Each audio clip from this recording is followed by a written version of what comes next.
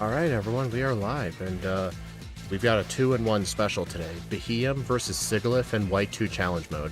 The reason I didn't do any White 2 last week was because, one, I tried to stream Beheeyem on Tuesday, but Pokebite was making Super Shucky, the emulator, lag just a tiny bit to where the run wasn't playing at 4 times speed anymore, so I had to change my leaderboard to accommodate for that.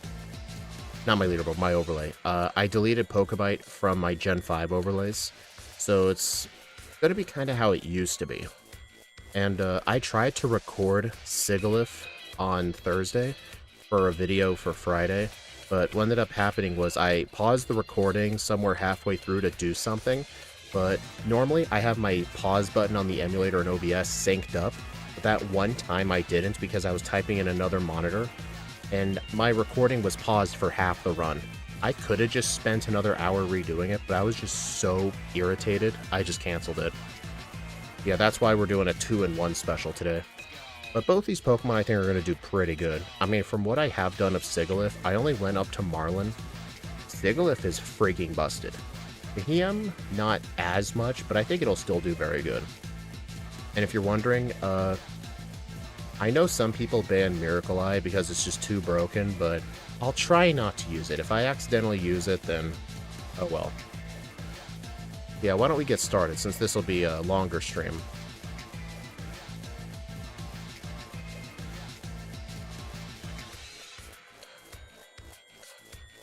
There we go. I like to have my FPS showing on Super Shucky when I play the DS games, just to make sure it's running at a consistent frame rate.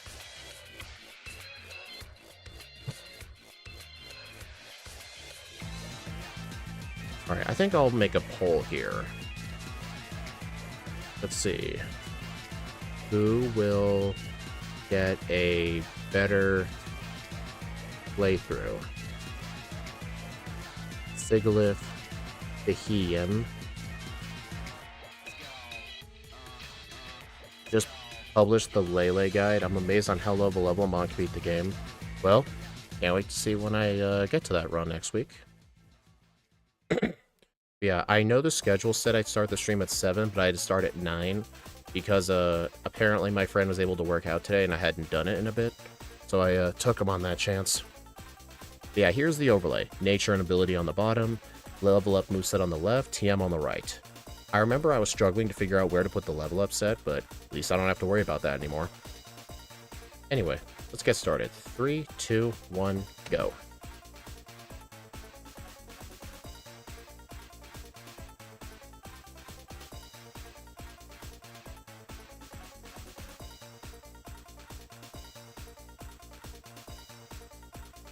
Oh, and for this coming Wednesday, I'm taking a break from doing speedruns. I'm pretty much done with Legends ZA right now.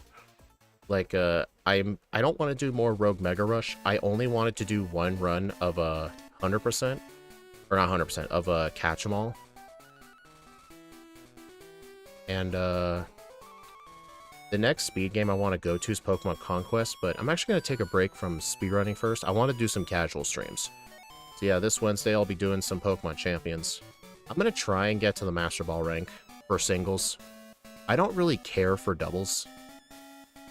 I forgot to nickname Beheeyem, but oh well.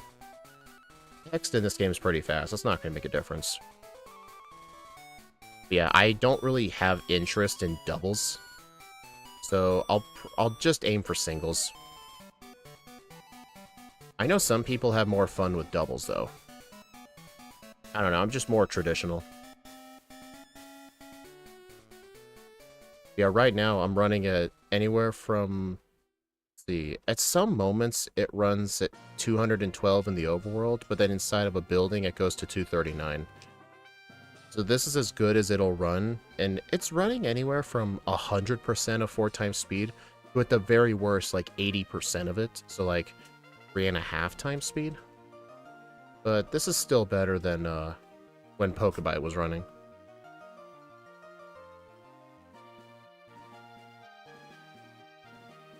Like, in battles, I was only getting, like,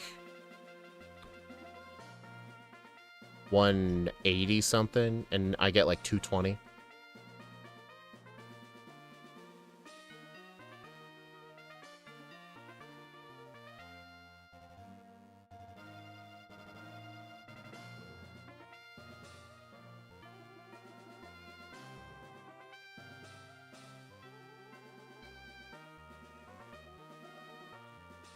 Oh shoot, I accidentally used Miracle Eye. Oh well.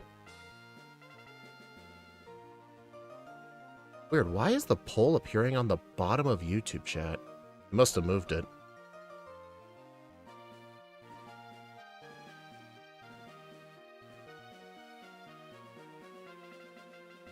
Man, it's so kind of dumb how literally the 3DS games run better on the average computer than DS games.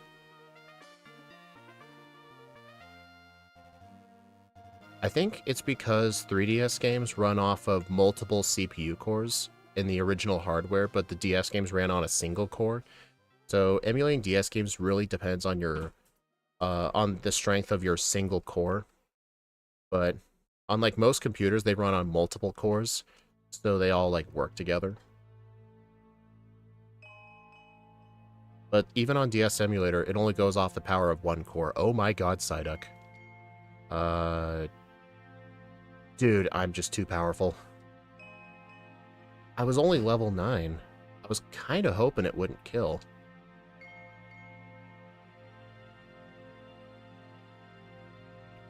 Oh well, I'll just have to catch an Audino.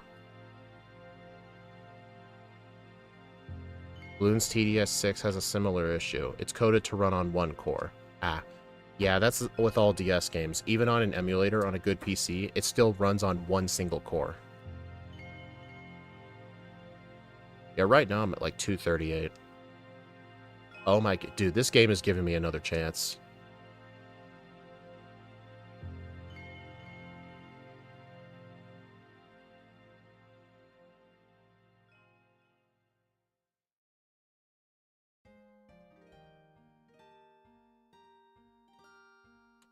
Come on.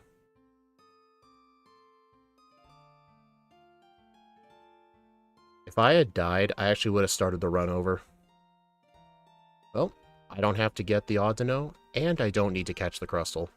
I mean, catching the Crustle is barely a time gain at all, because you have to encounter it anyway, and you're always guaranteed to have the Master Ball.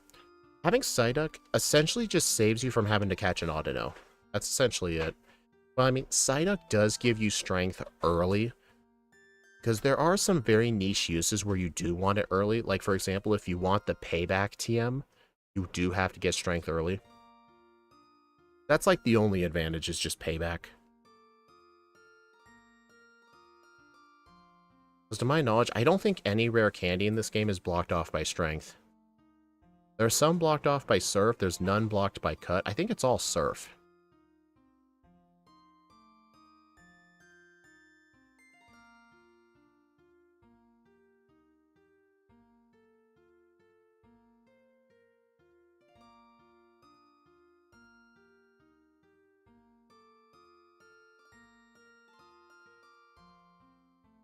Interestingly, there seems to be an even split between Beheeyem and Sigilyph. My personal guess is that Sigilyph is going to do far better.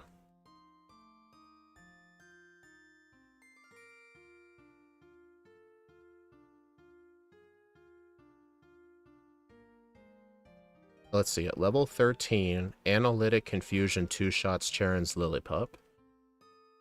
Skip Complex Training, gets Psybeam at 15. Berg, grab the Heart Scale.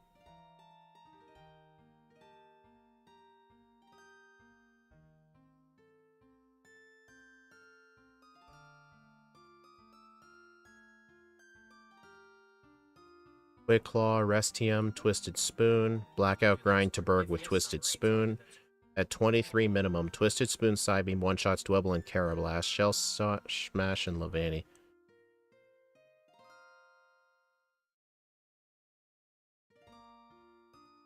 I pretty much knew this was going to happen. I just wanted to accept some of the experience.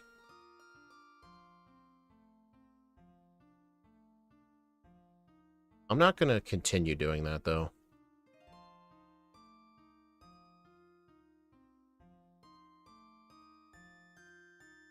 Air Cutter versus Berg will be a deciding factor here. Oh, yeah, Sigilyph. Yeah, Sigilyph is very good for Berg.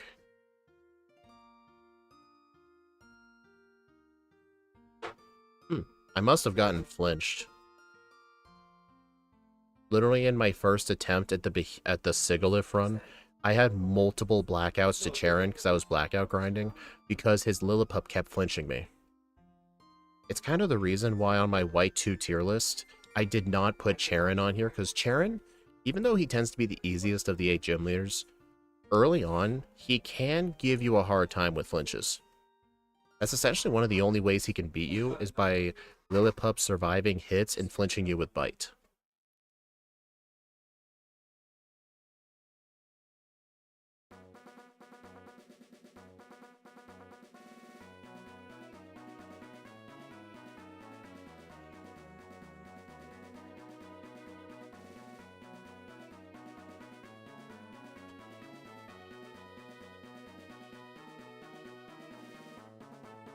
Alright, since I don't really have to catch any HM users in Burbank, I can just deposit my HM users now.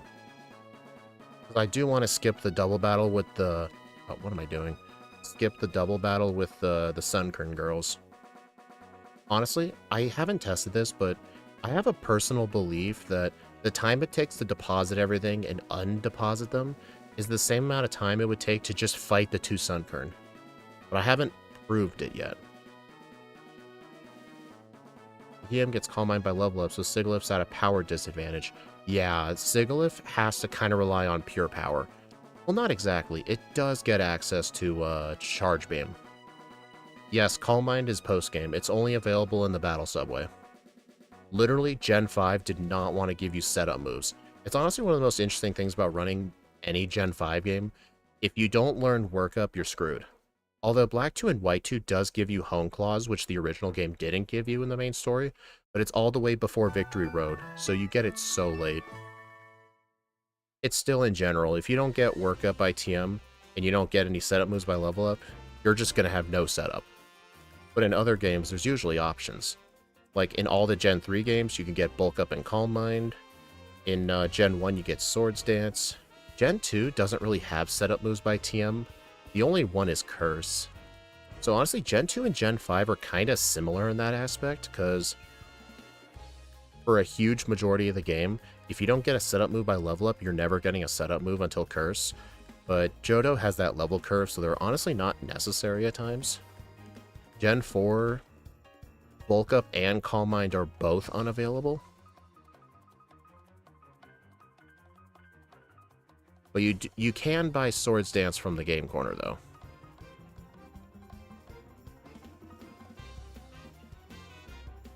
In X and Y, Calm Mind is in the 7th gym. Bulk Up, I think you have to purchase it from somewhere. And Swords Dance is purchased at a mart.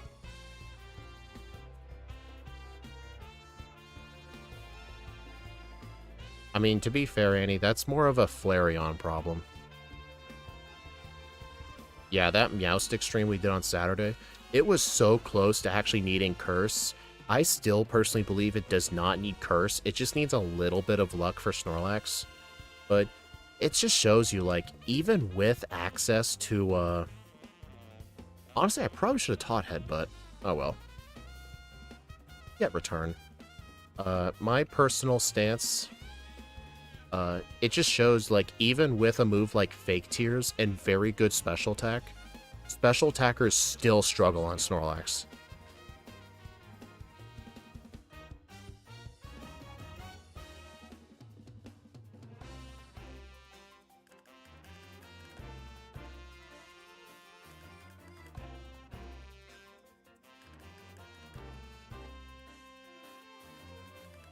But yeah, Flareon always got the short end of the stick with movesets. You know how they say, like, physical attacking electric types essentially just have Wild Charge or nothing else, because all the other ones were so bad? For fire types, if you're a physical fire attacker, your only good move is Flare Blitz.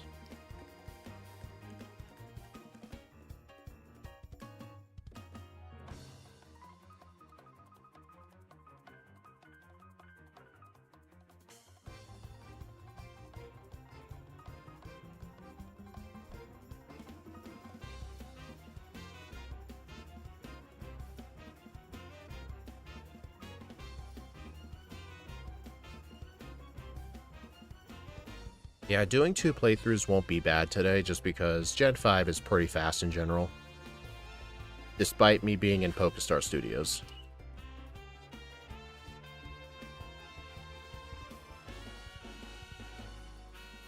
I will say, oh my god.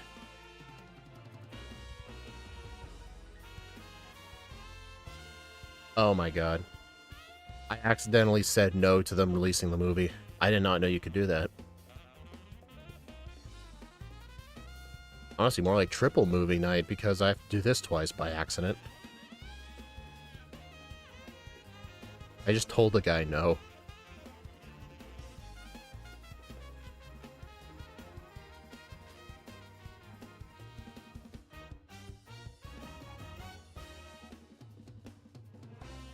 But still, I can't exactly prove it.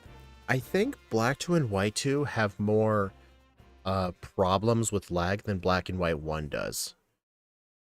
I don't know, they look like they're the same engine, but I'd have to ask Scott this, but part of me thinks the engine was slightly changed.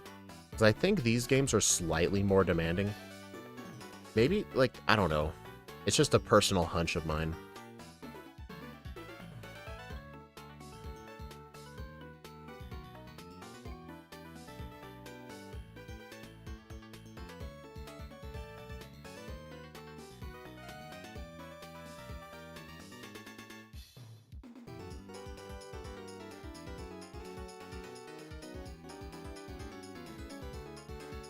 Alright, I don't have to worry about withdrawing my HM users right now. I think I can hold off on that until after Elisa.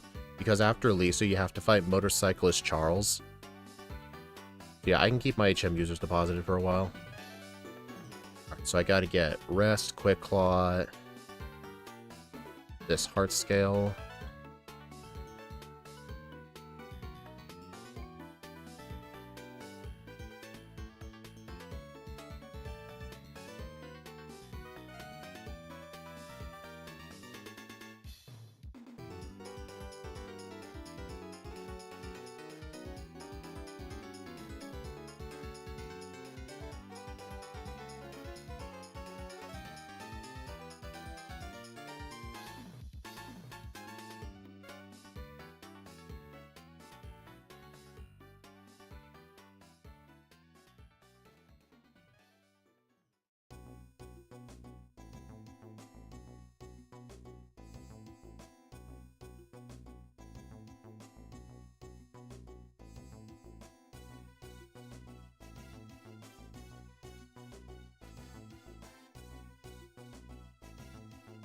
Alright, I need to remember to get Rest. Gotta get the leftovers too.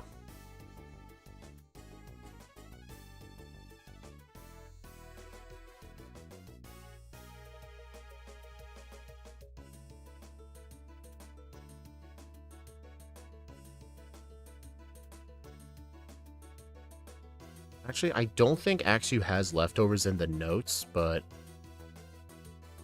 I mean, I'm just gonna get them just in case. We still need training for Berg. Oh, wait.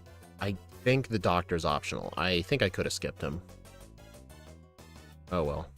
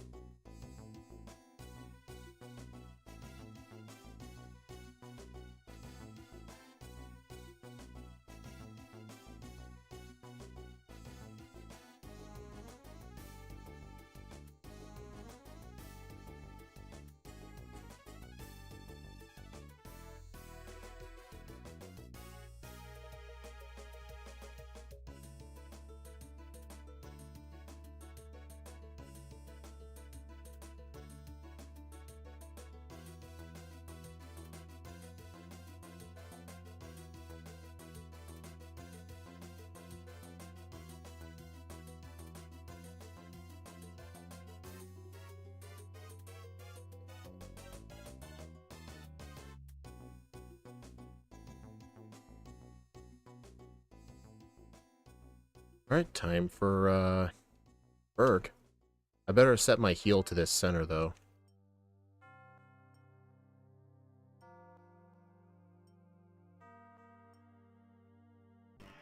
Yeah, we're gonna blackout train to Berg until we win.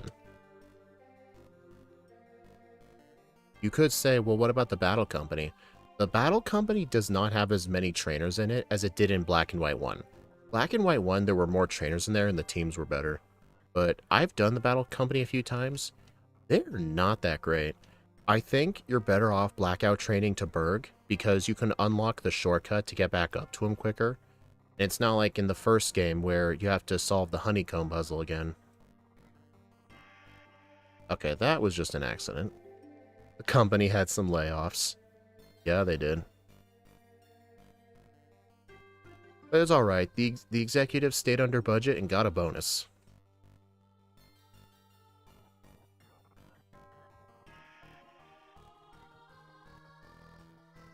Okay, I need to put Psybeam in slot 1. When do I get Psychic?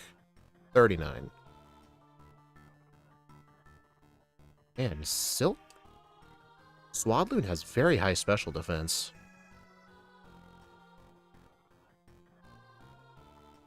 Oh, for those wondering what Analytic does... Oh, Hidden Power. Get rid of Heal Block. Since this is one of the only Gen 5 runs we can actually get Hidden Power, especially in this game, we're actually using Hidden Power Fighting. Black and White 1, to get Hidden Power, you have to have seen 115 Pokemon and talked to Professor Juniper. In Black 2, White 2, it's in the Battle Subway. Literally unobtainable. Alright, I did that just to unlock the shortcut. I'll do my first battle at close to full health and then blackout train till I win.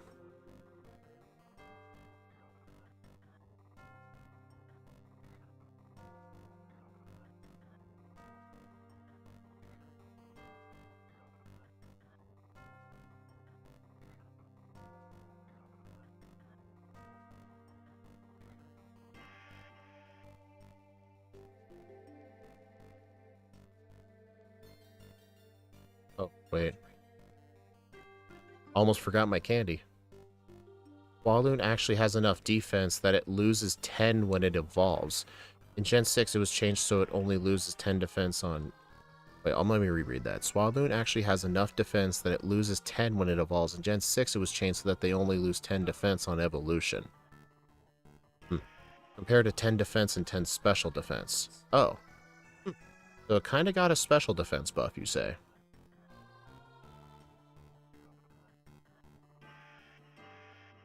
Honestly, in this game, the main way Levani can throw the fight is essentially by missing Grass Whistle.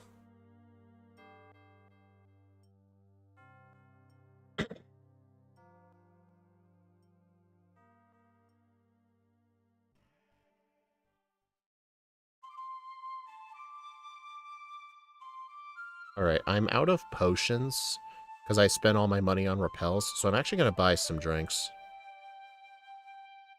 Just a few.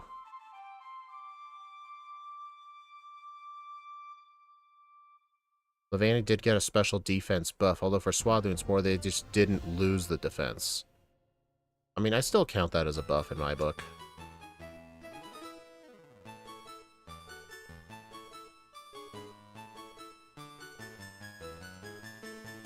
You know, one of these days, if I ever did Shedinja in Black 2 and White 2, it would be one of the only times I actually play in Black 2.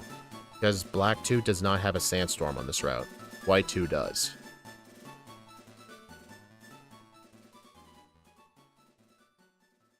Now look at this. If we had no access to Hidden Power, this fight would be more annoying. Dude. Just take the blackout.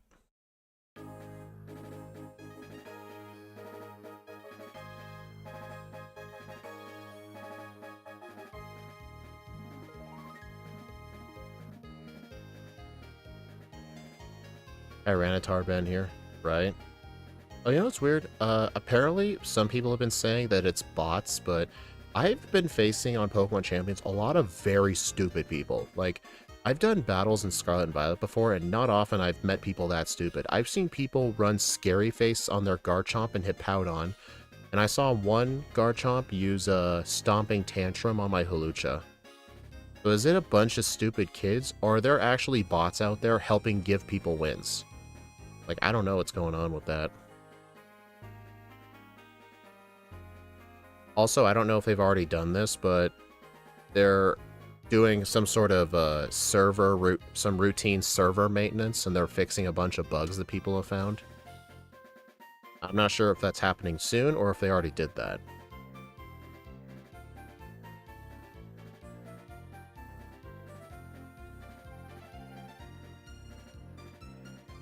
I've seen stupid kids because they don't have to ask their mommy to pay for Switch Online to play Champions. Yeah, that is actually one of the other cool benefits people don't talk about is it's one of the only ways to do online battles without Switch Online is through Pokemon Champions, because they don't require Switch Online. That's actually a really good benefit that people don't talk about. Like, essentially, if you wanted to do online battles in Scarlet and Violet, up front, you would essentially have to pay 90 bucks. 120 if you want the DLC Pokemon without trading. So it's like all those hidden costs.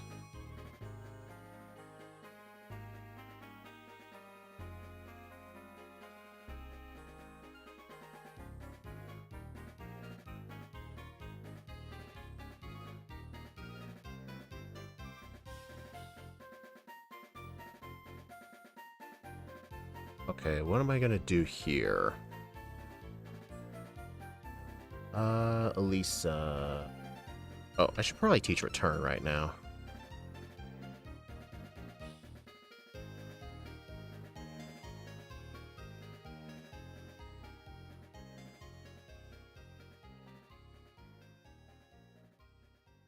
I'm gonna pause here.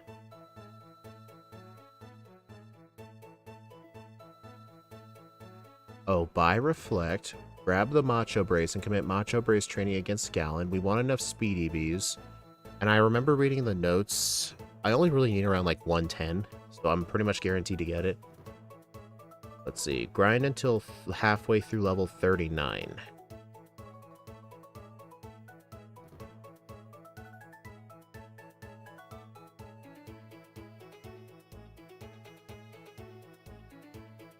At level 38, Psybeam with Twisted Spoons and 87% Rage. Substrike has a one-shot thanks to Analytic. I mean, honestly, 38 is pretty much the minimum we want. So yeah, let's just train to level 38. I did enter the center, yeah.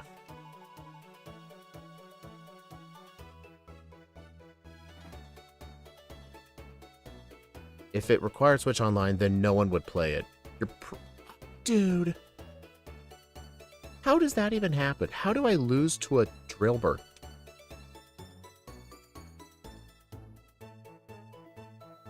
I must not have been at full HP. Didn't know that. Thought everything was required to have Switch Online for everything on the Switch. Not Pokemon Champions, just because they're going to release it on mobile. It would not make sense for a mobile game to require NSO. Yeah, if you wanted to do like official Pokemon battles without paying for like Nintendo Online or like buying whatever the newest $80 game is, Champions is definitely the way to go.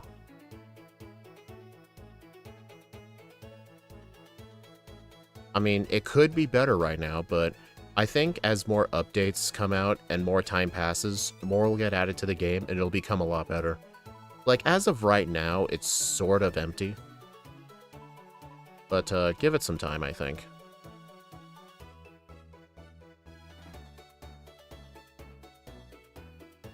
Do you need Nintendo Online to play Splatoon 3 online? I assume you do, right? Simple Beam. Gross.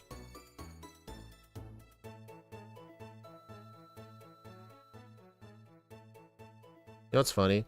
If Scott's doing this kind of training with his anti-spinner patch, doing this training would actually be more annoying because I rely on running around and letting him see me so that way I can fight him without one stepping in the grass. But without the spinner patch, you would have to actually walk into the grass up to him. I heard it's the case, but at that point, don't charge for the actual game because it's online, that's the real product. Does Splatoon 3 not have offline modes? Does it not have single-player options?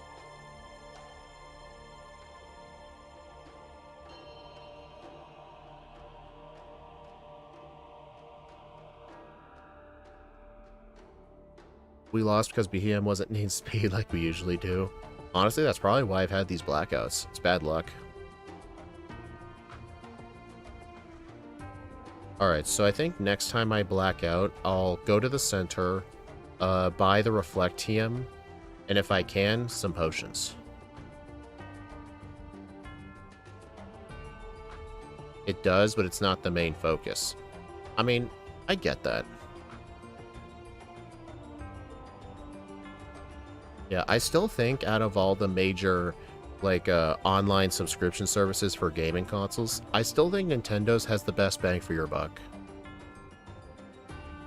Because not only are the others more expensive, but it also allows you to play a lot of Nintendo's older titles online, like hundreds of older titles, essentially free of charge, with access to, like, save states and stuff like that. It's definitely a really good bargain. Especially for just one person for like 20 bucks a year. I don't think Nintendo has once raised the price of their online service, but the other platforms have. Xbox has actually raised their premium pass prices multiple times, and I think PlayStation has as well.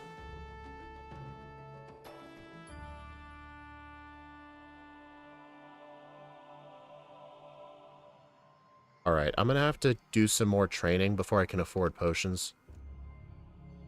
Ooh, Audino. Sweet.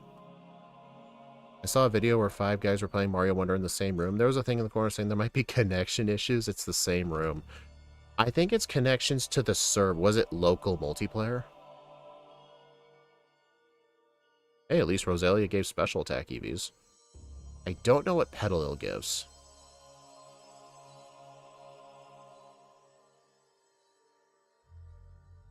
It was through local. Maybe one of their Nintendo Switches was like a bit worn out or something. Because, I mean, even on like the original consoles, like the DS and 3DS, even sometimes they can have communication issues. You know how Fire Red Leaf Green was essentially the first mainline Pokemon game to do wireless trading and battling? When me and my brother would do battles locally on Fire and Leaf Green on the Switch, it mimicked the exact speed and playability of the original wireless wireless adapters. And dude, the battles ran so slowly. Because I get it, like back then it was their first ever wireless attempt, but then the Switch pretty much replicated it perfectly. You can actually see how slow it used to be. Oh, here's the advantage of White 2 over Black 2. Solosis for special attack EV training. Whenever I do runs in Pokemon Black, special attack EVs are almost impossible to get because there's no Solosis. How's the elephant game? What elephant? What are you talking about?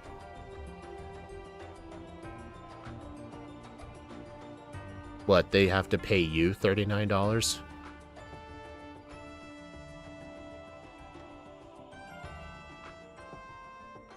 Mario Wonder? I have never played Mario Wonder. I'm not a huge 3D Mario platformer person.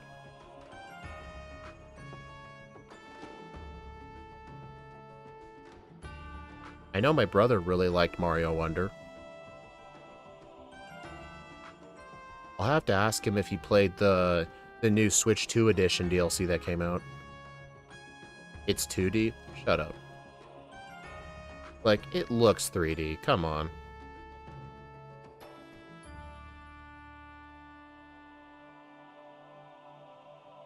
You know, Psych Up is nice sometimes, but not in this case.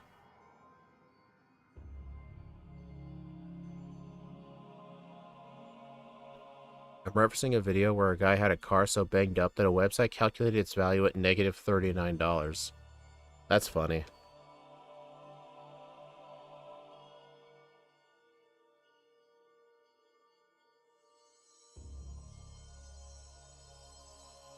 But yeah, all of this training is giving us useless attack EVs, but it's also giving us a lot of speed EVs, and we need speed EVs for the late game. I'm waiting for a sale for the Galaxy games. Yeah, good luck for that. Nintendo almost never puts their games on sale. You kind of just have to buy them used.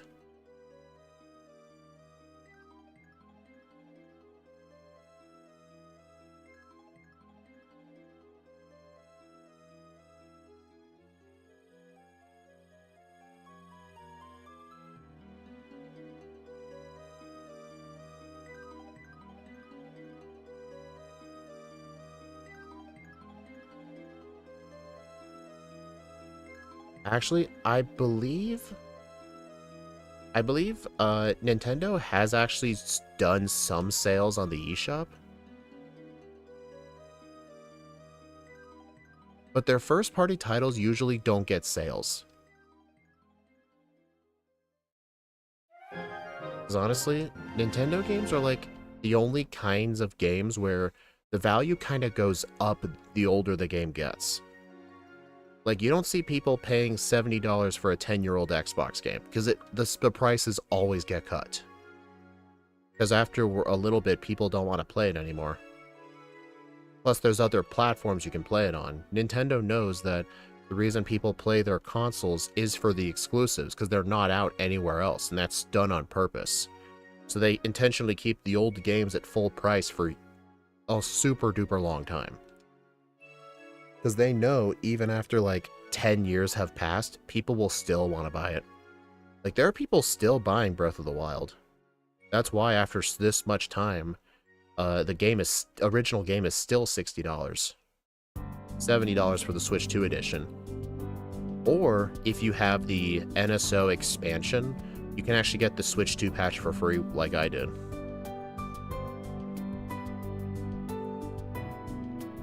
Oh yeah, that's somehow I didn't mention. The expansion one gives you a bunch of free DLCs, including Mario Kart 8 DLC, and I think Splatoon DLC as well. Special editions of oldish games at discount. Aren't those games less valued by collectors, though? Because oh, Psychic. I thought I saw a video somewhere that, older titles that had the old Nintendo Selects on it were actually less valuable for collectors. Like, collectors did not want them. They wanted the original print. Did not see the problem with that. I think it's because Nintendo's strategy is, if people know that they're gonna discount the game 6 months later, people will just wait for 6 months. It's what they do with the other consoles. Like, when a new game comes out, there are people who intentionally wait for it to go on sale. But when people buy a Nintendo game, the fans know it is never going to go on sale. It's going to be the final price. In fact, sometimes the price might go up. Alright, so yeah, I'm going to keep training here until I faint one last time.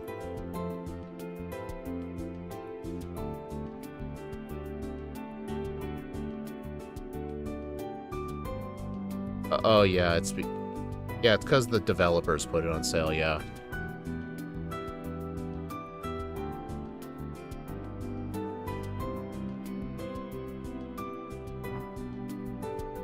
Yeah, this should be the last battle.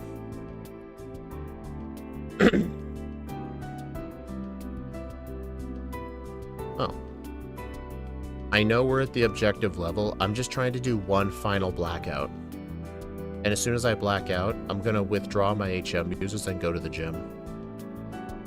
Like that.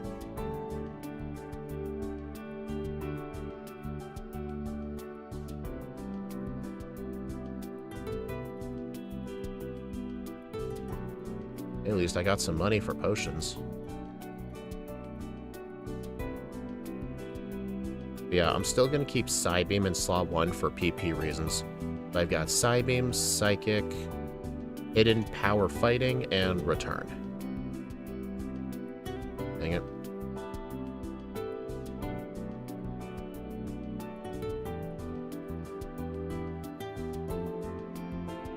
Alright, so with Elisa, all of her Pokemon will be one-shots. Oh, I better take off the brace. Wait. Oh my god, I never used the Macho Brace for that training. Oh well, we don't need too many speed EVs, so we should be okay. As long as we have around 100, we'll be fine.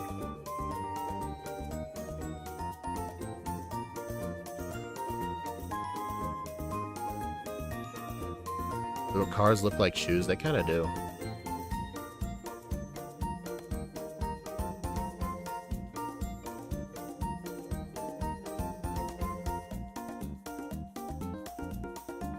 Alright, Clay. Grab Calcium and Expert Belt.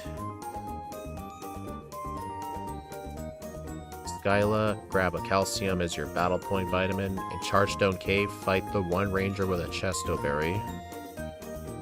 There's an easy one where the doctor was in Black and White 1. Okay, I know where that guy is. I think there's still a doctor there. Before Skyla, teach Rest over Psybeam. Ballet shoes.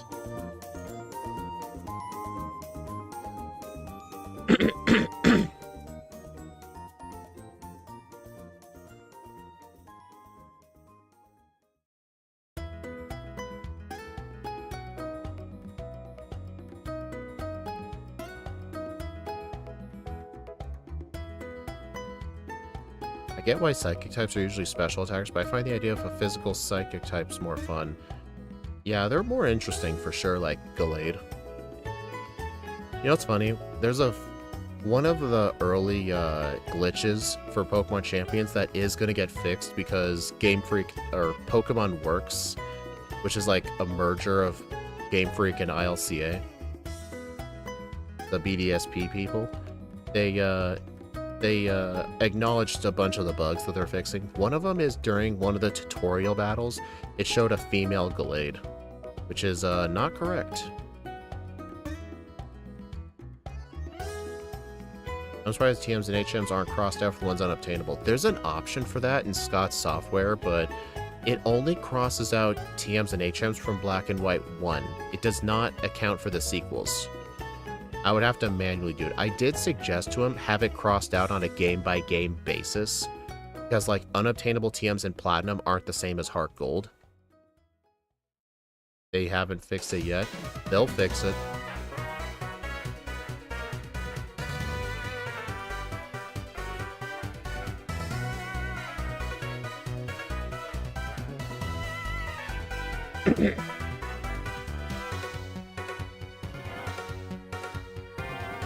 Whoops.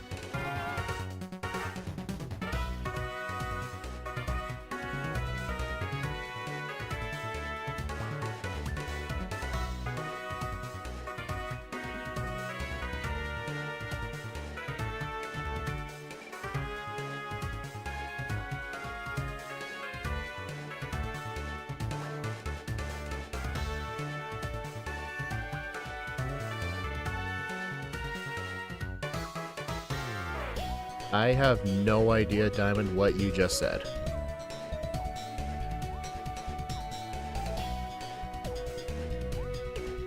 I feel there's an inappropriate joke in there. I don't know, I just had a feeling Annie would say that. It's ILCA, you expect too much. I think people expect little from them. Because I just know there's a lot of BDSP haters.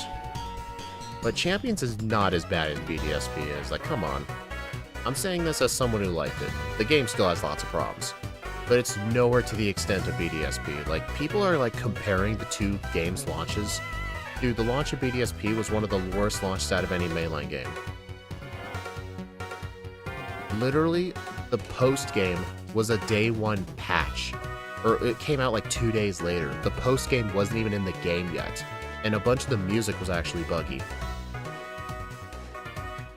And for some reason, it was actually faster to do speedruns with the music turned off. Sound effects on, but music off. Like, I don't know why.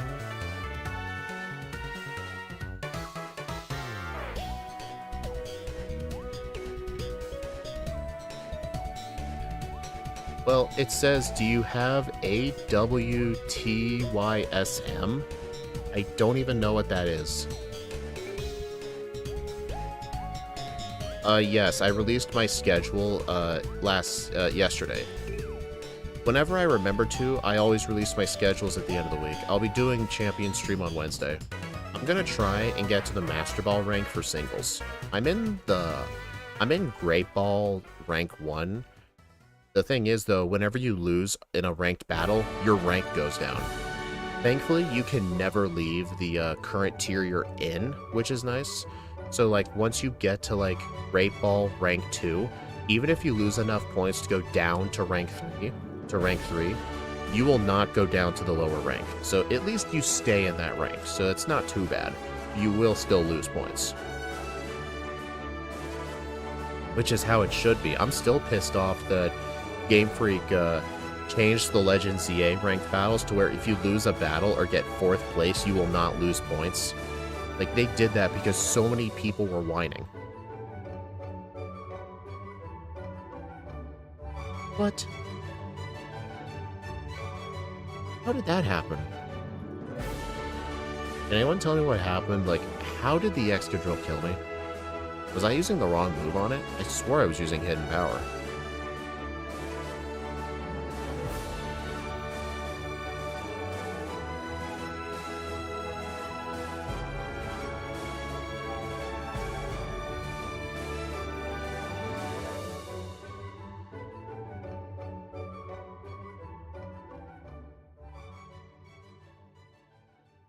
I mean, I did forget the Expert Belt, yes.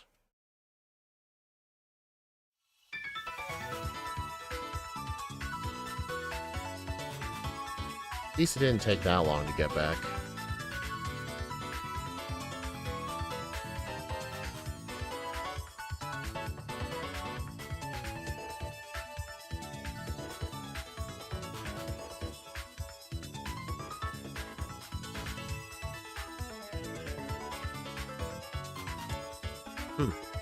I wonder if the Excadrill crit me or something.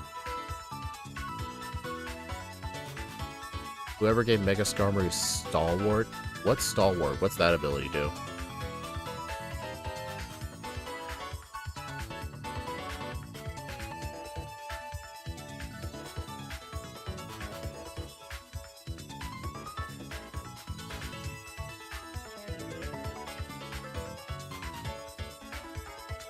Stalwart's the one where Follow Me doesn't work.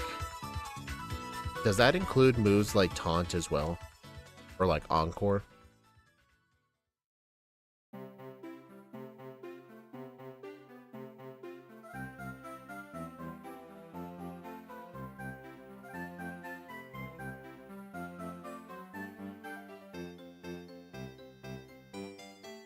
I just know people have been saying that a lot of the new ZA Megas have actually gotten pretty trash abilities.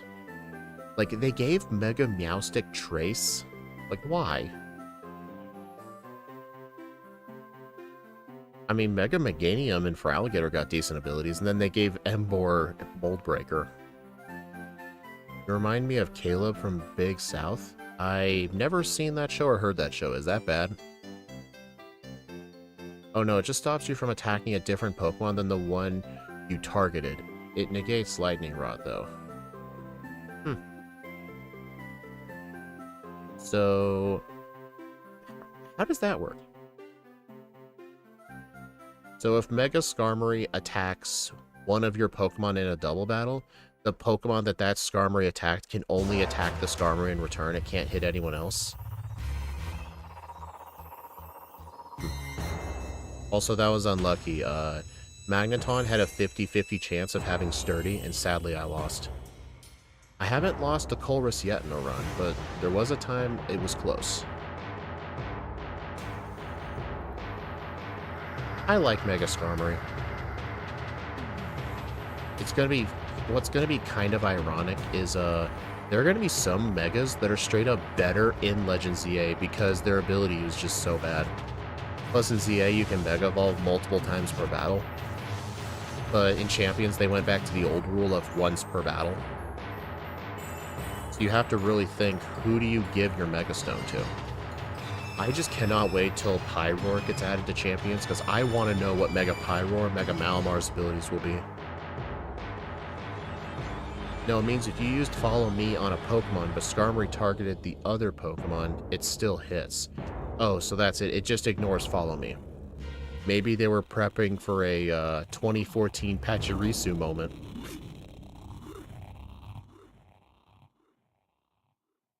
I mean, that Pachirisu ended up giving that guy a win in the tournament.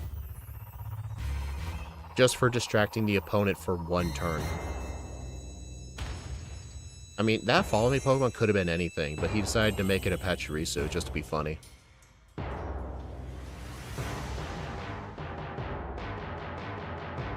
Does it ignore Flash Fire?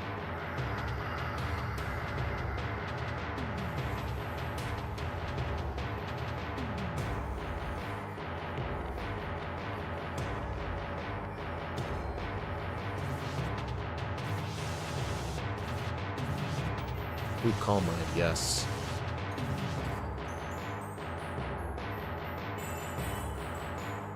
I think Psychic and Fighting is perfect coverage.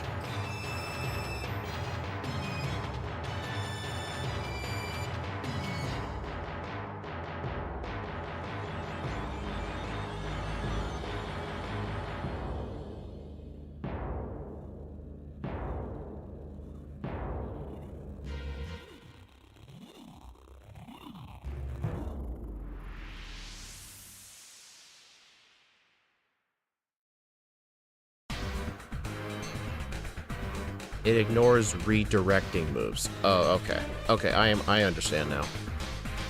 So abilities that retarget your moves don't work. Okay.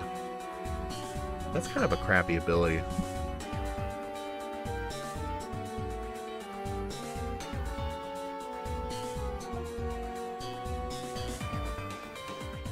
Also, you guys remember how we did Mega Starmie in Pokemon Crystal?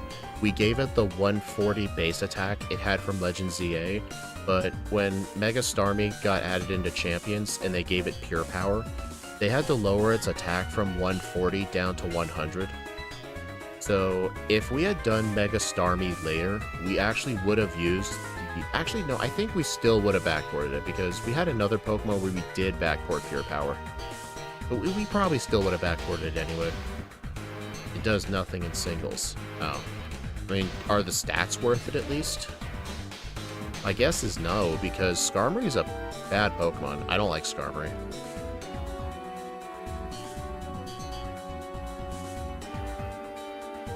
Alright, here's Chestoberry Girl. Yeah, I don't think Togekiss is available yet. My guess is for each season in Champions for ranked battles, they're going to limit what Pokemon you are and aren't allowed to use.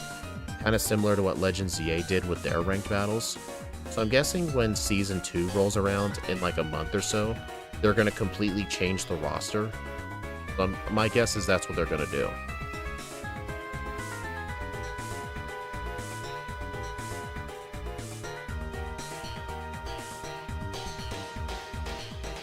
Why did I fight this guy?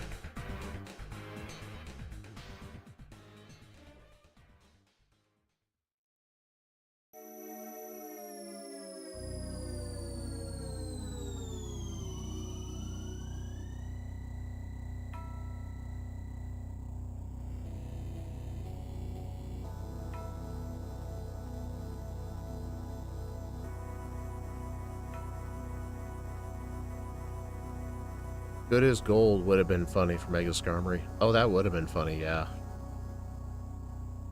Not really, because Skarmory is a support mon who relies on Sturdy and Spikes. Oh. Oh, I've actually started using Toxapex in Champions. I can see why people hate it. My set on it is Baneful Shield. It's Baneful Bunker, Toxic, Recover, and Stockpile. I've been told, though, I should replace Stockpile with, like, Scald or something.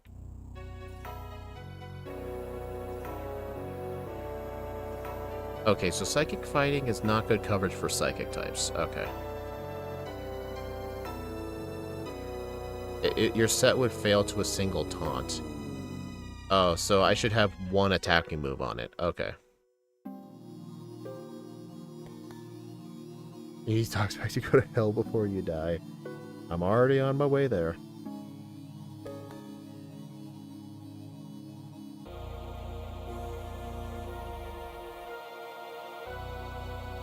Wait, what do you mean before I die?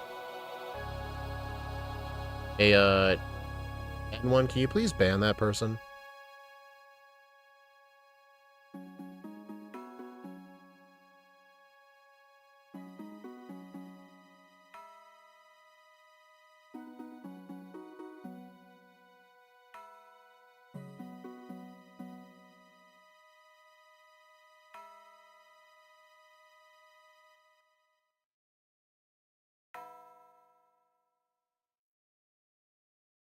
I'll do it.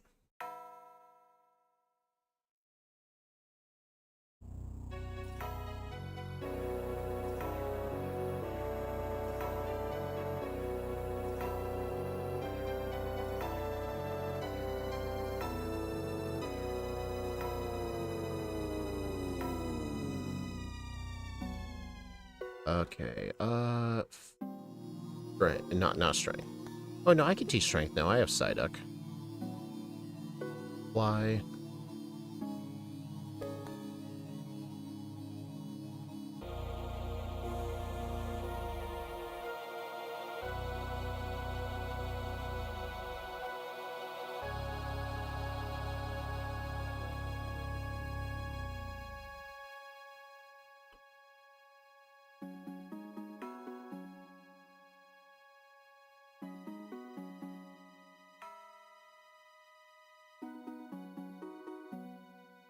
You know, N1, you had one job. Yeah, that's cool. In the end, though, I'm the ultimate mod.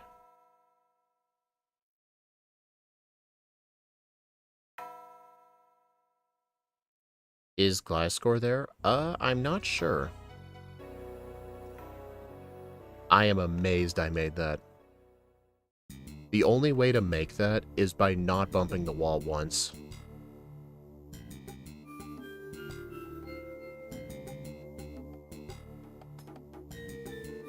No calm mines.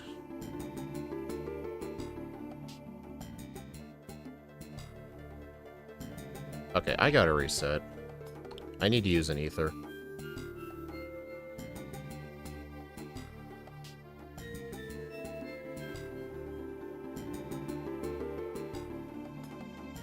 Yeah, no toxic orb.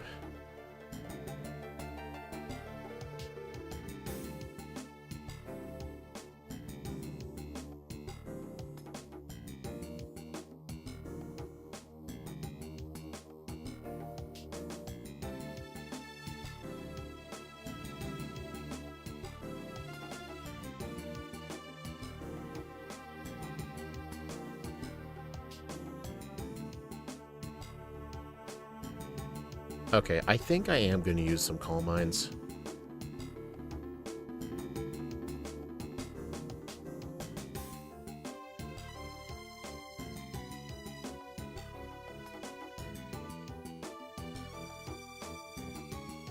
That thing crit.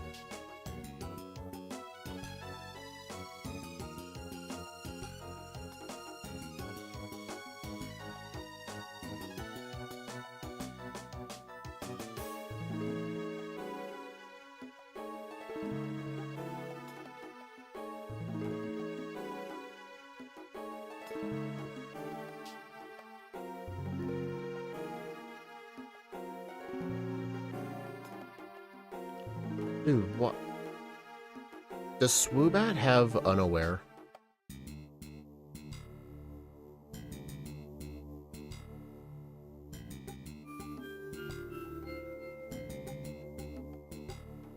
What am I supposed to do for this fight?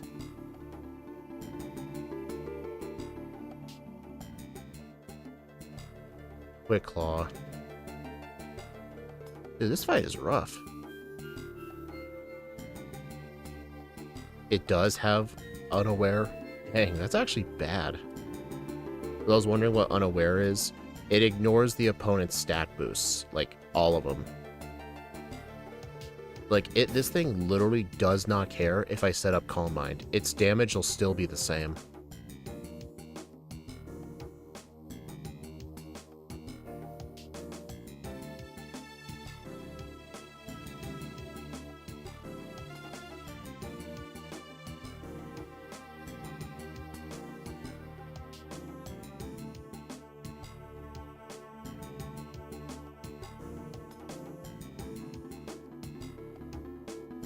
Man, this is why in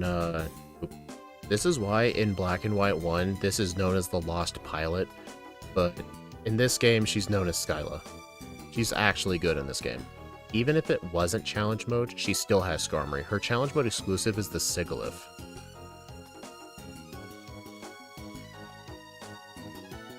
Okay, what am I supposed to do here? Have the Lucky Egg equipped. We want to be around level 58 for Drayden. Grab Shadow Ball. Before Drayden teach Reflect over Rest.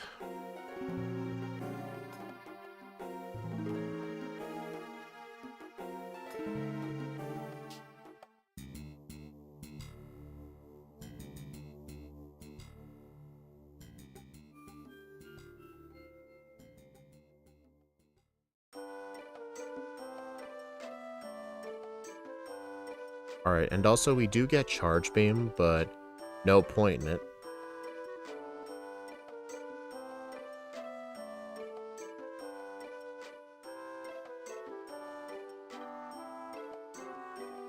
I'm gonna teach this move, actually.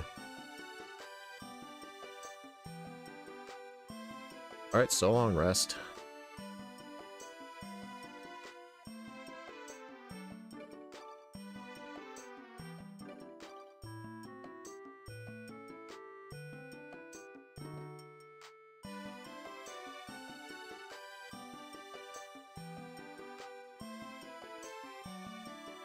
Yellow Shard.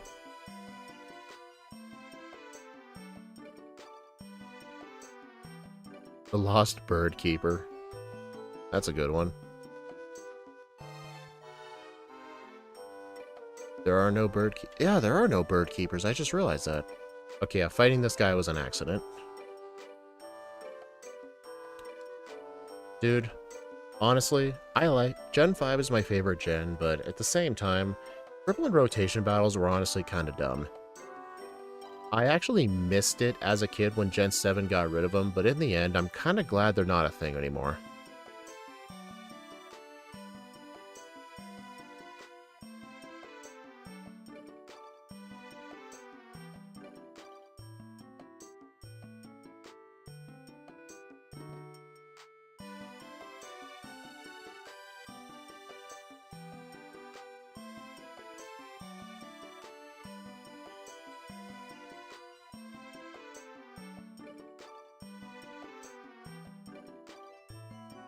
Imagine they make a comeback in Champions. I don't think they will. Rotation battles have not existed in a game since 2014. I think they're just gonna... Similar thing with inverse battles. They're just gonna stay dead.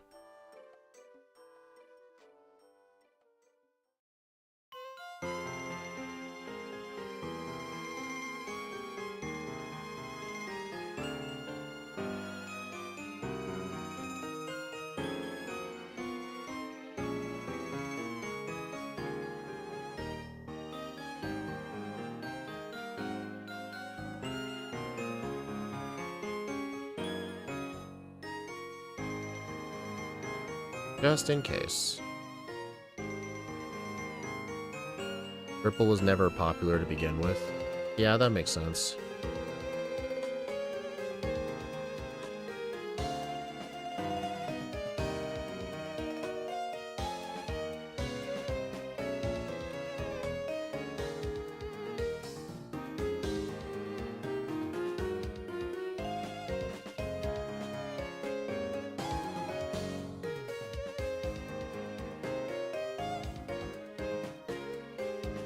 Alright, so Axu told me we are not going to need the Psychic TM, so I'm gonna skip it.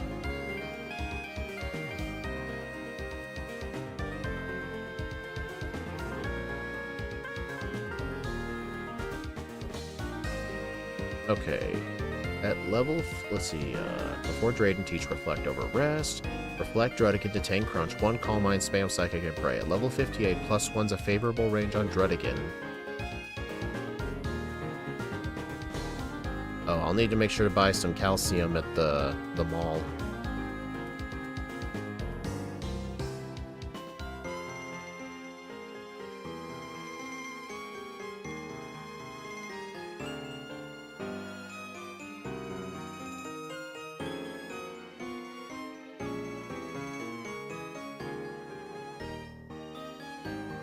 Uh-oh.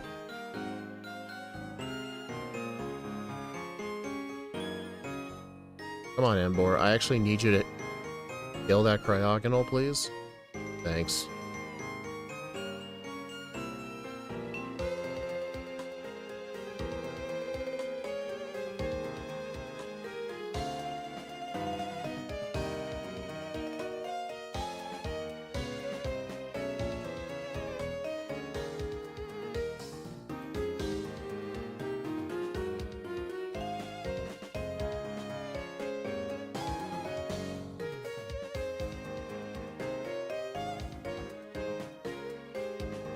Alright. I'm gonna talk to the invisible sign, because it's mandatory.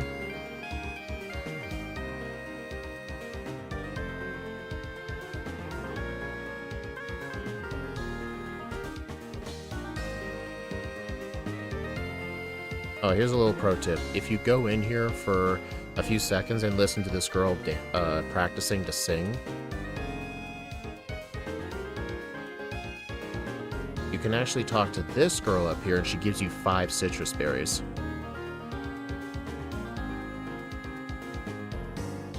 And also, this trainer is really good for grinding for Drayden. She's also good for special defense EVs because of her Altaria. But very few Pokemon really need special defense EVs, because they're not easy to come by. But I'm gonna need level 58 for Drayden, so I'm gonna do a bit of fighting here. Although I really should at least get Opelucid on the map first. Unfun fact, currently rotation battle uses Gen 1... Wait, so all people who do rotation battles in this game attack randomly? Kinda makes sense with the switching. Seems like they switch at random times. Oh boy, a Spearberry, so useful. Oh, hold on. Azumarill? Gross. It would kind of make sense. I think coding AI for rotation battles would have been so difficult, they just made it random.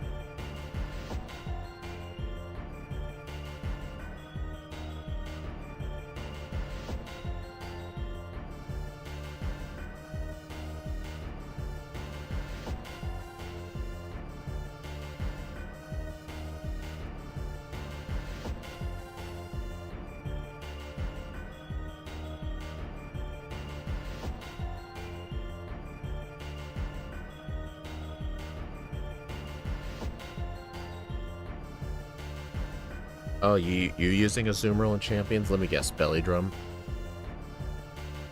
Oh, no. No. No, I accidentally talked to this guy. No. Oh, man. I did not mean...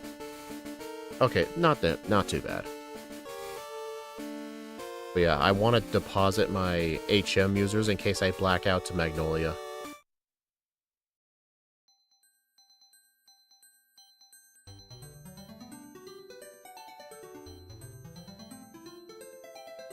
Honestly, how would you even code AI for rotation battles?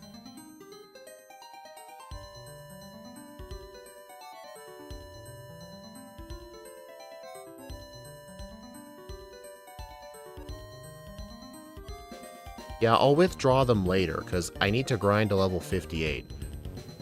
It's just in case I end up blacking out to this person. It's more of a safety precaution. I'm afraid it's going to go down too quickly.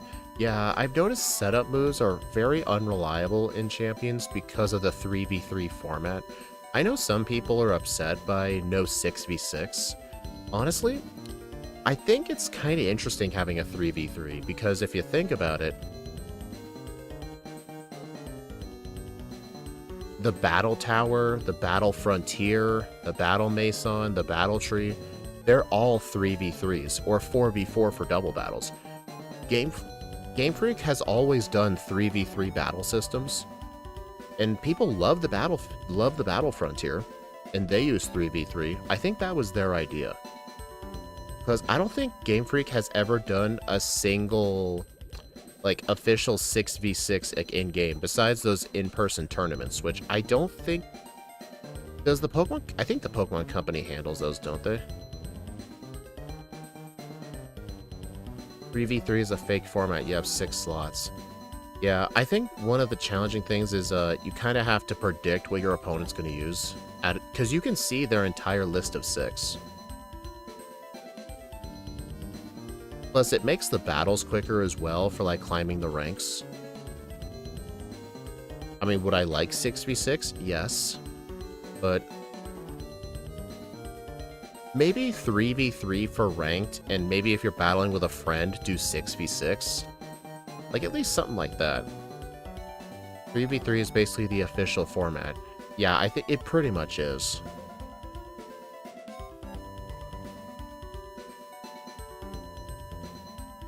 I think casually, though, with friends, you should have access to 6v6. Okay, this is the last time I'm fighting her.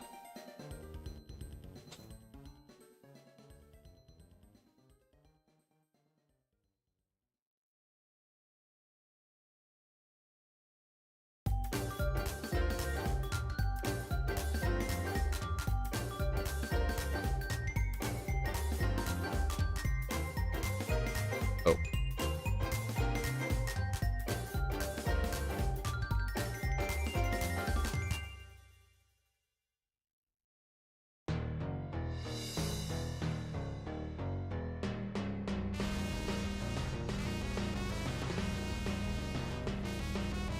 Maybe in a future update they'll have 6v6. I think so. It's still very, very early on.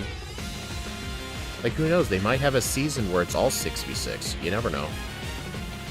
Because, I mean, it's going to be the official way they do competitive Pokemon from now on. So the game's going to get updates for years. So who knows what they'll add. Like, people got to remember, it's like TCG Pocket. When TCG Pocket came out, and you could do, like, a dummied down version of the TCG battles, they only had one set at the time, which was Genetic Apex. So you were very limited with what cards you could use. But now there's a lot of cards you can use, because they don't rotate their cards in TCG Pocket. At least I don't think they do. Will Trick Master Remix be on tonight? Don't count on it.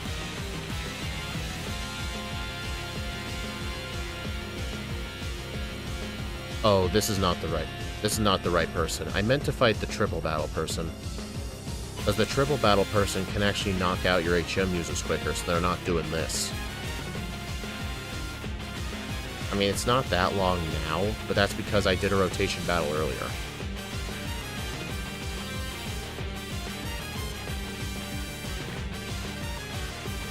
$10,000 Pokemon will be coming. I think the only reasonable way we can get to 10,000 is every generation they introduce like 150 new Pokemon, like they did with Black and White 1. And even then, that's going to take forever.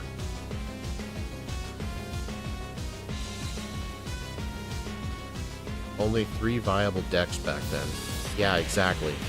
You'll have to remember, like, it's going to get updates. More things will be added. I kept seeing rage bait posts saying, like, Legends ZA is the... Or not Legends ZA, Pokemon Champions is the worst Pokemon game ever. And I'm like, I thought Legends ZA was the worst Pokemon game ever.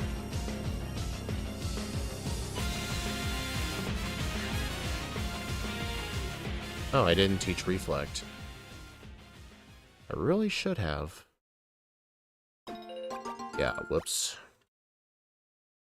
We'll be dead by 5,000. Yeah. I think the guy just said that to exaggerate.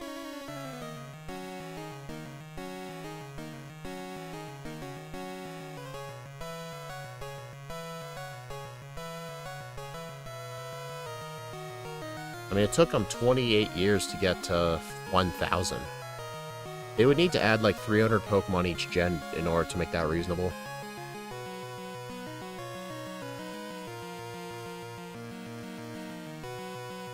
Honestly, I probably should have equipped leftovers here.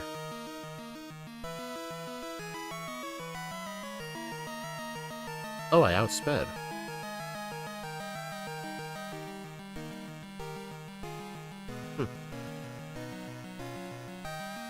Also, the ratio slowing down. I thought Pokemon Channel was the worst game ever. But what do you mean by the ratio is slowing down?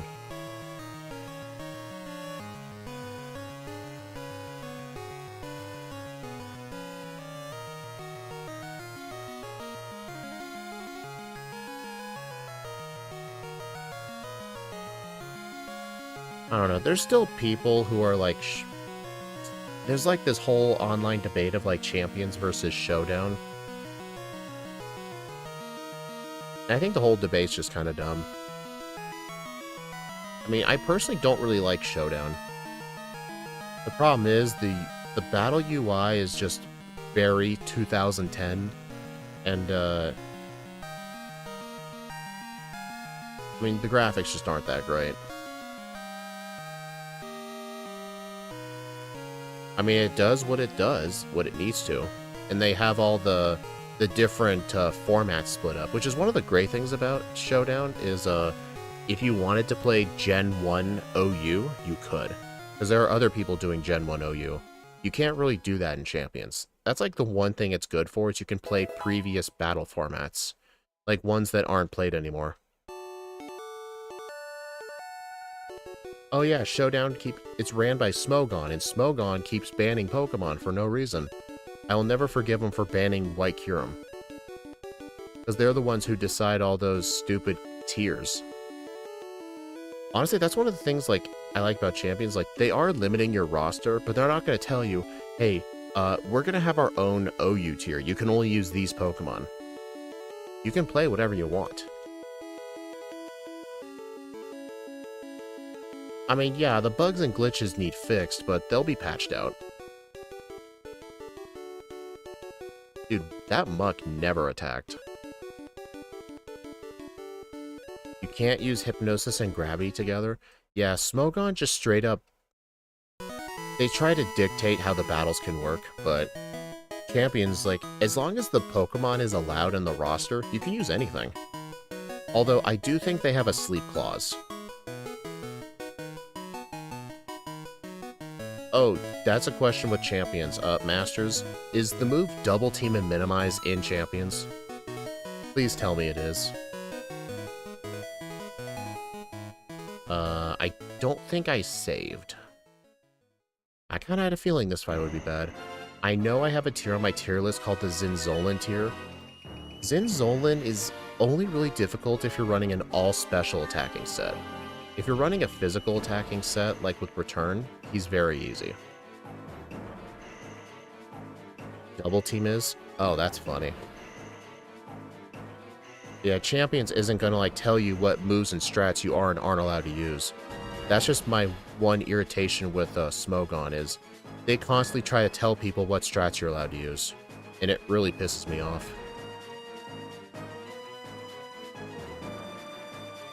Ow. Dude, Zinzolin's actually hard. What kind of run is this?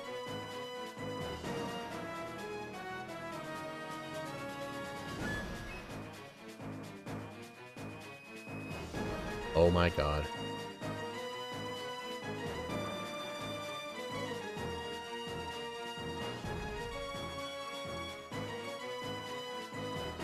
Oh man, dude, this is actually rough.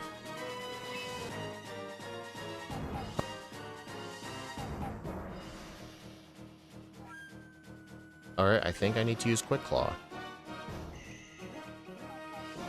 Yeah, I can't believe I have to use Quick Claw. Dude, Zinzolin should not be hard.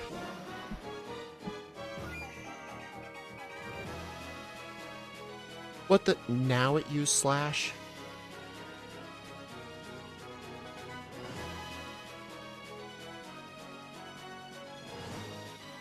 There we go. Only on certain Pokemon, so not everyone gets it. Okay, that's a lot more balanced. I mean, I've actually said this before. If Double Team wasn't a universal TM, I actually would not ban it. Like, if only certain Pokemon got Double Team, like 10% of the decks, I would actually allow Double Team, because it's not a TM everything gets. I ban it because everyone gets it, and it would just make every run boring if Double Team was allowed. Honest, Smogon lost me when they banned Sleep without asking the player base. isn't it a bunch of higher up admins that vote amongst themselves?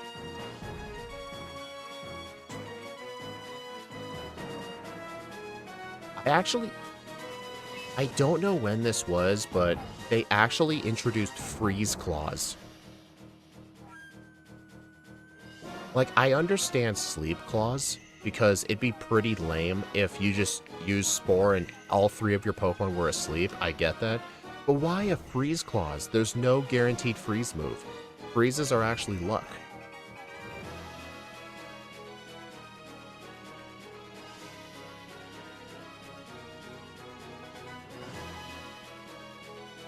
Yeah, I don't know why either, but apparently Champions got rid of Knockoff.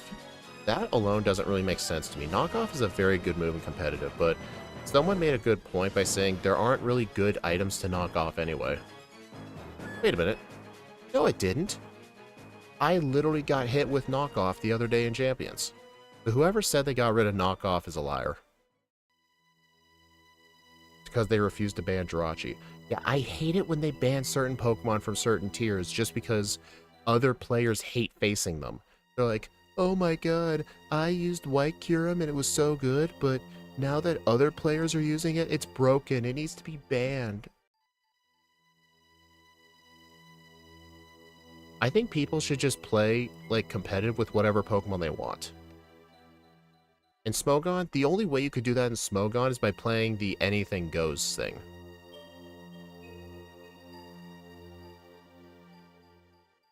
Maybe they got rid of knockoff off of some Pokemon's learn sets, but the move is still in the game. I think they nerfed it to prevent so many Pokemon from having it. Which makes sense to me.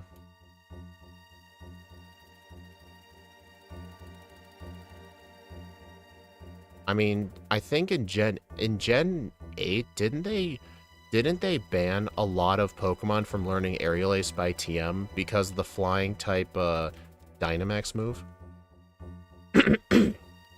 Even anything goes has restrictions, so you pretty much have to play, what is it called, unrestricted.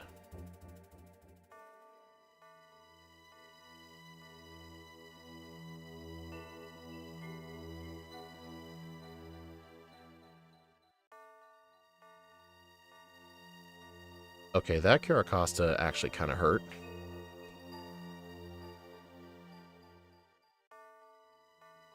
They nerfed who gets toxic. They did that before Champions. Wasn't it Gen 8 or Gen 9 where they made toxic no longer a universal TM? They got rid of a lot of TMs from being universal. I think some TMs still are, like Protect.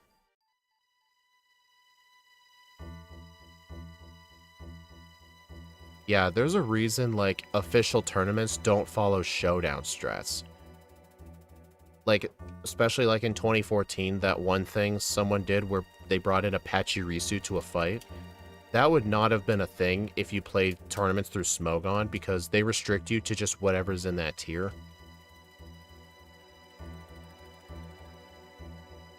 It's kind of why, like, whenever I did do competitive battles, I pretty much preferred playing it on Scarlet and Violet over Showdown. Like, if you ask me, do you want to play on Showdown or just do online battles against people in Scarlet and Violet, I chose Scarlet and Violet because it was more fun. You couldn't really predict what Pokemon would be used.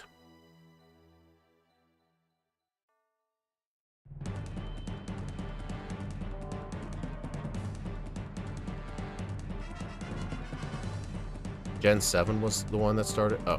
Nah, they just banned Dynamax and no one missed it. I don't know, I just had that opinion of Smogon for a long time. They shouldn't be in the business of banning certain Pokemon and certain moves.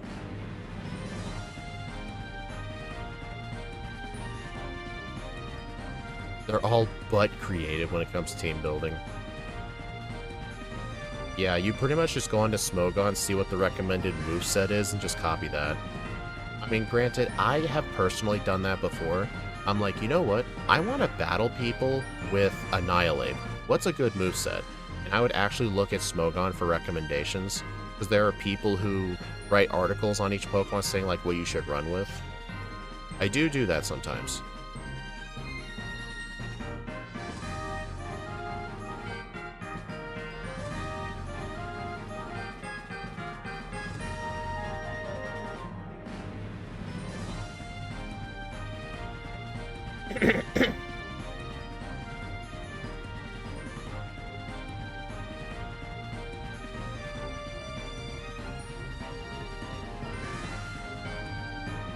But yeah, if I didn't find Psyduck, this would be my strength user. Oh, I faced a Mega Meganium when I was playing Showdown recently, and it used Weather Ball, and it was actually a fire move.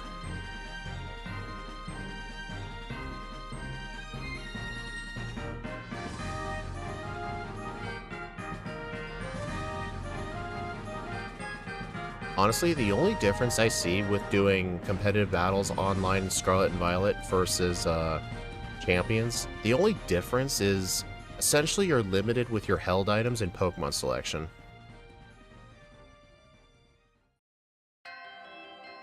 But doing stuff like training up your EVs and stuff is way easier. And it takes like hardly any time investment at all. I've actually been saving up a whole lot of BP and those coupons and tickets, whatever they're called. I can essentially just make new Pokemon whenever I want. I did pay $6.99 for the starter pack to get myself a bunch of tickets to start with, in addition to having 80 PC boxes. And apparently while playing, I actually unlocked more PC slots. So it seems like even if you don't pay for the starter pack, you can unlock more slots. One thing that's kind of annoying though with recruiting Pokemon is it costs like 2,500 VP to permanently recruit a new Pokemon, or for free you can just recruit it for 7 days. So whenever I do my daily thing where I get a Pokemon from the ranch,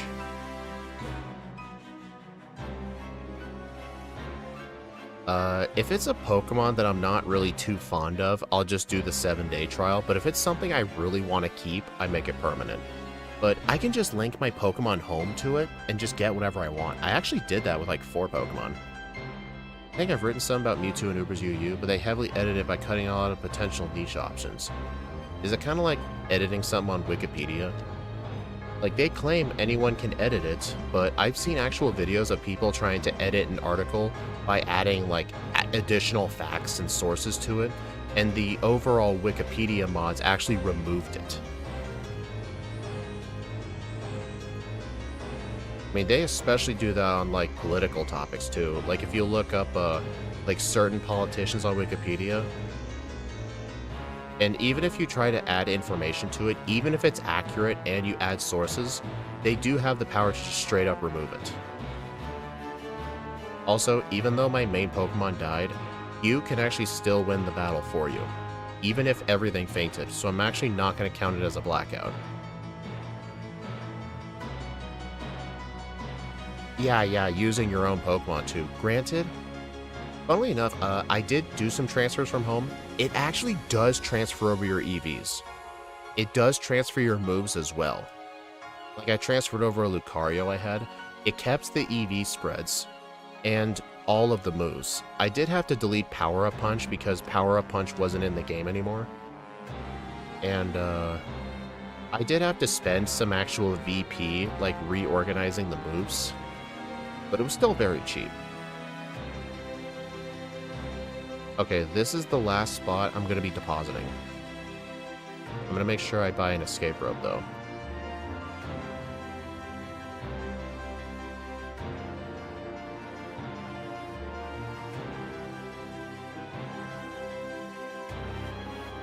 Hey, I can't wait till they eventually add Z moves into champions, because there'll probably be a season where they'll ban Mega Evolutions but allow Z moves. Can't wait for that. Yeah, I am kind of upset they deleted Power Up Punch.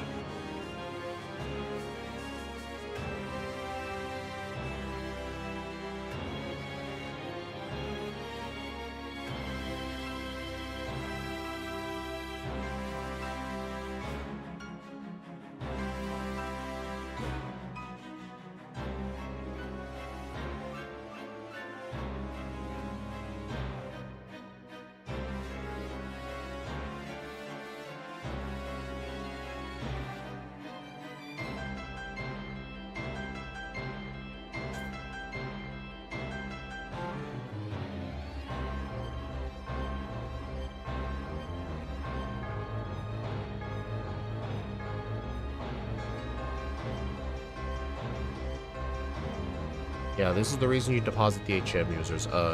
Fighting these people two at once is actually really hard, because they each have 3 Pokemon.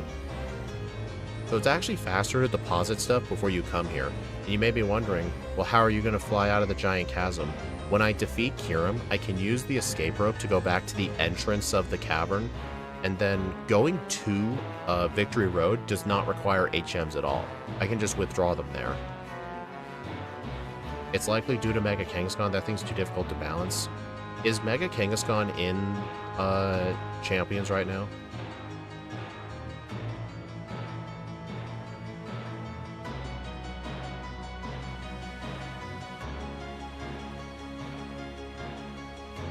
Oh yeah, it's in ZA too. Yeah, with how ZA handles stat boosting moves, essentially all stat boosting moves, they only go up or down by 1 stage. It's just the difference is the duration. So moves like Screech in ZA is actually very freaking good, because it lowers the opponent's defense for a whole 30 seconds, but Tail Whip is only like 12 seconds. And Swords Dance is way better than Bulk Up, because Bulk Up only lasts you like 12 seconds, and the recharge turn is essentially longer than that.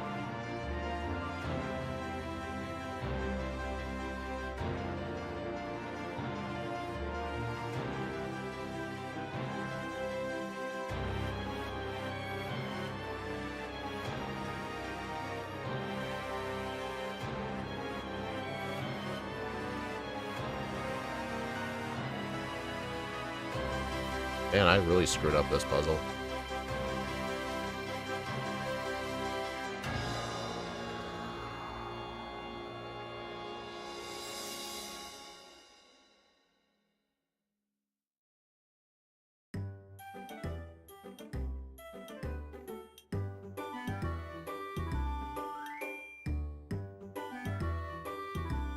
There we go.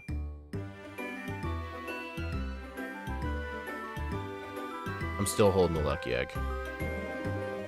Parental bond got really bad in Ginseng. Instead of 50% from the baby, it's 25%. Wait, what's it do? Like 50% damage boost?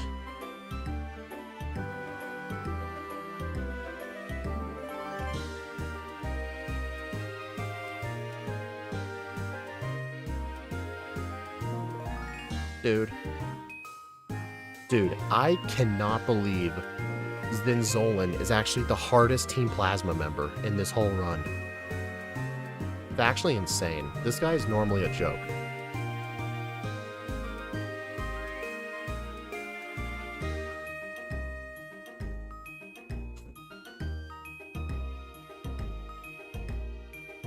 Oh my god, dude. Man, I missed the 30% confusion chances.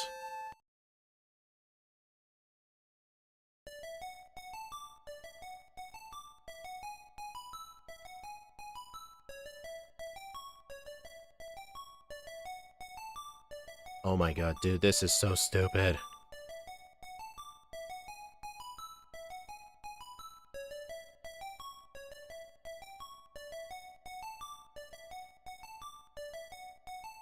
So what does parental bond do? Dude, stop hitting yourself. Oh my god. This is so stupid. Like, maybe I have a person berry, but it's so stupid. Just stop hitting yourself. I can still see why they nerfed it.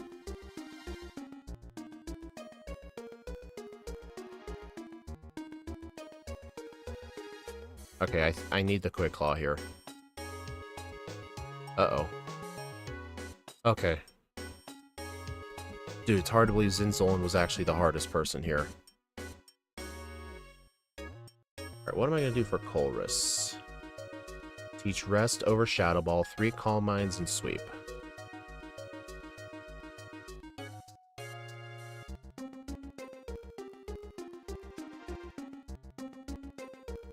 You get to hit your opponent twice, but the second hit does less power than the first. Oh, so it used to be 50, so Kangaskhan would like do 100 and the baby would do 50? Nowadays it's unusable. I'm happy it's unusable. Confusion strats are so lame. Oh,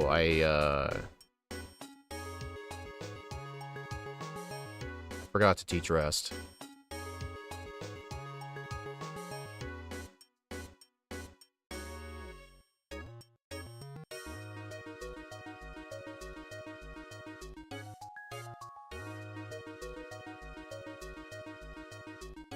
Oh, we're actually going to do a very cool thing with Sigilyph.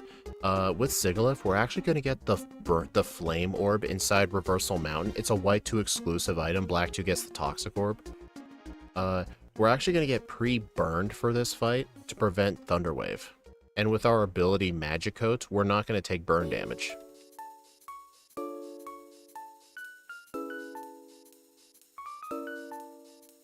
I'm surprised in ZA they didn't give that passive ability unlike Raichu in the Sword Quartet. I'm not sure how exactly that would work.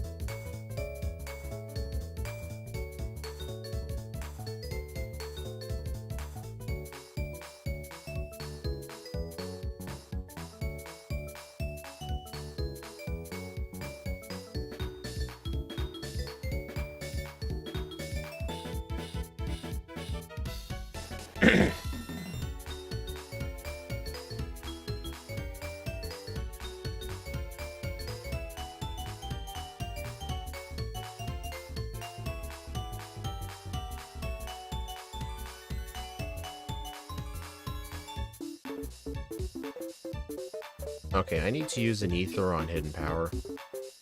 No, Getsus here. Okay, Getsus is not bad. Not even close.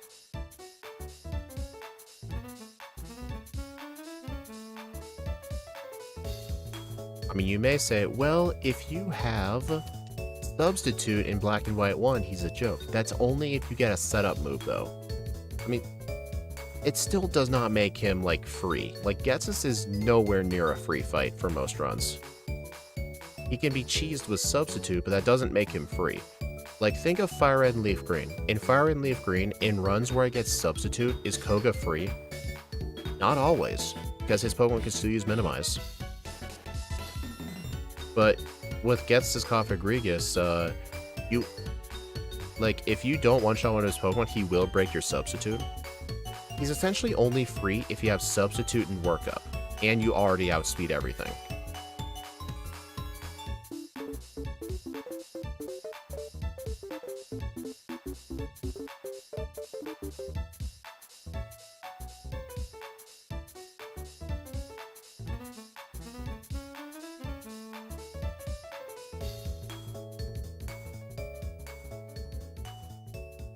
Man, Beheeyem is not doing great.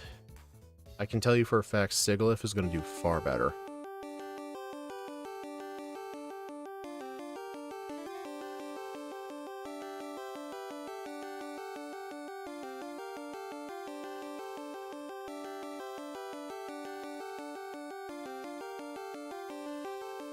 Yeah, I wonder what Mega Raichu X's ability is going to be, because I don't know why it gets an attack boost when it uses Volt Tackle. I wonder what their ability is going to be. And you're not weak to ghosts, so you can keep the Substitute. Yeah. Did you show the tier list for this game? I think I did in the Beheeyem stream last Tuesday before I deleted it. But I can quickly show it off during this cutscene. Here it is. Ignore the timer being there. Yeah, Zinzolin and Bryson man tier.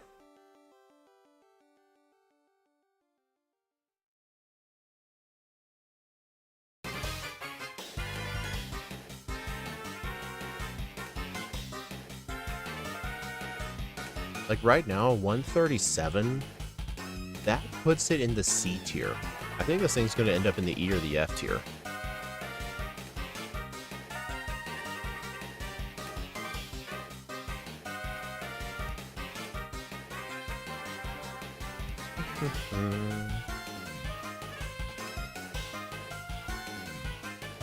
And also, Substitute is just straight up unobtainable in this game. But we have Rest.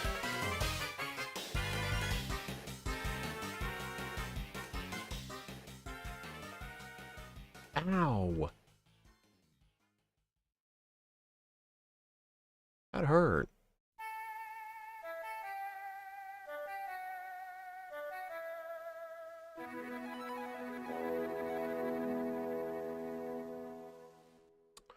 Oh my god.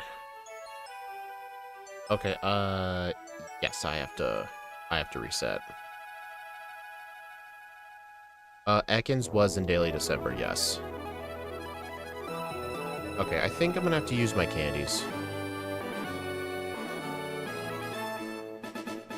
It's a shame that essentially Hidden Power Fighting is my best move for that Drapion. Oh, it says here, +2 Hidden Power Fighting guarantees Drapion. Well, I still have speed problems.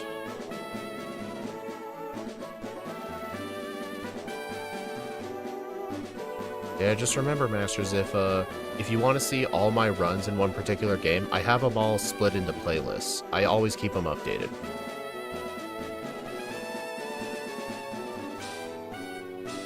Although some of the re-ranks I've done aren't really shown in the playlist, it's just the public ones that I've done, public runs. Like, you might see my first playthrough in that tier list, but not the second. Of course you forgot the Matcha Brace versus that Liepard. I know, I am just... oh my... oh god. Dude. Okay, I think I just need the Quick Claw. I'm still holding it. Dude, my EVs are most likely not that great.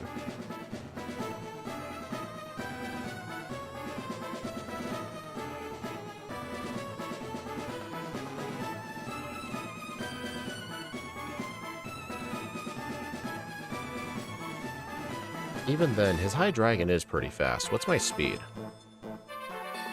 121.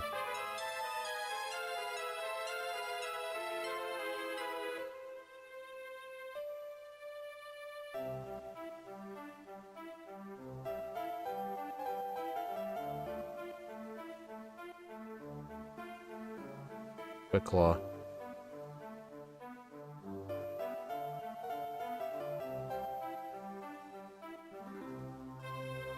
Quick Claw, there we go.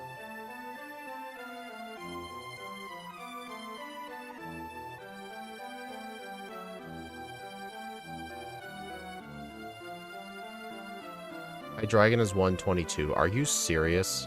Was I speed tied with it, or did I underspeed it by 1? I undersped it by 1. Are you kidding me? I undersped it by 1. Me forgetting to use the Matcha Brace was the #1 reason I kept losing that fight.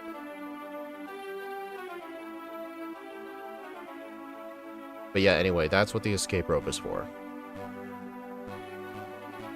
The thing is, though, without access to Surf, this person goes from being optional to mandatory.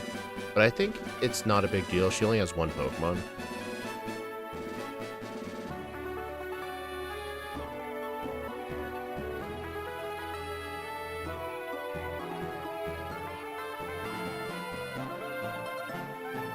You've got to be kidding. Dude.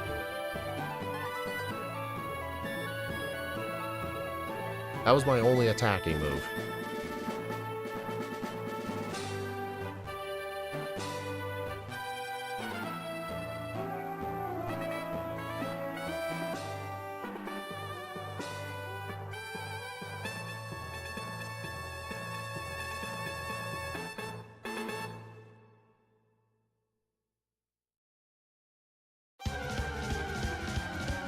Mr. Frankles, man.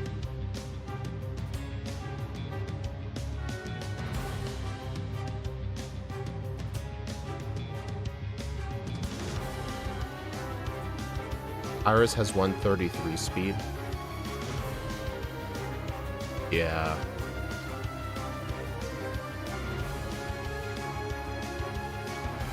Alright, I need to equip the lucky egg. Plus, most of the run, I kept forgetting to use the lucky egg.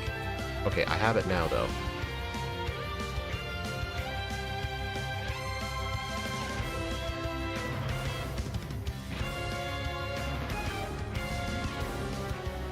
Wait a minute.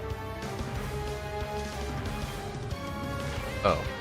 For some reason, I thought this thing had Poke Rust, but no, I was just seeing things.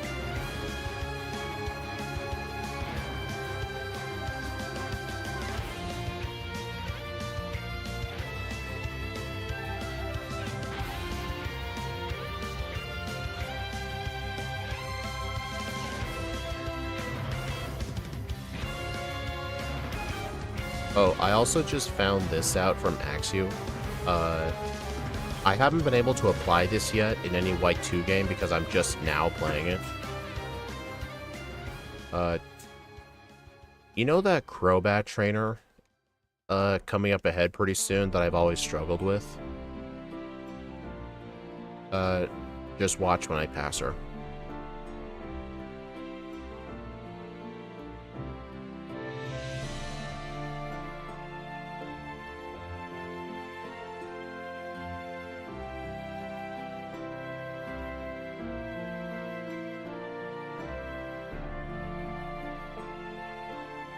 And this game's victory road is way better.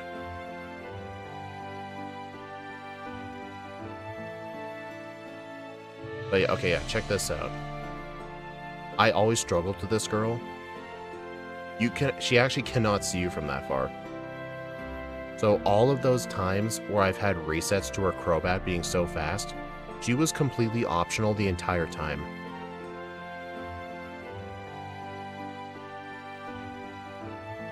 Okay, I'm gonna try and skip that person. Because that guy had a Skarmory and a Sigilyph.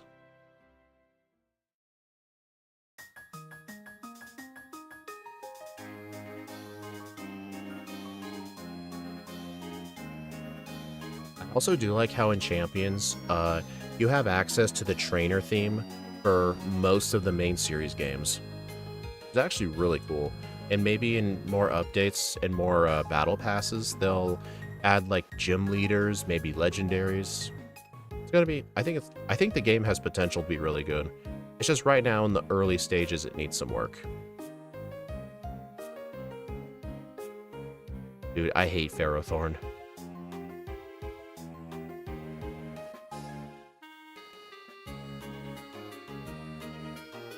Also, this is what I call the OP room. It's a small room. It's got a PP max.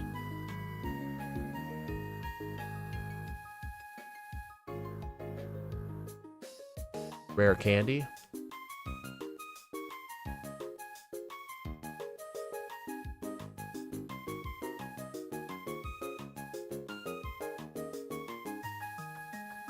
Where is it? I can't remember what it is, but there's also a Max Elixir in that room, too. Because of the meme? No, I hate it because of Iron Barbs and how it resists everything. I mean, Masters, the Champions music's still pretty good, but it's nice we got a variety.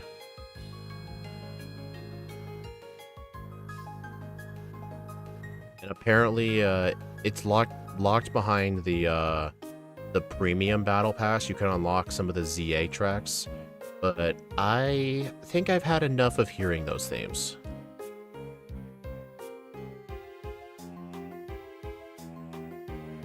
I know for $4.99 a month, you can have permanent access to the premium battle pass, which has exclusive rewards in it, but most of the rewards you can just buy in the shop. I think the only exclusive rewards are like songs and clothing items. But like for the Mega Evolution Stones and stuff, you can just buy it in the shop for VP.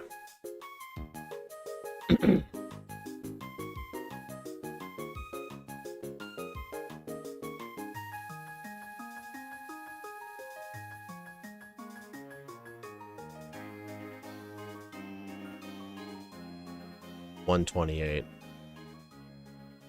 Well, at least I got more candies.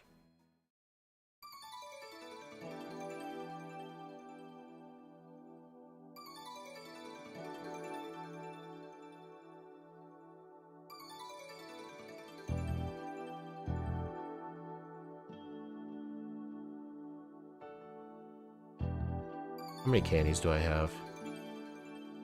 2. Okay, 1 more level and I'll be good.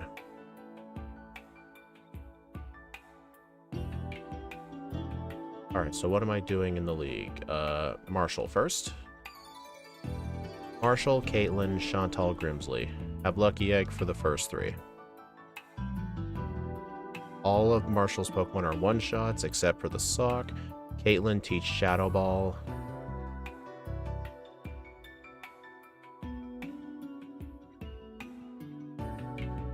You'll need level 83. Oh, so will level 82 be a speed tie? I'm sure I'll get it. Oh my god. You know what? I'll just accept that blackout, especially since I didn't save.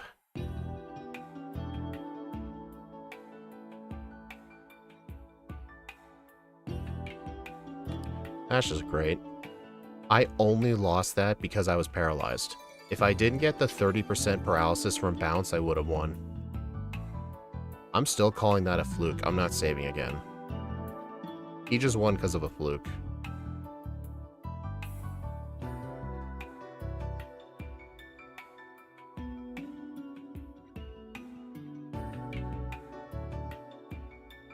Dude, again? Oh, come on.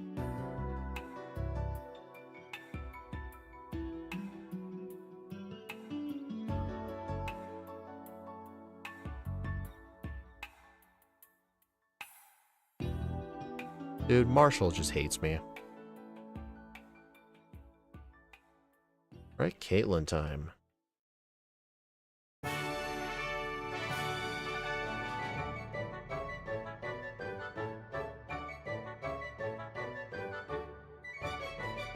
Forgot Conkeldur's Sock as Marshall's ace.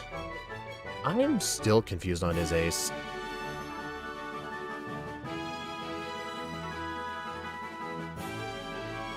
In my intro, I have his ace as Conkeldurr, but I'm not sure Conkeldurr is his ace. I think it is Sock.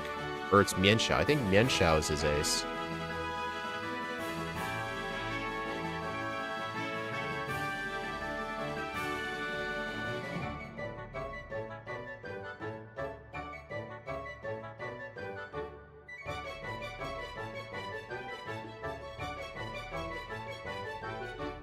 Alright, Chantal. Chantal spam Shadow Ball. Level 80 minimum. Shadow Ball guarantees Cofagrigus. In the original one, it's Mienshao, but in the sequels, it's Conkeldurr.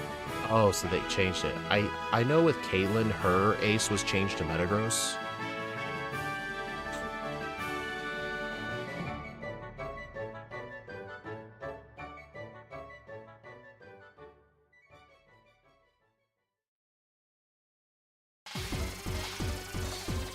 Ow, that was a crit.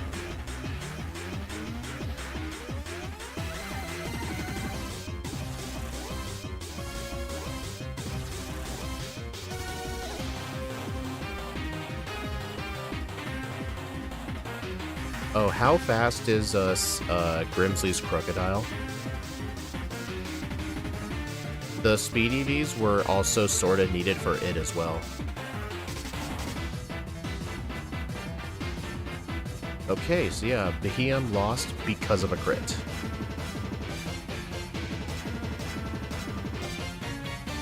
Yeah, Sturdy is just OP in this game.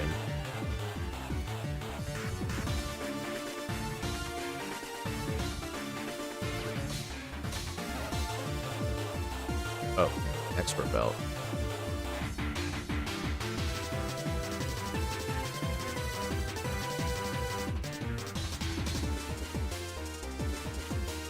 Oh yeah, and the Bisharp here actually has a Quick Claw, which could be a problem. Oh yeah, Light Part Unburden.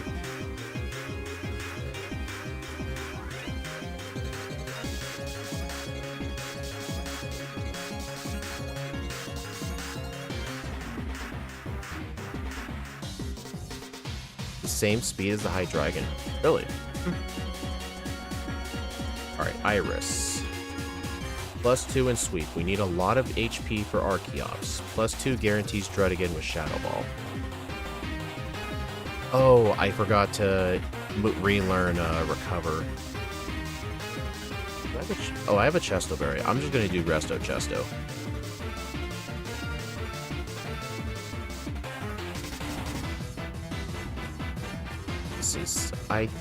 Let's see. Hidden Power Fighting, Shadow Ball.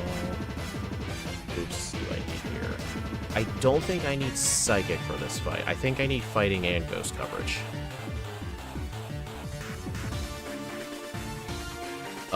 I can't imagine it. He did it in Black and White 1. And besides, I think Scott, if he chooses to do White 2, I think he will just do normal mode. I don't think he'll do challenge mode. I just do it just because I find it interesting.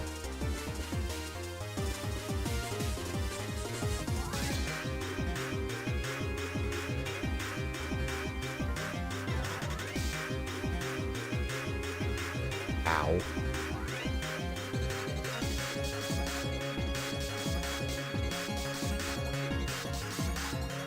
What speed is that Haxorus?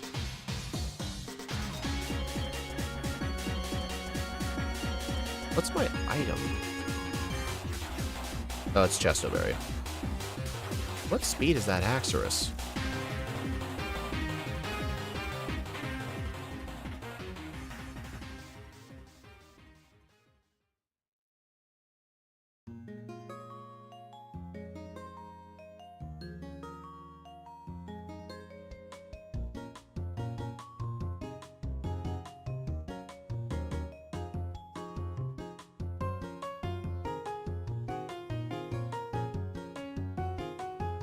Am I speed tied with it? I swear, I think I'm speed tied with it. 137. I was speed tied with it. Okay. Me forgetting the Macho Brace for Gallon was the #1 biggest screw up of this whole run. I kept speed tying things.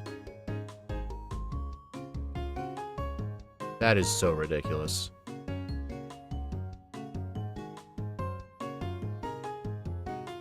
One hour, 55 minutes, 59 seconds. 14 blackouts, 16 resets.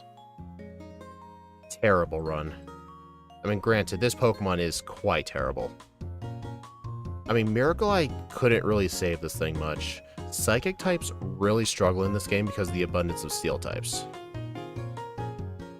Game time was 6:09. I'll go ahead and add this to the tier list really quick.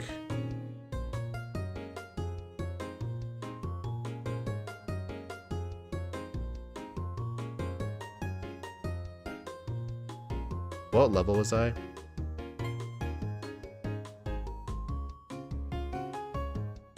Does anyone remember what level I was?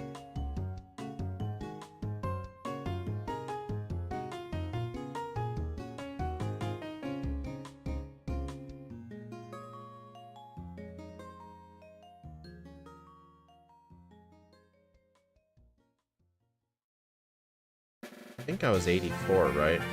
85, thank you.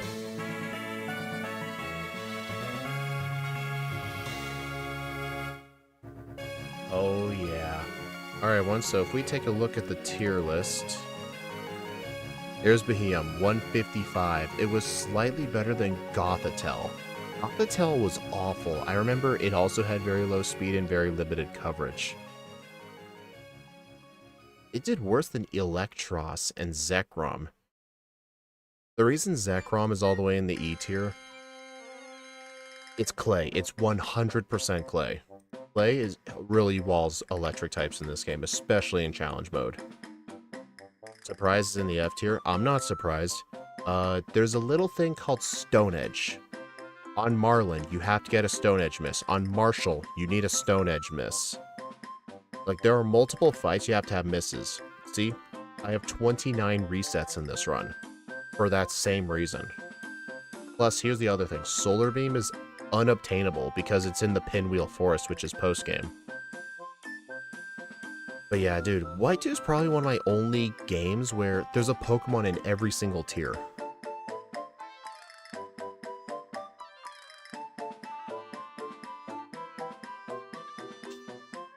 Yeah, Marshall. I mentioned Marshall.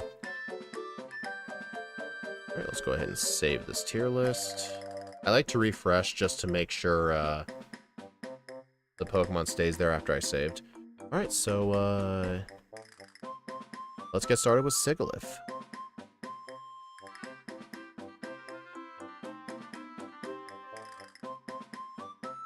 I said Marlin. I said Marlin and Marshall. I said both of them.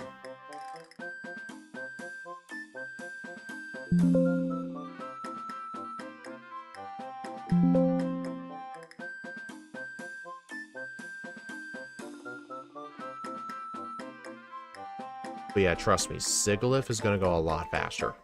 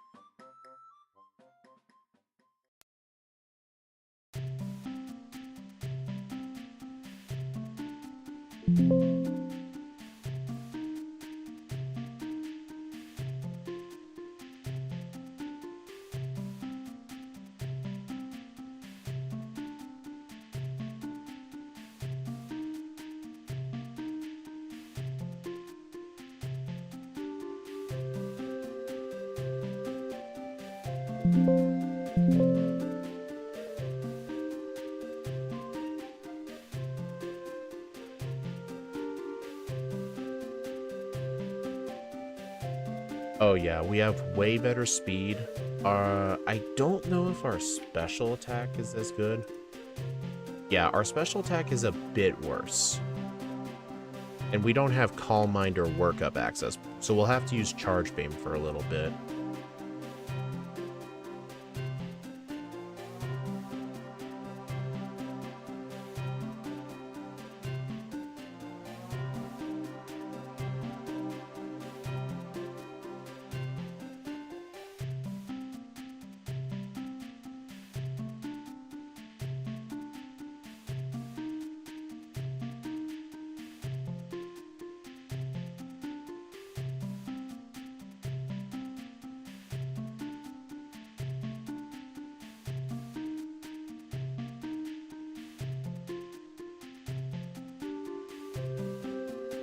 I mean, at least Gust will be an effective 60 power move.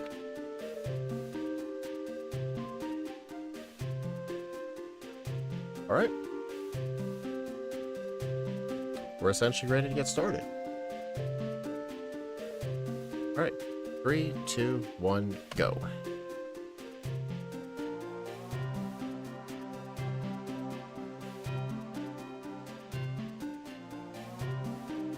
Use Psywave. Yeah, Psywave does anywhere from, I think it's half of your level to 1.5 times your level. So level 5, it does anywhere from 2 to 7 damage. Don't you dare use Miracle Eye. You know what? I changed my mind. I'm actually gonna ban this move. Do you guys agree with me? Should I ban Miracle Eye for this run? I think with Beheeyem, it was too powerful.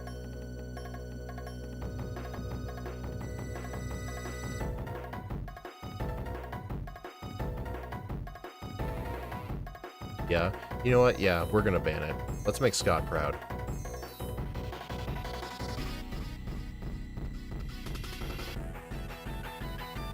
But yeah, I never liked Sigilyph or Beheeyem. Let's see if... I definitely don't like Beheeyem anymore. Yeah, we'll see if Sigilyph can win me over.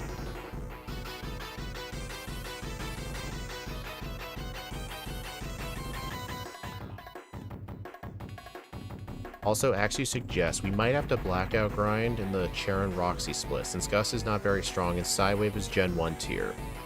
And we need Psybeam at level 18 for Roxy, so we need level 18 no matter what. So I will actually blackout train a Charon if needed.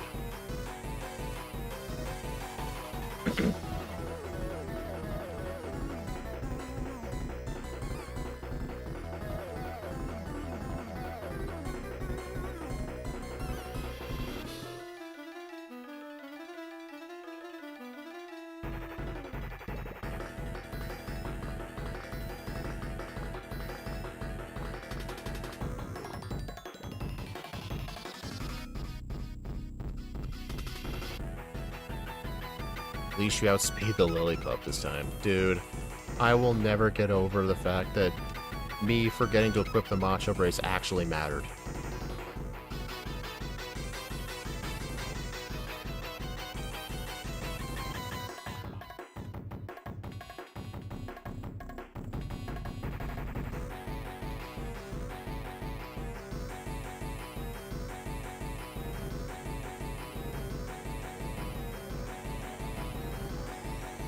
Now it's Pinata's turn. That's funny. The top of Sigilyph's eye looks like the unknown letter I. Like, you can't unsee it.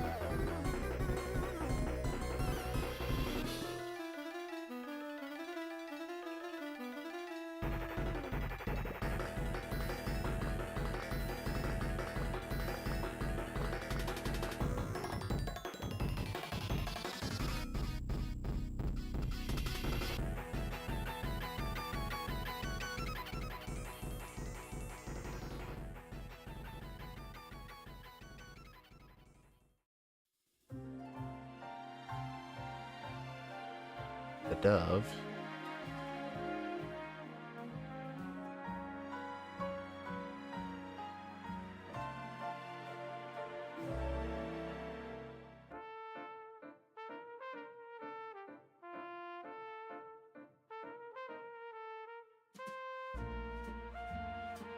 I doubt Unknown will ever be in Champions. That's kind of one of the things that annoys me, like when people say, like, Stadium 2 had more Pokemon. Most of the Pokemon were, like, first stages and middle stages. Like, oh yeah, Stadium 2 had more Pokemon, let me use a Igglybuff.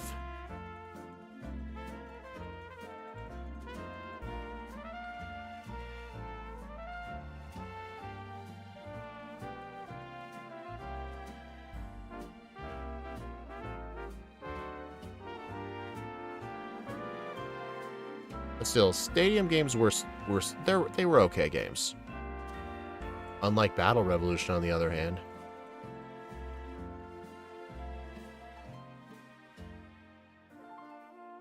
No, Annie. Battle Revolution is the most overrated piece of garbage. Like, I literally watched Steve play it, and not even he liked it. The game is no Stadium 3. The game's terrible. Oh, you're talking about Hidden Power. Honestly, I think it's for the best they got rid of Hidden Power. Because for competitive players, getting a specific Hidden Power typing was a nightmare. People had to make dozens of babies just to get the right Hidden Power typing. And think of the older gens where the base power was dependent on IVs as well. You essentially never got the stats or Hidden Power you wanted. And if you did get the Hidden Power you wanted, your stats were too bad, and the base power was low. I still think it was for the best they got rid of it. I mean, funnily enough, in Gen 6, they never changed Hidden Power's formula since Gen 3. Hidden Power can never be a fairy move. All the Stadium games are fun. They're stupidly designed. But no, Battle Revolution was not fun. It's just the way they handled rentals was terrible, the enemy teams were terrible, the AI was terrible, and the animations looked great, but they were so slow. Like, who enjoys, like, seeing a Spiritomb waddle up to the opponent, tackling it, and then going back? Like, no one would have liked to play the game casually like that. They would all immediately have animations turned off. And Game Freak even got rid of that option starting Gen 9. You can't turn animations off anymore. And I think Switch mode either.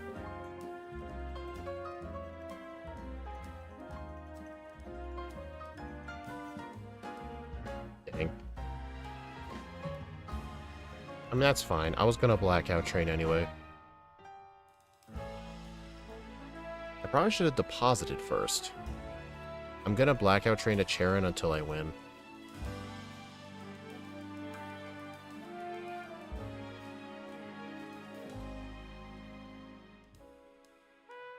Yeah, the mini games made the Stadium 1 and 2 pretty good. And the Gym Leader Castle was fun too. If Battle Revolution, like, kept some form of the Gym Leader Castle, Like maybe with the Sinnoh gym leaders or something? Then maybe, but... Oh, Masters, I don't know if it was you who mentioned it, but I did take a look at what Earthquake looked like in Champions. It's definitely not as good of an animation as in Stadium 1 and 2, but I thought it still looked okay, but it was definitely a lazier animation. It's kind of weird, like Champions is filled with either lazy move designs or very, very good. There's like no in between. It wasn't you? Oh, somebody mentioned it. Like, Waterfall and Surf look really good, but Earthquake looks kind of bad.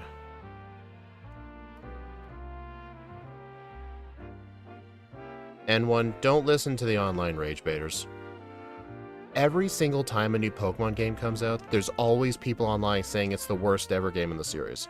People said it when Scarlet and Violet came out. People said it when Sun and Moon came out. Like, ignore those people. Like, just play it yourself and form your own opinion. Because remember, a lot of the people who post videos about, like, why a game's garbage, they get paid to do that, by the way. Those reviews, they get ads for it. And they get paid for it, so they intentionally make it clickbaity. I said about Battle Revolution. Oh. Wait, what do you mean, like, worst rated, though? I thought casual audiences loved it. What's the Metacritic score on it?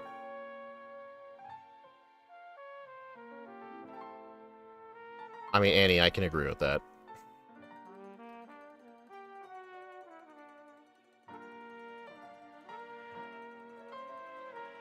And one of the other things people forget, the game was only compatible with Diamond and Pearl, not Platinum. And I believe downloading a patch was a thing on the Nintendo Wii, because the Wii can connect to the internet. So I'm pretty sure you could download basic patches. They never released an updated version of the game that worked with Platinum. They never did. Annie, I don't disagree with your phrasing at all. Like, I occasionally use the word on stream sometimes. I don't call people that name, but I've used the word. Round 3.8? Really? What about the Stadium games? Yeah, the Switch 2 made Scarlet and Violet a lot more bearable, but honestly, it's too little too late at this point. Like, everyone has already formed their opinion on the game based on how it originally performed. It's kinda too late. I have actually seen videos. People talked about the reduction of lag on the Switch 2 version of Scarlet and Violet actually saves the speedruns over 30 minutes across the entire run of just lag. That's how bad it was. Like, I even rewatched the original trailer on Pokemon's YouTube channel. Even in the trailer, you can see the game lag. It was that bad. Very unoptimized. Because I'm pretty confident the game was meant to come out on Switch 2. But the Switch 2 was delayed originally, so they just pushed Scarlet and Violet to the Switch 1, and it became an absolute mess.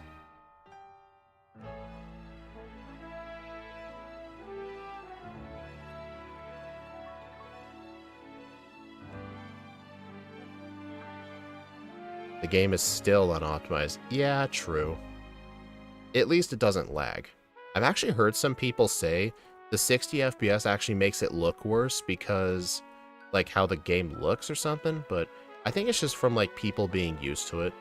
Like, I remember when I would play, like, the Ship of Harkinian, which is an Ocarina of Time PC port, and you put the game at, like, 60 frames per second. Ocarina of Time has only ever been seen in 20 frames per second, so seeing the game play at 60 is very, very jarring for most people, because it's not something you're used to seeing. Winds and Waves can't have this problem right now, or that's if no one cares if the DLC fixes anything.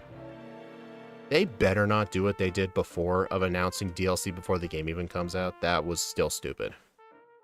It ended up being bad publicity. I don't think they'll do it again, though, because it would not surprise me if that actually hurt their sales numbers. Because from the public sales numbers I've seen for the Switch 2 versions and the Switch versions, they are definitely not as good as selling as Legends Arceus was. I think Legends Arceus sold like, what, 18 million units? I don't even think ZA broke 10 million.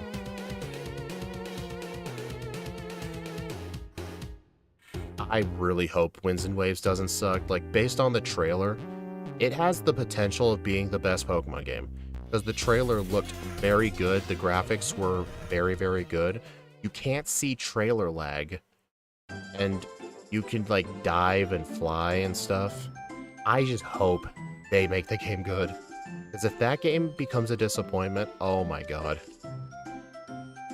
Either way, though, someone's gonna complain either way. But we need to see more trailers for it.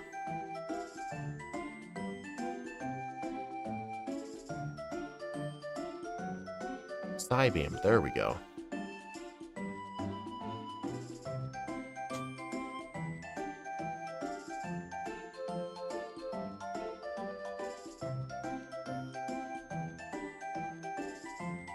It's not even a lie, it's physically possible to do that.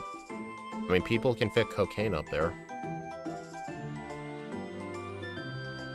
Oh, you know what's funny? I saw this YouTube Shorts TikTok content creator. He actually got a copyright strike on his channel. Not a claim, but a strike. He was talking about some kid who leaked a bunch of GTA 6 footage, and he showed 2 seconds of the leaked footage. And Rockstar was so pissed off, they gave that guy a copyright strike.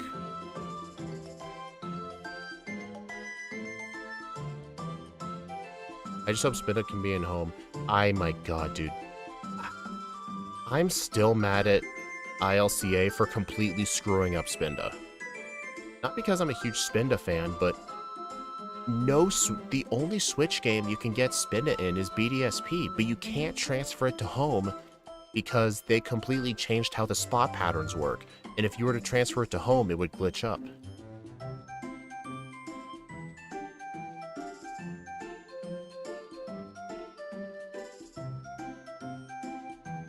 And the competition's not that amazing. Mostly Black 2, White 2, which does have some notable flaws that have aged a bit. To be fair, secondary sequels and third versions never sell well. Technically, Pokemon Crystal was one of the worst selling Pokemon games. It only sold 6 million units. Platinum only sold like 7 million. Black 2, White 2, I think, sold half of what Black and White 1 did. Sequels and remakes never, or not, sequels and,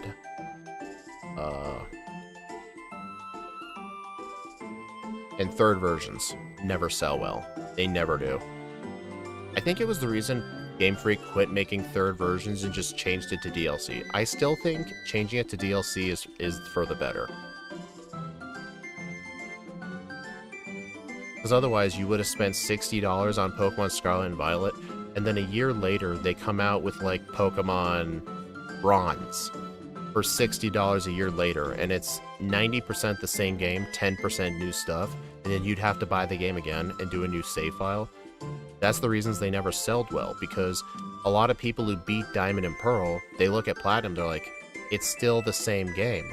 Why would I buy it? That's the reason it didn't sell well.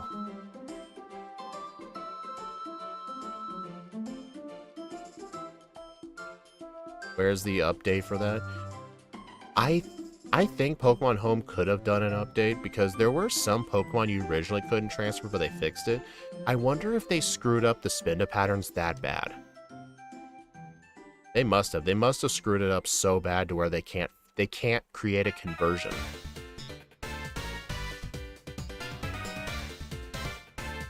I don't know.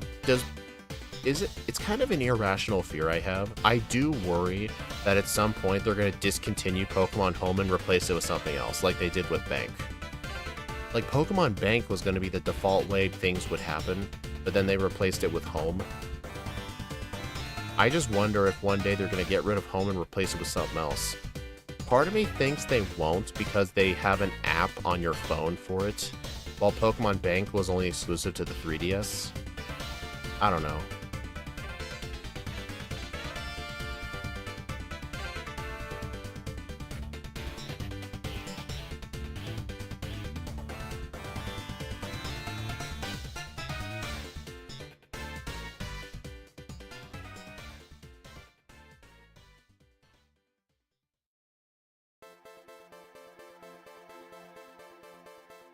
They might, because Home is also made by LCA, and as a result, it sucks. Okay, Pokemon Home doesn't suck.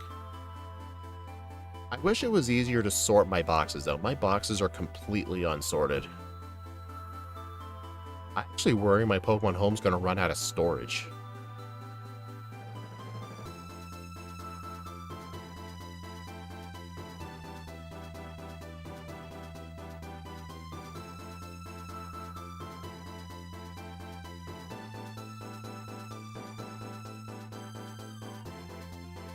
Or grab Miracle Seed, rest, attract Twisted Spoon.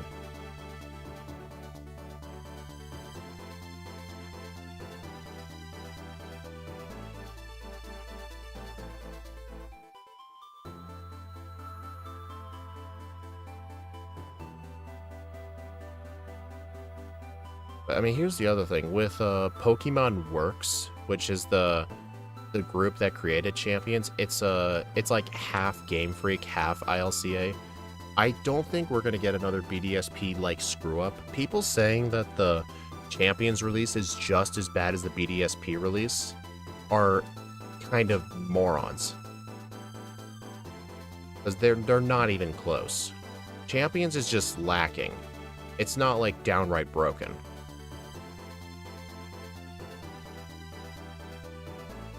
Like, I think them being together is going to prevent it from being that bad, because ILCA for BDSP had full control.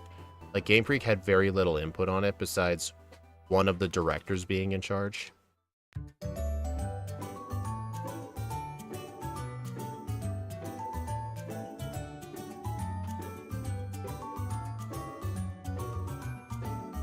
So I think it's going to be a 50-50 thing. So I don't think it's going to be like that. Where's Energy Ball?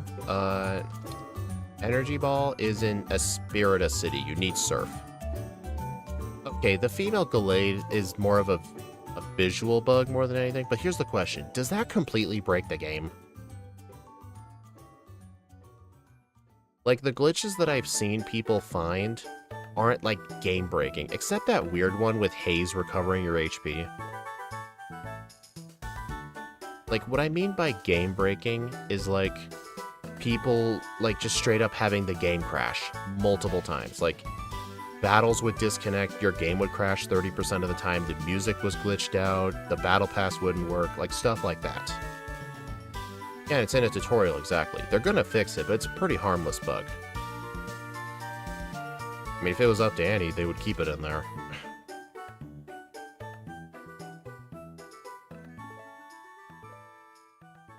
I mean, yes, it's a very early release. They're gonna patch a lot of it out. But saying it's on the same level as BDSP's launch is ridiculous. That's not even close. It's not a comparison.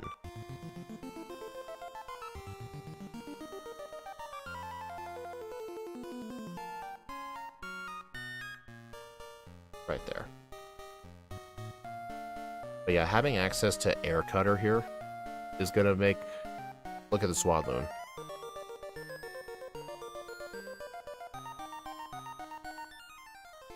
Beheeyem had to 3-shot it.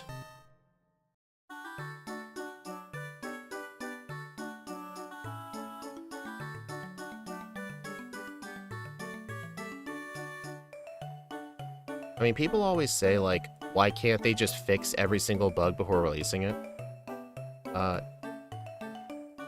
Sometimes the best way to find bugs you never knew about is by having people play it. Like, why do you think, like, whenever they release a ROM hack, like Pokemon ROM hacks, for example, whenever they release a 1.0 version, people will find a bunch of glitches that not even the creator noticed, and then they patch them as they go. Like, if you were to never release a ROM hack until it's bug-free, you're never going to release it, because there's always stuff you miss. Like, I'm trying to get my current ROM hack to be a playable state, then I'll release a 1.0 version, and then people will probably find glitches. Okay, Scarlet and Violet was very, very broken. It was... There were... Like, it was very unplayable to start.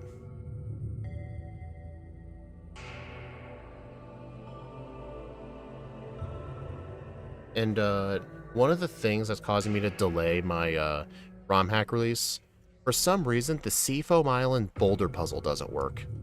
I think it has to do with event flags being out of order for me adding stuff and removing stuff, but I'm trying to like get Scott to help me with it, but I have to upload the entire thing to GitHub, which I haven't, and you can't upload that many files at once. So I would have to like figure out how to fix it myself.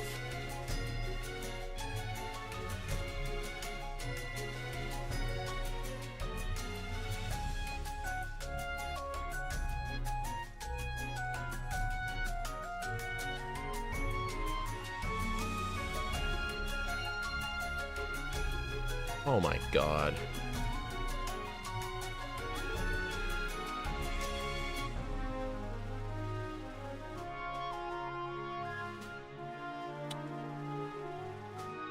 Okay, is this guy just stupid or something? Like, come on.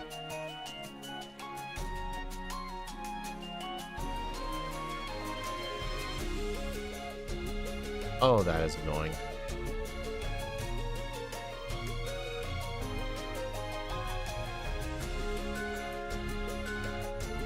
Oh, interesting. It didn't show the second part of the animation that time.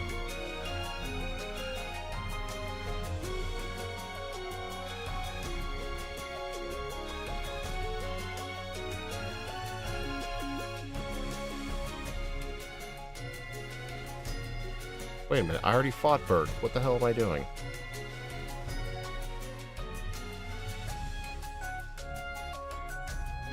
I like Mega Victory Bell.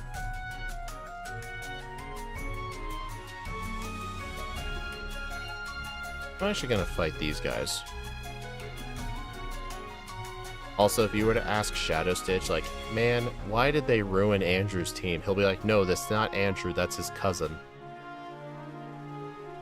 That's the whole meme, because in the black and white one, Andrew had 4 Basculin. But now he just has 1 Basculin and a Psyduck.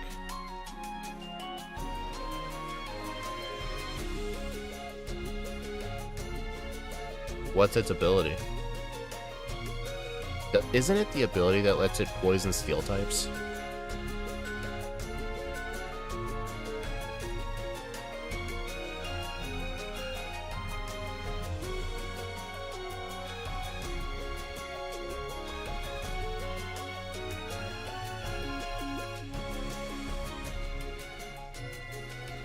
Has innards out. What's that do?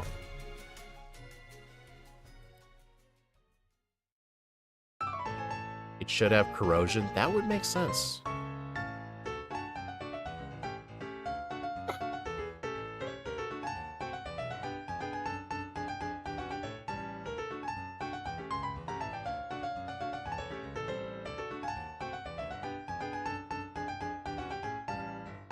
Oh my god. Dude, I swear to God, in the Colress fight, your paralysis odds are like 60%, I swear. It deals a lot of damage if you KO it while at full HP. Wait, while full, does that mean like stockpile? Like full HP? Alright, I'm just gonna fucking reset till I land Hypnosis. This guy's pissing me off. It's one where you faint, you deal the HP you had before you died as damage. Okay, that is a bad ability. That should be an ability for a weak Pokemon.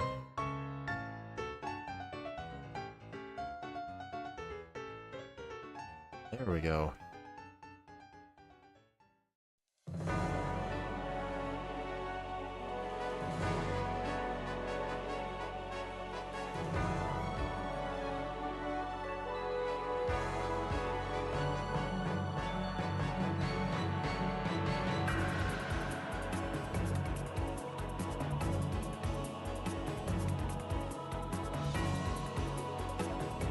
Grab 10 red shards, teach return over rest, skip the Macho Brace, we don't need EVs, train on Gallon until around level 39.5.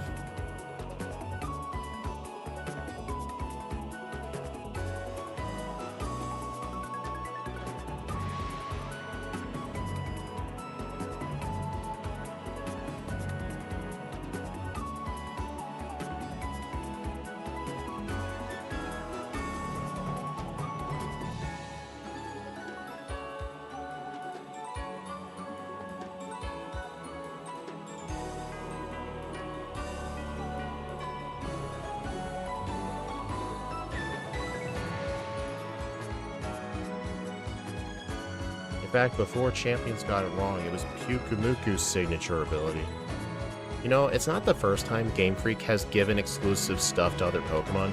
You know, Gen 9 gave Entei Sacred Fire.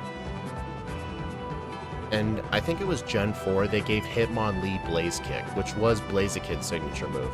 They're known for constantly pulling essentially going like full communism with their movesets. They're like, hey, we know you have your own exclusive, but we're just gonna take it from you and give it to this guy too.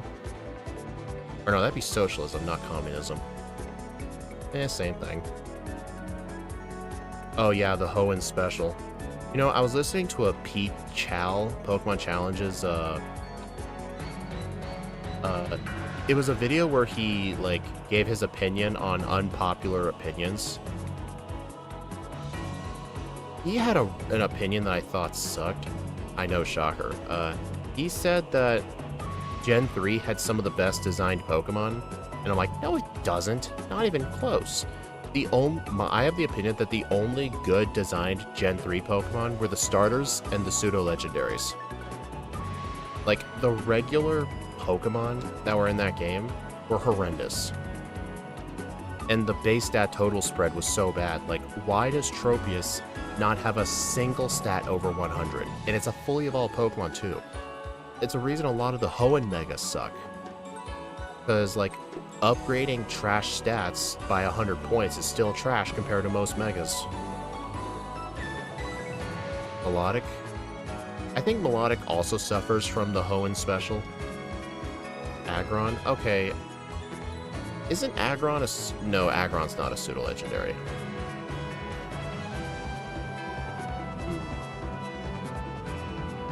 Problem is, in competitive, Aggron's not good. It's good for sturdy Stealth Rock.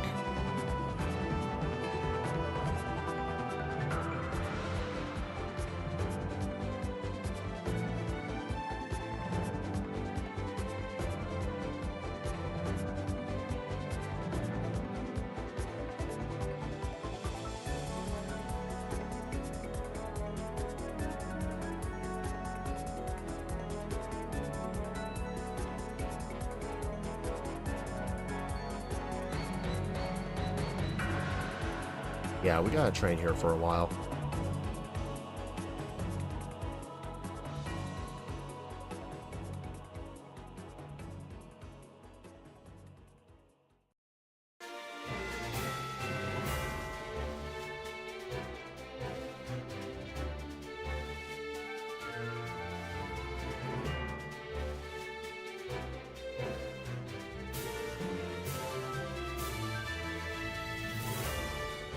Also, another opinion he had is that he liked how Gen 5 introduced so many Mons, but it came with bad designs.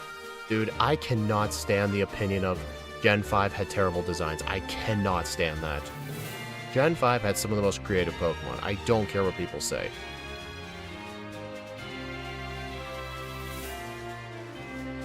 In fact, a lot of people's fan favorites were introduced in Gen 5.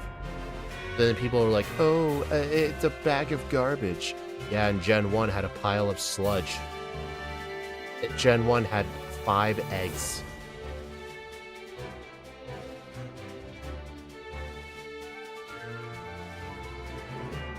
I like Ben and Jerry. That's not a Pokemon. Oh, you mean like the ice cream. Oh. I've actually never had Ben and Jerry's ice cream. It doesn't look like it'd be my kind of thing, because it looks like they just put way too many frickin' toppings in it. Looks like I'd get diabetes just eating it.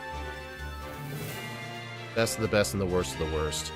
True, I think it had the best designs and the worst designs at the same time. But there are people who just say, in general, Gen 5 had bad designs. But their examples are terrible. Like, they always mention Garbodor and Vanillix. Like, there's nothing wrong with an ice cream cone, okay?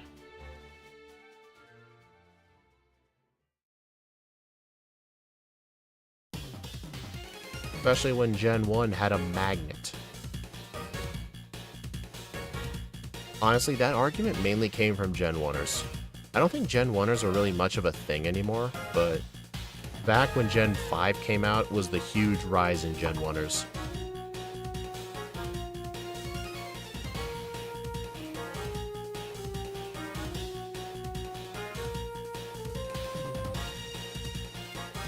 There's actually a very funny old video on YouTube from a classic Pokemon YouTuber who doesn't make videos anymore. Look up a Brandon to the past. You might be a Gen 1er if. It's like he kind of based it off of the comedian. I don't know what the comedian's name is, but there's a comedian who's always like, you might be a redneck if, like, you meet your future wife at a family reunion. He based the whole you might be a Gen 1er if based on that guy's comedy. It's really funny.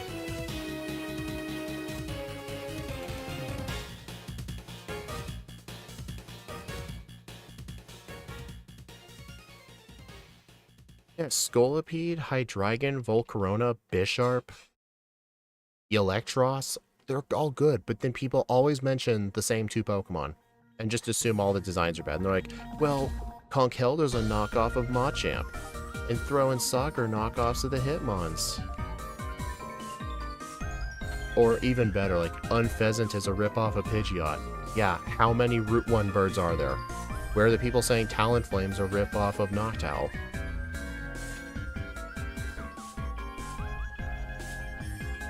Gen 5 is low-income housing. I wish I had access to that.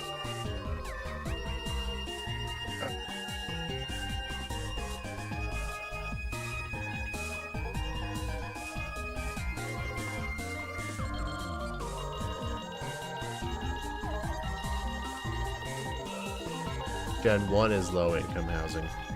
I mean, there's very few houses. You'd figure the demand is high, right? Most people have to just live outside.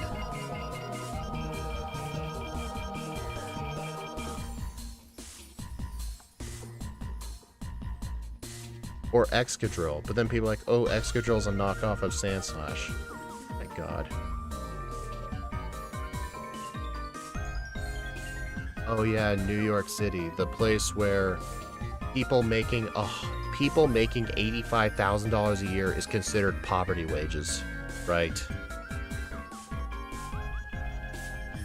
Dude, if a lot of people who live in New York who think they're poor just go move somewhere else, they realize their money will go a lot further. Then again, that place is an absolute mess right now, so you know what? Those people should just stay there.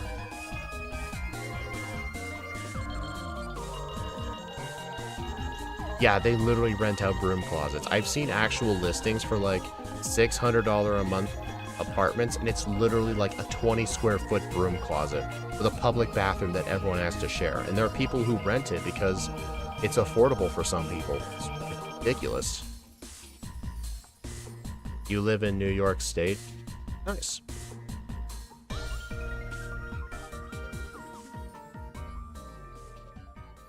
Hey, Masters, here's a question. Is it true that people who live in New York State hate people who live in New York City? The ones who are like, yeah, I'm from New York. Oh, not the city. Gross. Oh, you're on Long Island. That's pretty close to New York City. Part of New York City's on Long Island, isn't it? I know there's a huge waterway separating some of the boroughs. I think part of New York City borders New Jersey.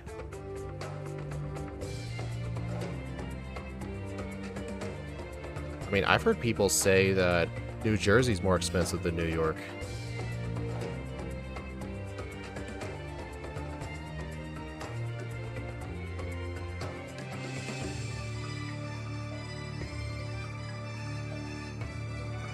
Okay, so I just need like half a level. You know what's funny? There's this YouTube short series. You guys should check it out. It's called Doing Blank in Gotham City. And it shows these people like doing like regular, like very low tier crimes. Like on Halloween, the sign says take one piece of candy and the guy takes like 5. And then Batman just shows up and just starts beating the shit out of him.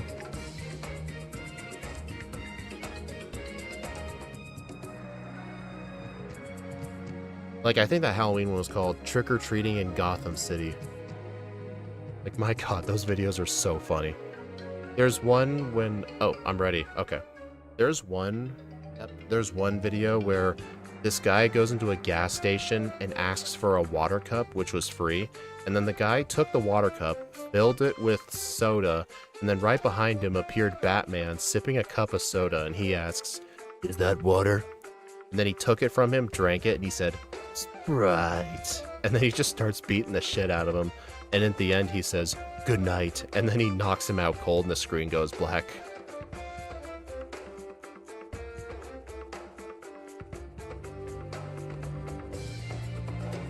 There was another one where this car parked in a handicap spot, and then Batman showed up and was like, "Hey, are you handicapped?" And the old lady in the wheelchair said, "Yes." And he's like, "Oh, sorry about that." And then he looked at the car, and the car was slightly over the parking line, and he said, "You parked over the line." And then he started beating up the old lady. We have Queens in Brooklyn. We don't follow the rules here. They have speed cameras all over the place.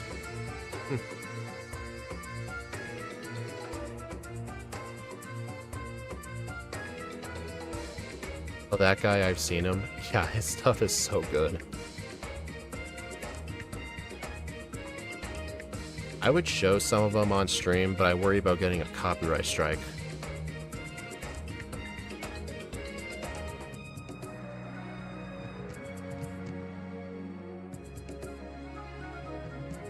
I think I saw a clip where Grandma gave up her wheelchair to help Batman beat the guy up. Oh yeah, it was the line cutter episode. You have the red shards? I do, yes. I got them intentionally for Signal Beam. Beheeyem did not need Signal Beam because of hidden power fighting. Oh, equip a Twisted Spoon.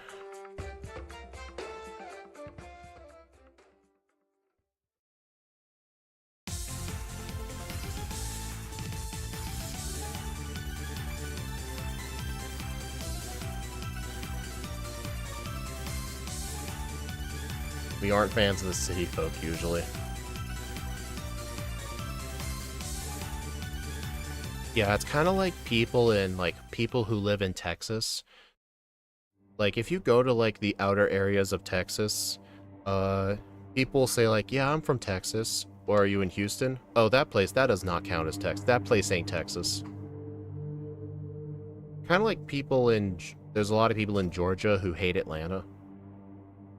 They're like, "Oh, I'm from Georgia, not from Atlanta. Gross." Hope clay isn't a problem? Hope so. Hope not. Air slash. I do remember in the first run I had that he did cause some minor... Oh, I remember what the thing is. You have to just spam air slash and just hope for flinches. It's literally all you can do.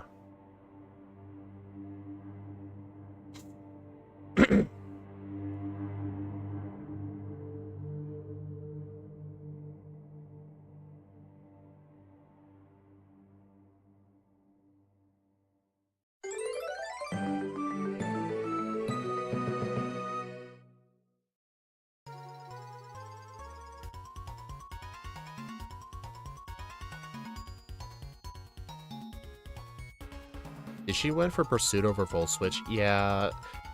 Elisa's AI is very weird with how it treats Pursuit.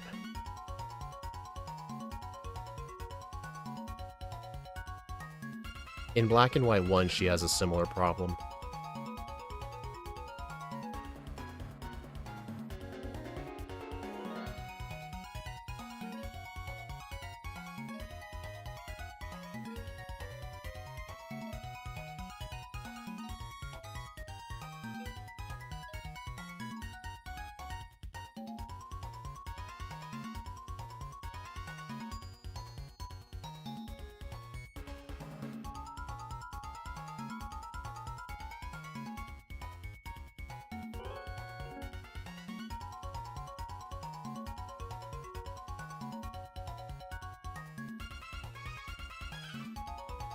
Like, Expert Belt, get Signal Beam.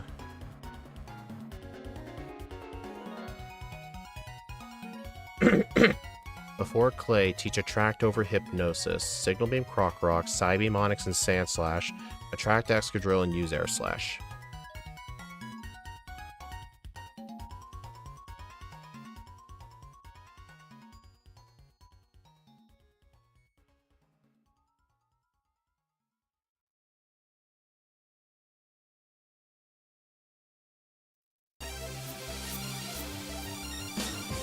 A good Trick House theme? Did it just play? Oh, it did, right. The Oras version, I think.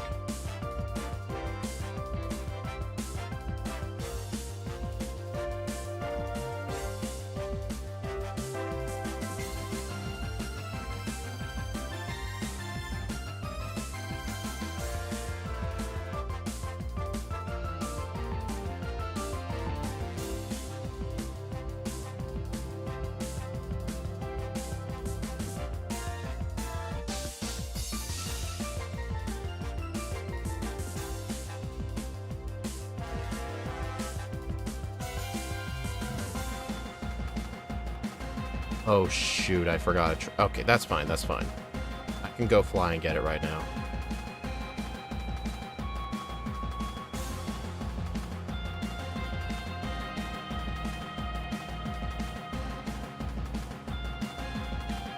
You know, I do like whenever I play Champions, I have the battle theme set to random because it's only trainer music. And sometimes I get the Sun and Moon one. It's just so good.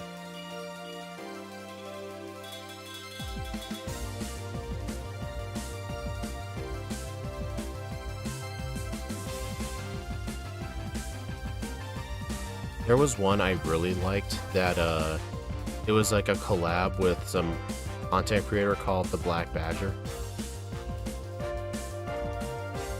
I really do want to look up, Batman Black Badger.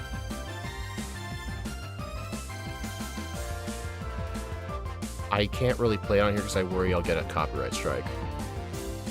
Like playing other people's videos, so I'm gonna not do that.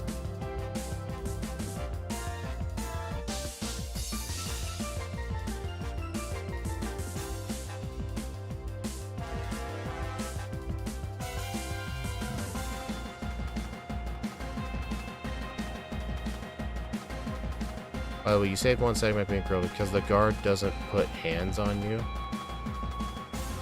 That's a joke, right?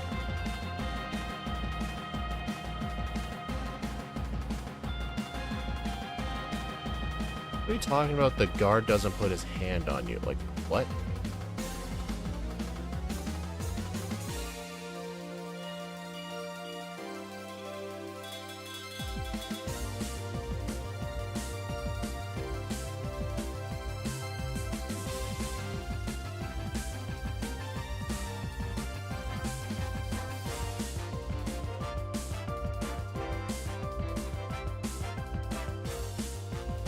Different animation for female or male in that building. The Team Plasma building.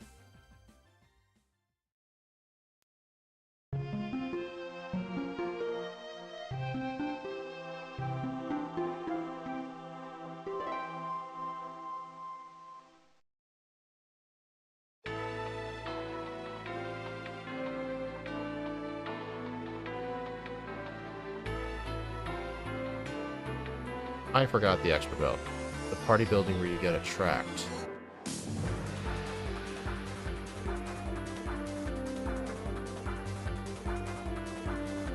So wait, so playing as the girl, the guard just lets you in right away. What does the guard do if you're playing as Nate?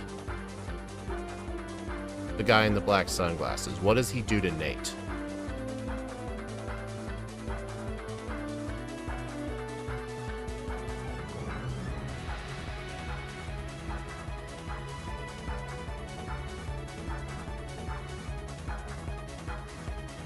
First try. Inspects you to see you're not dangerous. Really? I haven't played Black 2 and White 2 as a boy character literally since I played the game casually as a kid. Every time I've done solo runs or speedruns of it, it was always with Rosa. I actually never knew about that.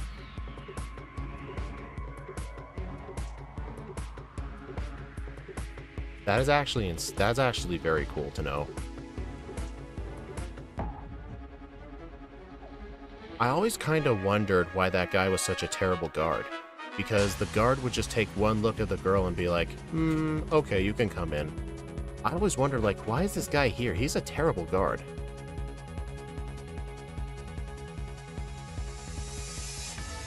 You know what would be really funny?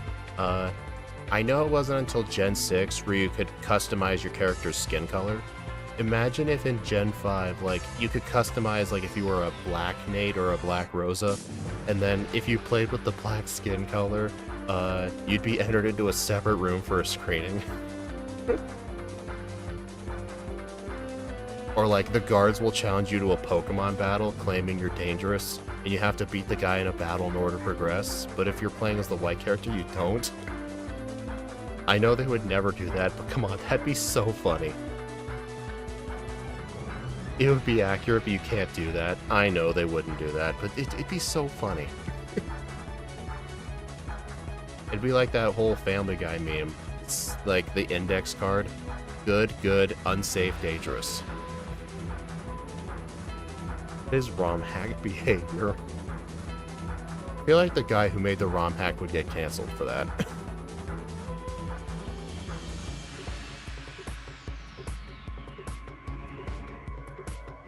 And then imagine speedrunners saying, it's actually ideal to play as the white character because you get to skip three battles.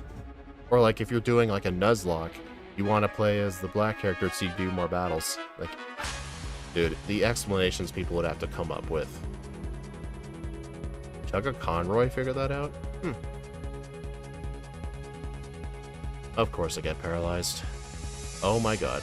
Stop. Stop it. I'm dead.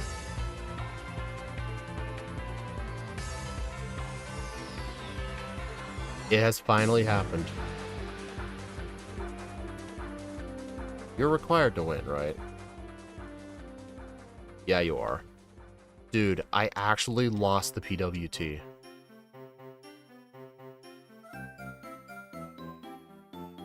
Oh, yeah, good point.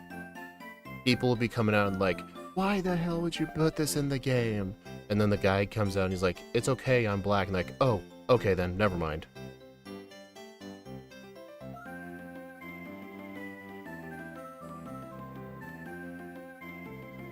Actually, maybe not just that. You might get like... You might get some like bonus points, like maybe if you're not black, maybe if you're like a woman or something, that might give you some leeway. Not as much leeway, but maybe if you were like gay or something. Like if you were a gay person creating the ROM hack, that would probably also give you some leeway. It's kind of like the... Like, you know, like the social credit points.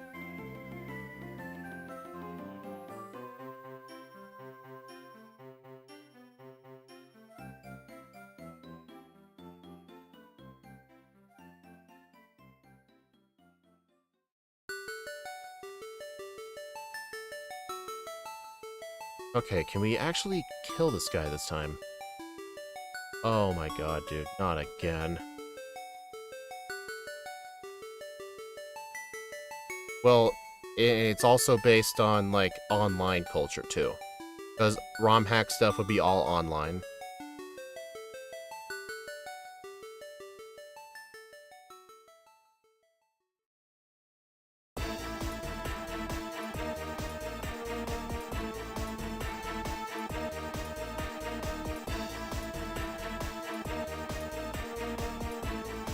Okay, calcium. Dude, yeah, that was straight up the first time I've ever lost the World Tournament to Colress. I always knew there was a non-zero chance in any run that could happen. And the worst part is you don't gain experience. Could probably call more guards. Funnily enough, imagine if the guards kept coming at you over and over again until you ran out of Pokemon, no healing, and then as soon as you lost, it was game over. Like there was like a game over screen. Dude, that would never be made. Even then, that would probably be too far.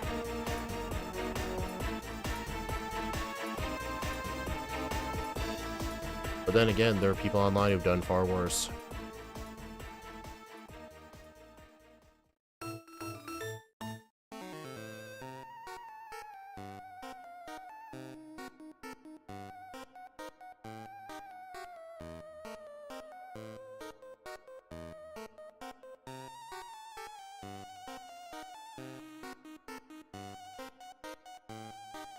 You have to use a brick item. Or like you pick up an item called the Mullivan Cocktail. Okay, maybe I should get back on topic. This is gonna go too far in the wrong direction if I keep this up.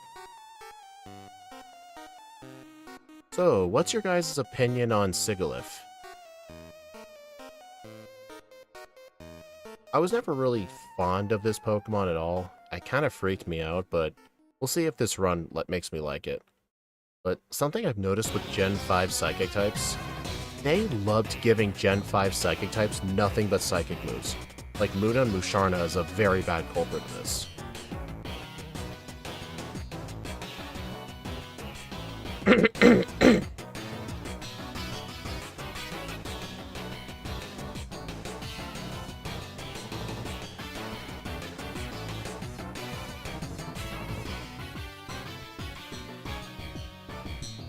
Dang it.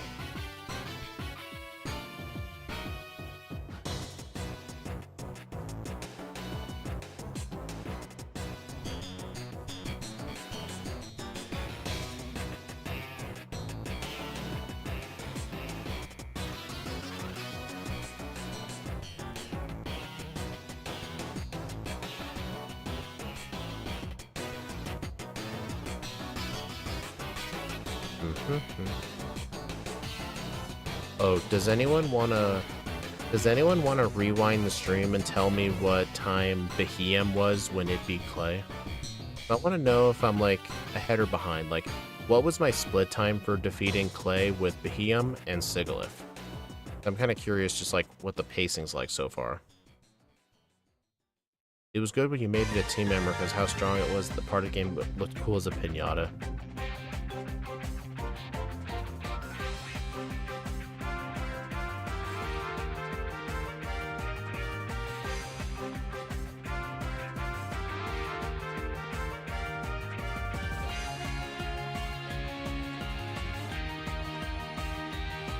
You're behind?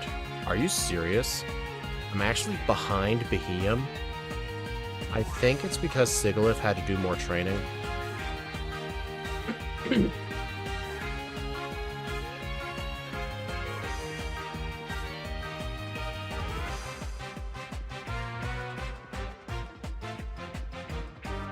Dang, how am I this far behind?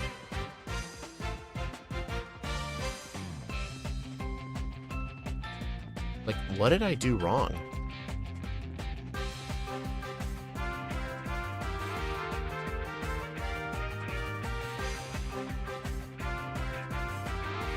So Beheeyem, like, at this point, is at like 51 minutes into the run. Really, what did I do wrong? Oh, right, Charge Beam's not there.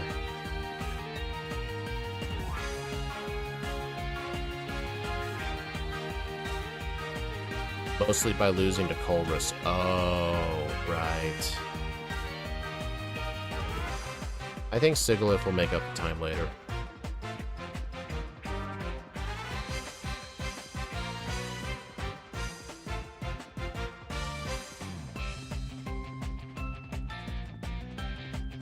Oh, having to redo the PWT. Yeah, that was nuts. Like, whether it had sturdy or not, I could just not one-shot it.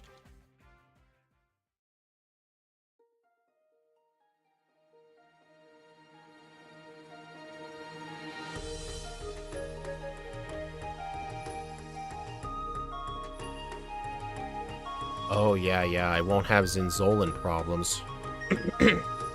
Well, I think I still will, but our physical attack is more passable. Speaking of which, I should really teach Return right about now.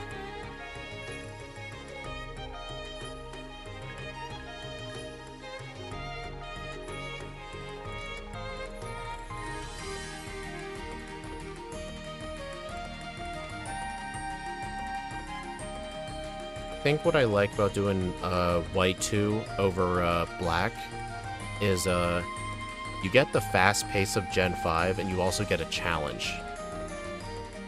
Plus the game's not as streamlined. And honestly, in Black and White 1, those massive team plasma sections are just not fun. It's like Gen 2 Radio Tower. But at least in this game, it's a bit more like late game concentrated. Plus you have to do puzzles too. And the fights are actually tough.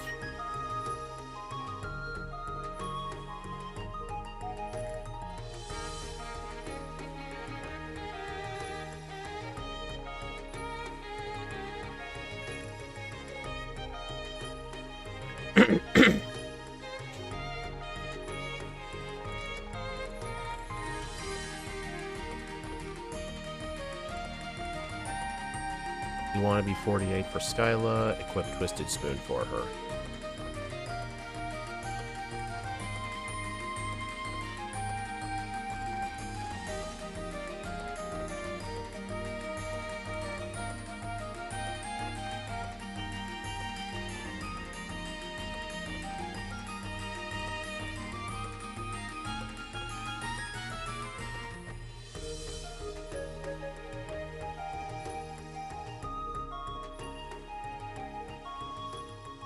I don't think 48 is going to be completely necessary.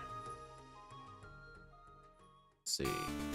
Twisted Spoon at 48 guarantees Swan uncleanly 2 shots everything else. Well, we'll see about that.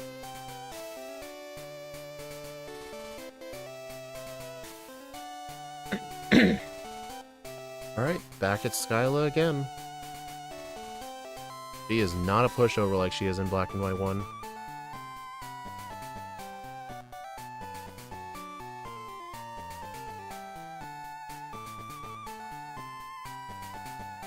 Cosmic Power, no.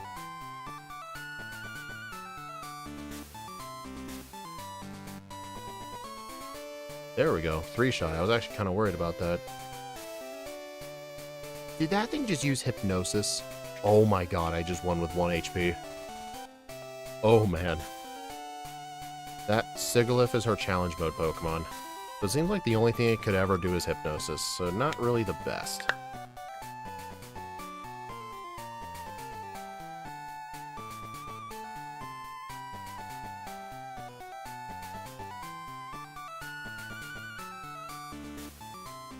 Alright, Drayden, grab Charge Beam, grab Shadow Ball, grab the Flame Orb, grab Psychic TM, grab the Metronome in Lacanosa Town. Fight a lot of trainers for XP, we need level 55.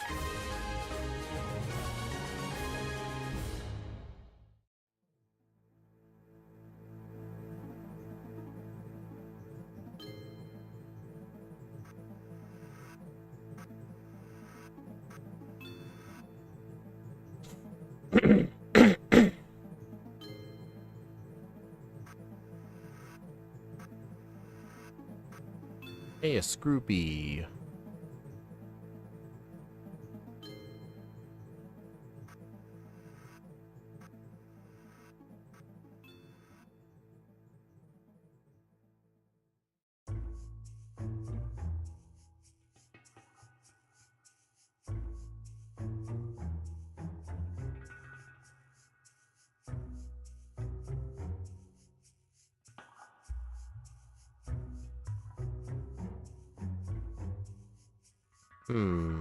Interesting. Like, even in the overworld, I'm running at like 170 to 210 frames per second. It just really depends on where I am.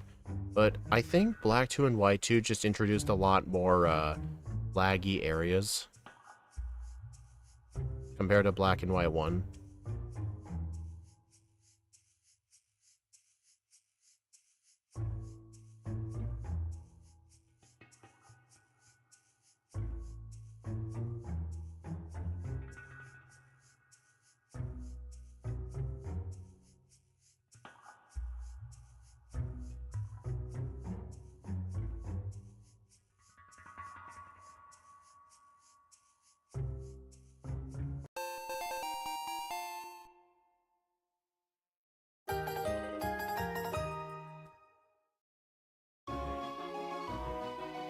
Bit too late for that theme.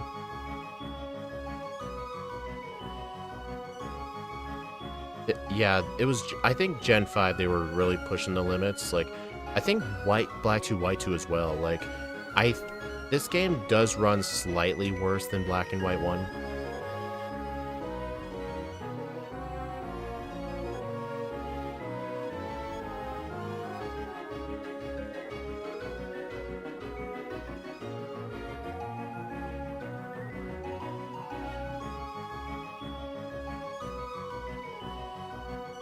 Man, I just can't get a clean 240 frames per second on this computer. I think the single core speed just isn't strong enough.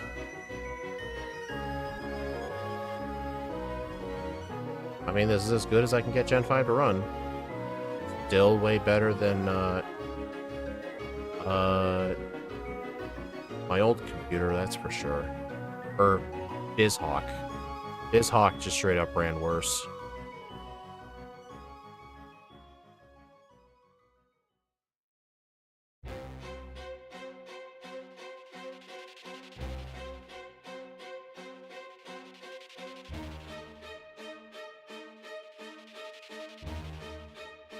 Also, this is the one spot where having cut could save you time, because you don't have to bypass that trainer. You could just go by Cobalion. But even then, Cobalion has text.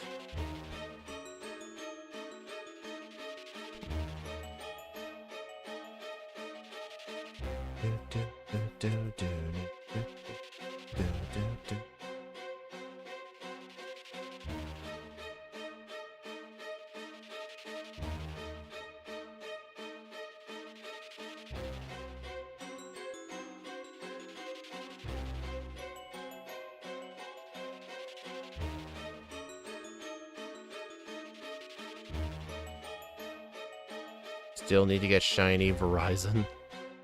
I have shiny Latios and Latios from that game. It was the only shiny hunt I've committed to and succeeded in. Well, technically there was the one time I decided to shiny hunt Slowpoke in ZA. Axie was watching this in the Discord. You can ask him for validation. I was like, hey, what do you think I should shiny hunt? He's like, I don't know, Slowpoke in Zone 10 is pretty good. I'm like, you know what? Okay, starting right now, I will shiny hunt Slowpoke. And within 30 seconds, I found the shiny Slowpoke. The world's fastest shiny hunt.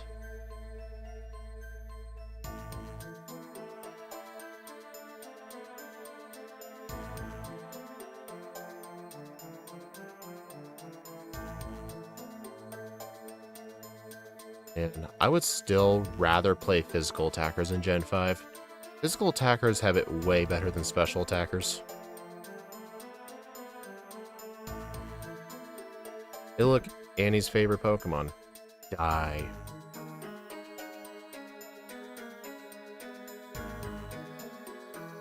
Alright, gotta talk to the sign. Village Bridge sandwiches are our specialty.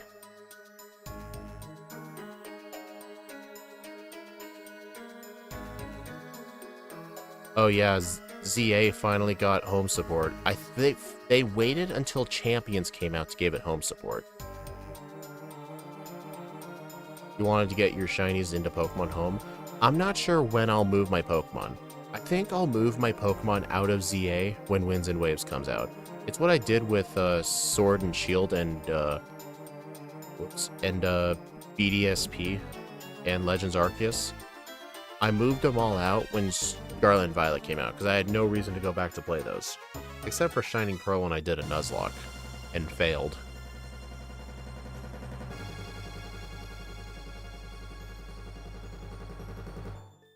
In 7 minutes, we defeated Drayden. And do we need Energy Ball? We do need it for Marlin. Yeah, let's see. B level 55 for Drayden. Buy Calciums.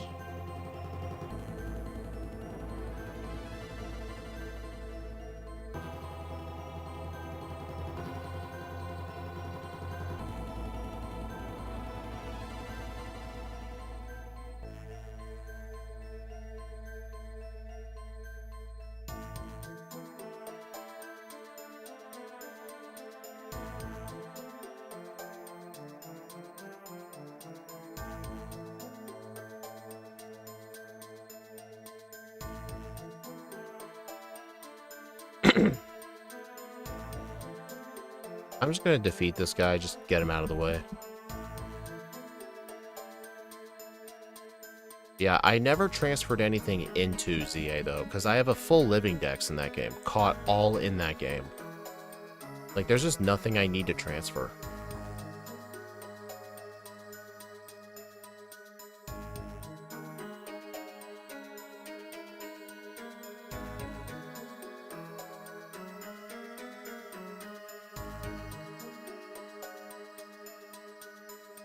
Okay, I am holding the lucky egg. Alright, so I need to train to level 55. Not that far out.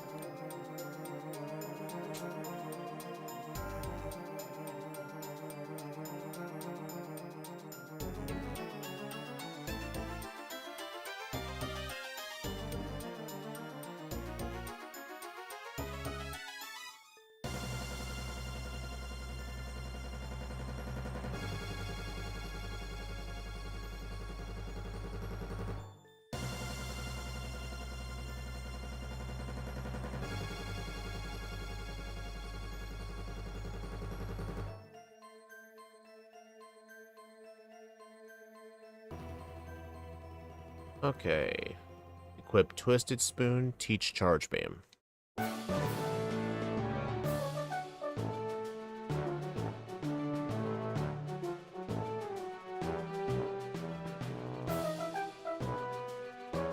Joke's on you, N1. I never deposited them.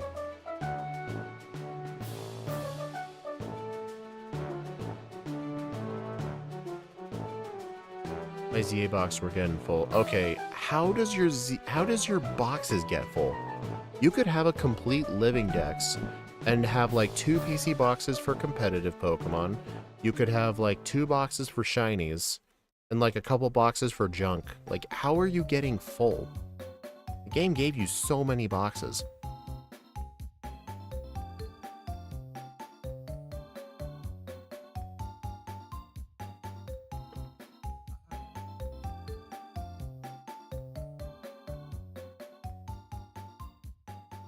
Alright, right is the triple battle.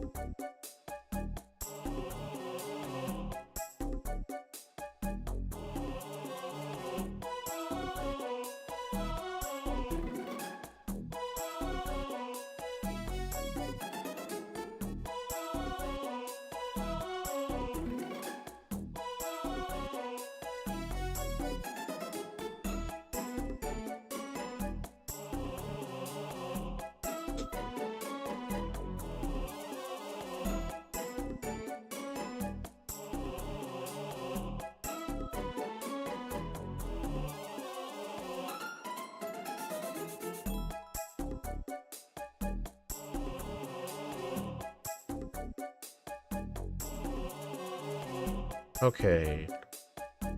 Charge Beam Druddigan to get +1 with Calcium's +1 Twisted Spoon guarantees Altaria at 55.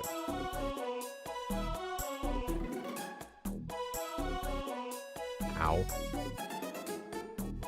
I used the wrong move. I used Signal Beam instead of Psychic.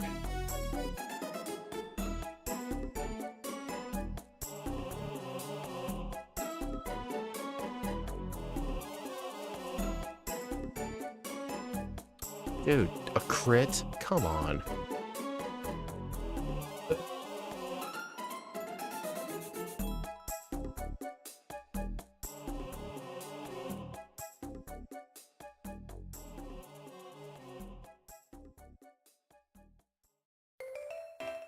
There we go.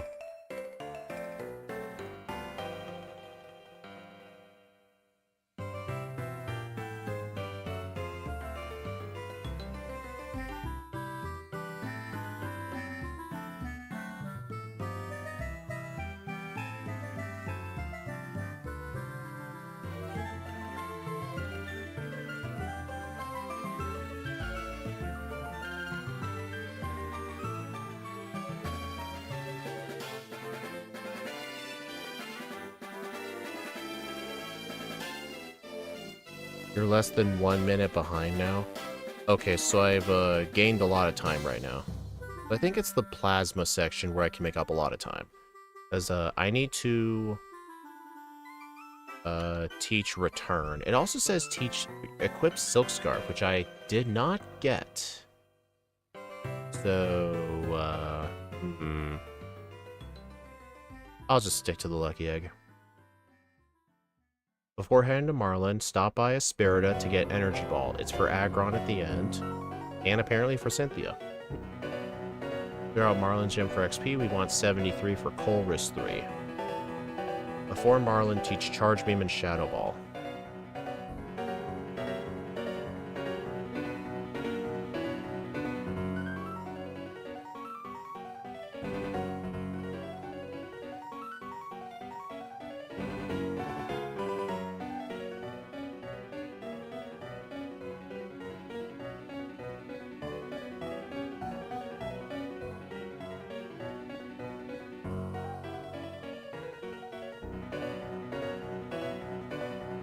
Yeah, we can get it right now. I'm gonna get it after this section.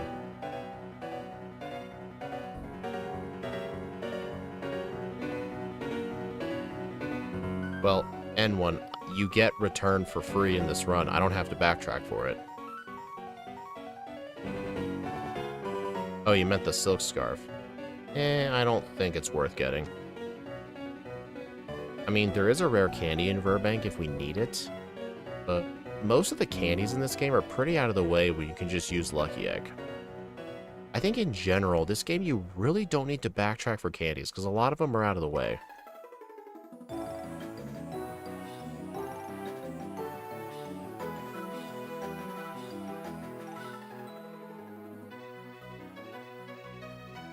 Okay, let's see if return one-shots without the Silk Scarf.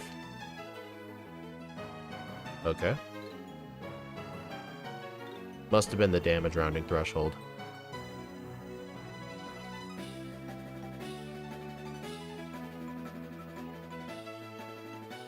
Okay, I need to go get Energy Ball real quickly.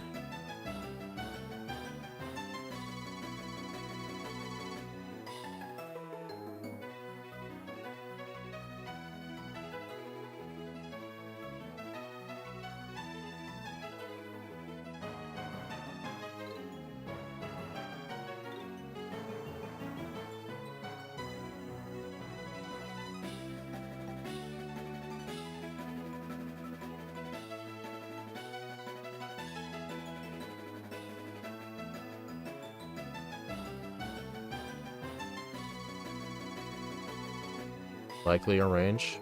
Maybe.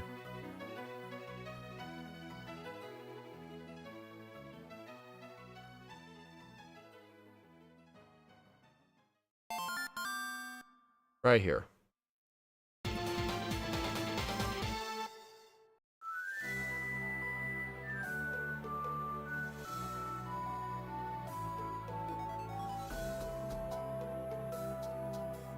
Right before Marlin, teach Charge Beam over Return and Shadow Ball over Psychic.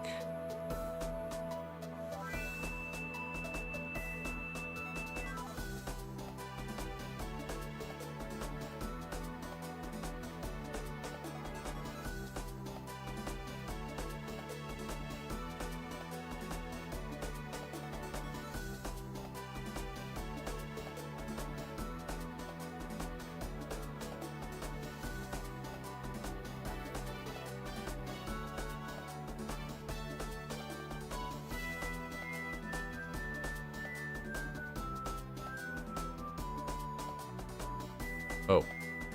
Oops. Shadow Ball, why not Energy Ball? It's for the Jellicent.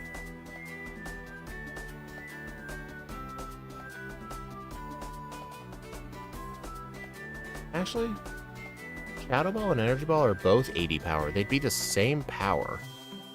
You know, I guess Energy Ball would be better. I'll go replace that.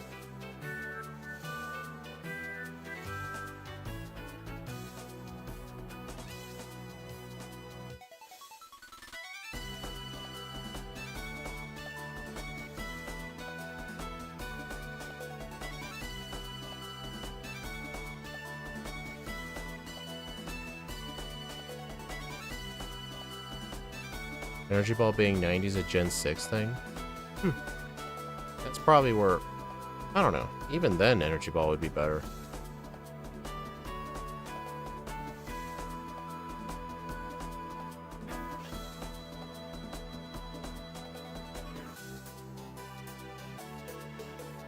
Okay, Marlin.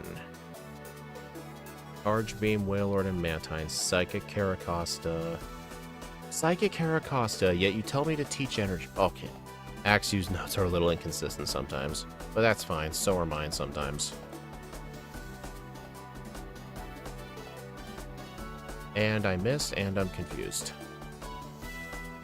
I'm going to use Air Slash to break the Sturdy.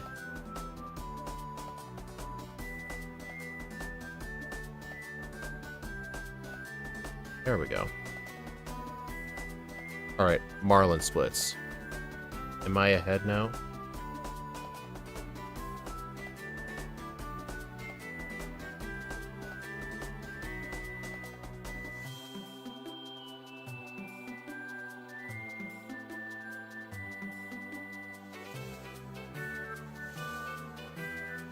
Okay.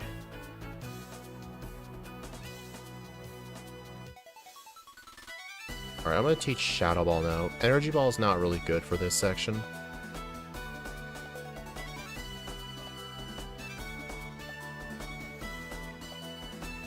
By 40 seconds? Dang. These Pokemon are getting more and more competitive with each other. But I think when the Plasma section finishes, Sigilyph's going to pull very far ahead. Beheeyem's Plasma section was really bad.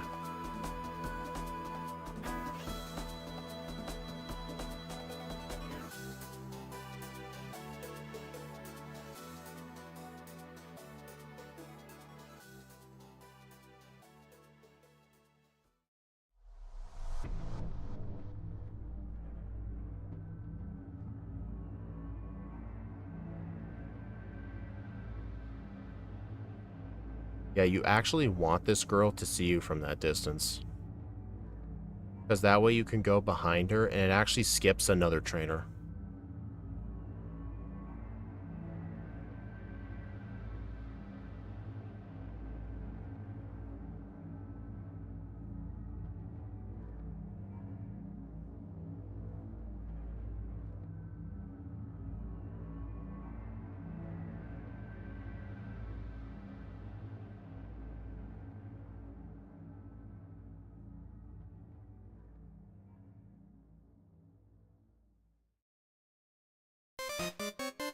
Also, since I don't have a strength user, I will chuck a Master Ball at this Crustle. This is actually Shadow Stitch's idea. Like if you don't get the Psyduck.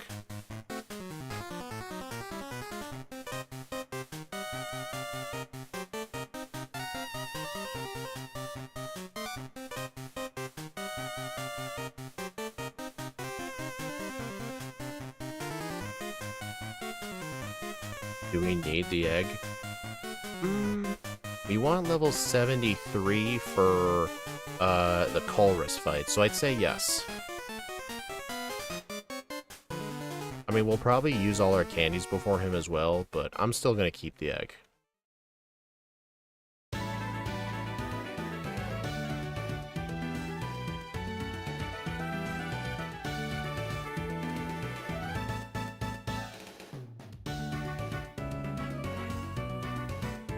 You know, I could probably get rid of,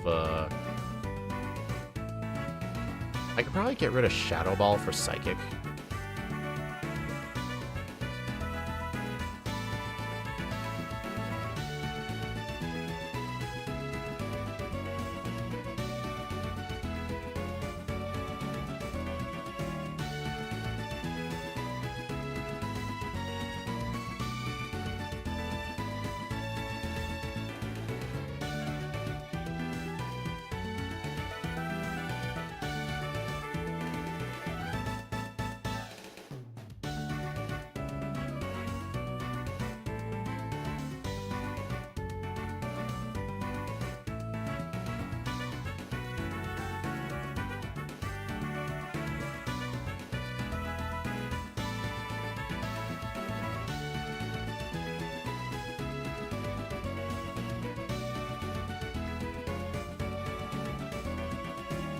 You want to bet the password's the same.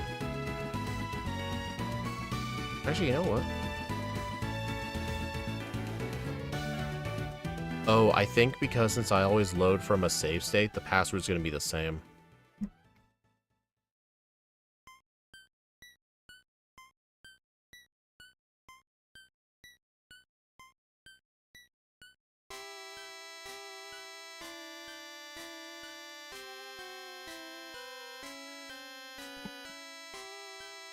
And I'm frozen. Oh my god, dude. Well, like I said, Hugh can still win the fight for you. Well, his Emboar died. He's not going to win this. The rest of his Pokemon are so bad. I've only had this happen one other time, where I lost all my Pokemon and Hugh lost all his Pokemon too. It's only happened one other time, and it might actually happen again. Just spam Stealth Rock, I guess.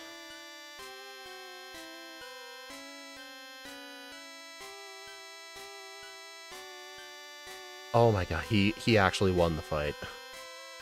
If both you and Hugh die, then it's a blackout. But if just you die, but Hugh wins, it counts as a win and your whole team gets healed. That's why I'm not counting it as a blackout, because no matter what happens, like, unless both you and Hugh die, you'll win the fight.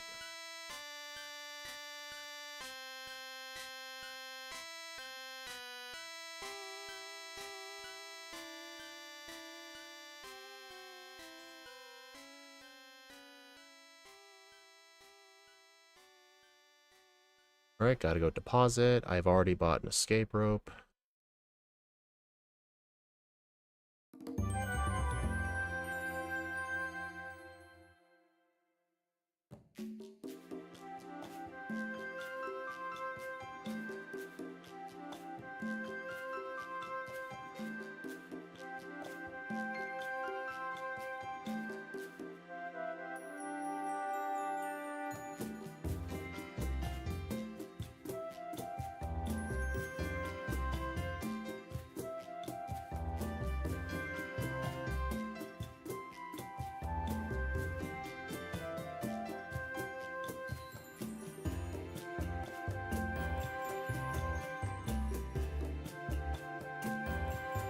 Do we need Ice Spam? I don't see anything in the notes about getting it.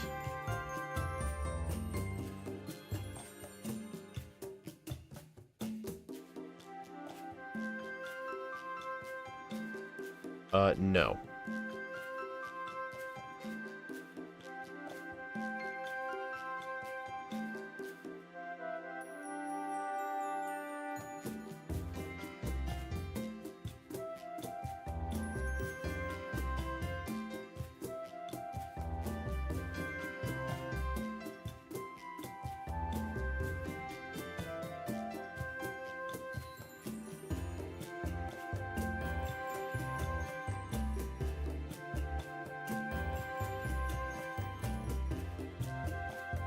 I'm not holding the lucky egg, am I? How many candies do we have? I'd have to check.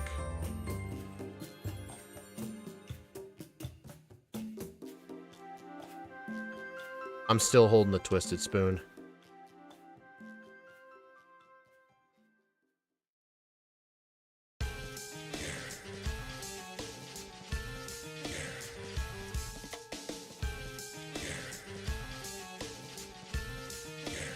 Four candies.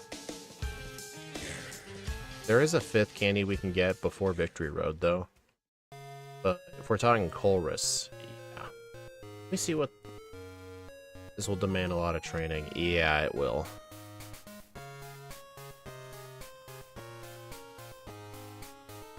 Let's see. What's the strat for Colress? Charge Beam both the Magneton and the Magnezone to break the sturdy while getting +2. We want +2 to one-shot Kling Klang with Twisted Spoon Psychic. +2 Signal Beam guarantees Beheeyem and Matang.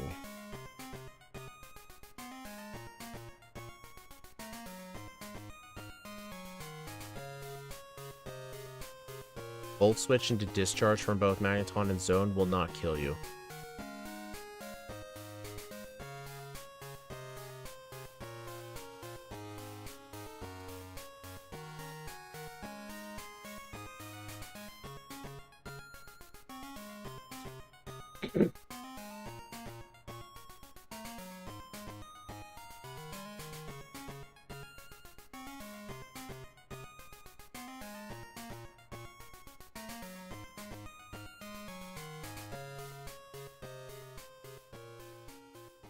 Yeah, this is kind of the reason I don't like doing 2 Pokemon in one stream. The stream goes on a while. But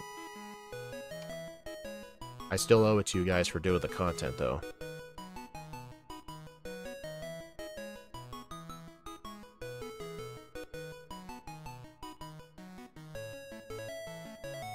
I like how that guy's an evil doctor.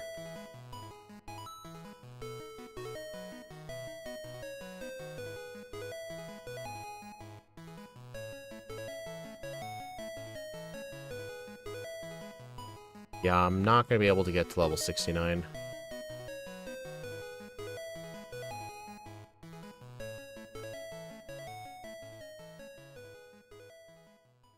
I mean, I don't think it's going to be purely necessary.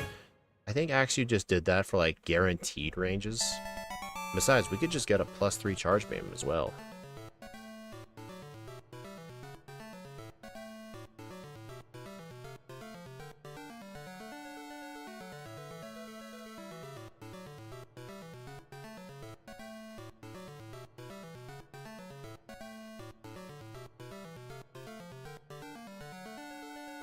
Man, a lot of these grunts are not good. Oh my god. Dude, this guy's disgusting. Ew. Okay, I am gonna need return back.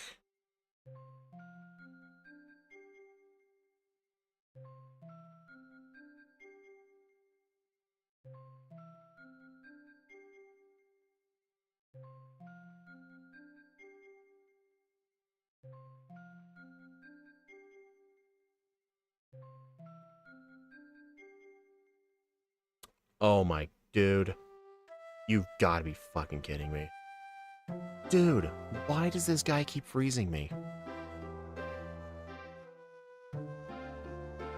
You know, I guess I still do need some training for Colress anyway.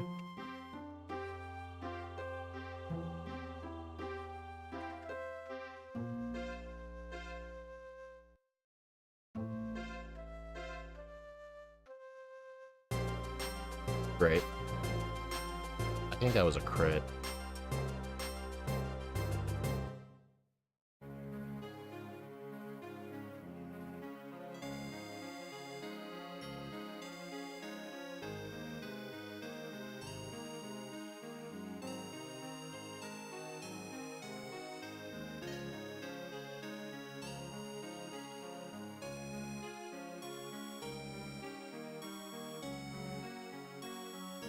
A sniper crit.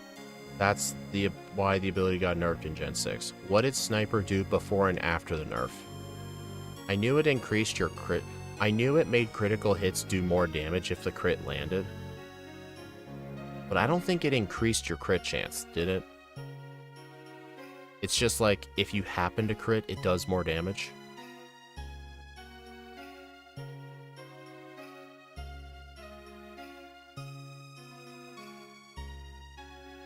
I'm just gonna knock this thing out for XP.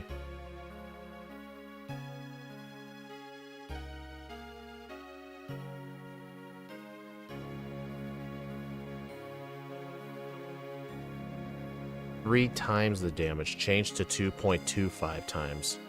Oh my dang, dude.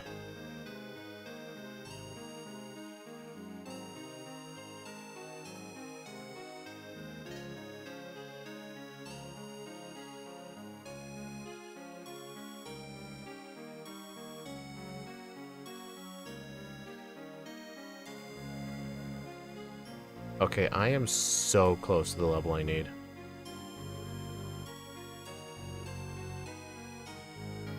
Sadly, I've already gotten the rare candy here. I could go... I can't really fly somewhere either. I have my HM users deposited. So I'm just gonna train in the wild here a little bit. Just until I think Zinzolin can get me the level I need. But yeah, forget not having the Lucky Egg equipped the whole time was definitely a huge misplay. Wait a minute, do I still have the egg? Yeah, I should. It's just there's no trainers. Oh wait, there's a trainer over there I missed. In both instances, it's a boost to 50%. It's just in Gen 6, it's a 50% boost to 1.5 times.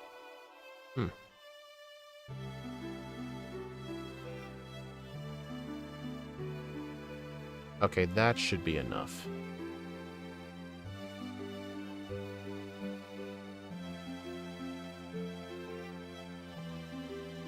Oh my god, the power belt for defense training. At a point where EV training doesn't matter.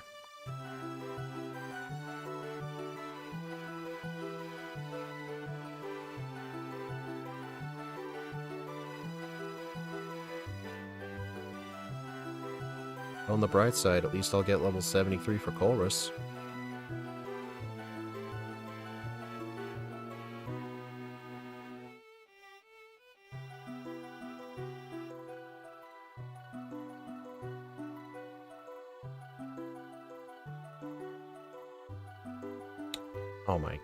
Oh my god, dude.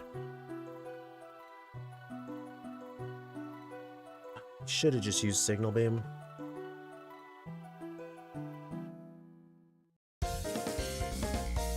Dude, I don't think Sigilyph is going to improve upon Beheeyem by much. Now Beheeyem is ahead. Dude, okay. Sigilyph is struggling a lot more than I thought it would.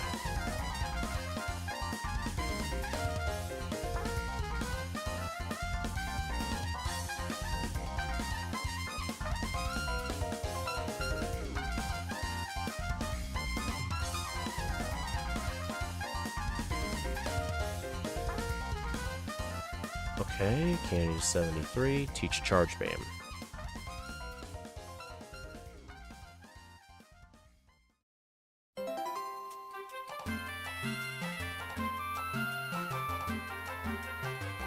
It's almost entirely your fault, though, for getting candies constantly. Okay, I wasn't forgetting candies. I was choosing not to pick them up. But it's Lucky Egg, yeah. I screwed up both runs with the Lucky Egg. Psychic.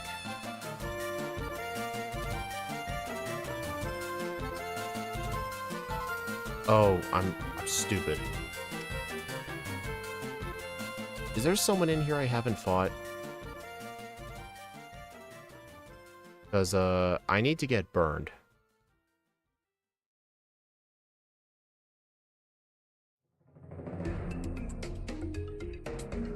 Hold on. Yeah, there is. Oh, they have it shuttered. Oh, shit. Okay, there's some wild Pokemon here. I need to get burned.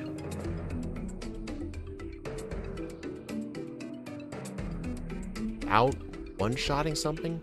Hey, a Ditto.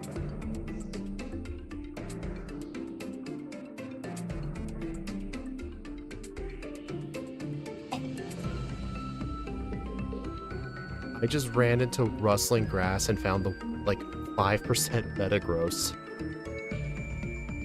Dude, I've always wanted to encounter one of those as a kid, and I could never find it. There we go.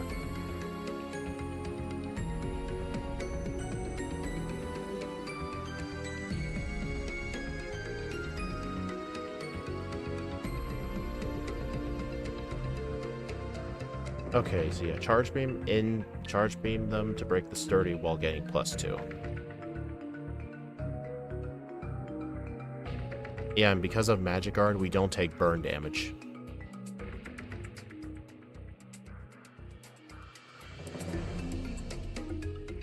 And +2 is needed to one-shot the Kling Clang.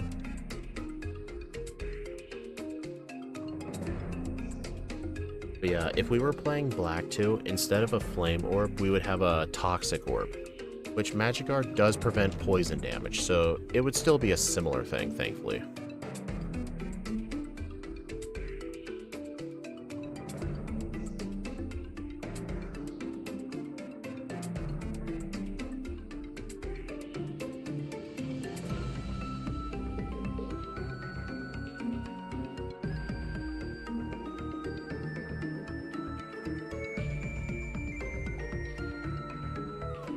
I'm definitely going to need to unequip it, though. Goal for Grimsley is 78 minimum. There is... One candy before Victory Road. I may have to fly around for a couple more. Oh my god. I hate that guy.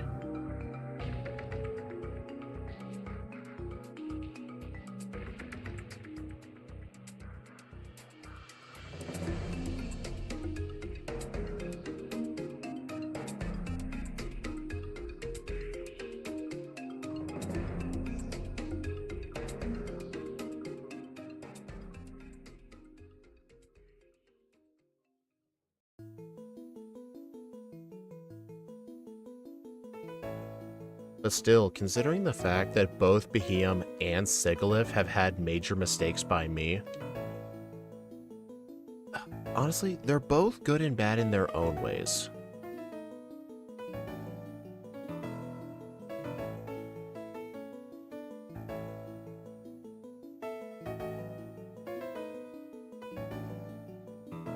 Alright, forgets this. We don't care about Toxic with Magic Art. Charge Beam with +1 and Sweep. +1 Signal Beam guarantees Hydreigon. +1 Air Slash guarantees Drapion. Hue isn't anything special. Spam Psychic. Make sure you're 77 at the start of the league. Moveset Psychic, Air Slash, Signal Beam, Charge Beam. Lineup: Marshall, Caitlyn, Chantal, and Grimsley. Have Lucky Egg for the first two. Marshall, free XP. Caitlyn, +3 from Charge Beam. +3 Signal Beam, one-shots Metagross. We could do +2 Spell Tag Shadow Ball, but XP is more valuable for Grimsley. Before Chantal, equip the Metronome. Chantal, spam Psychic. Metronome will build power on Cofagrigus, eventually overpowering Chantal's team. Plus, we are faster than Scarf Chandelure. Have Metronome for Grimsley. Signal Beam Liepard, Air Slash Scrafty, Signal Beam Crocodile, Absol, and Bisharp. At level 78, Signal Beam guarantees Crocodile. At 2 stacks minimum, Grimsley's going to heal loop Bisharp 2 times. At 3 stacks, it's 56% to one-shot. At stack 4, it's guaranteed. We don't want to give him another chance to proc Quick Attack after surviving.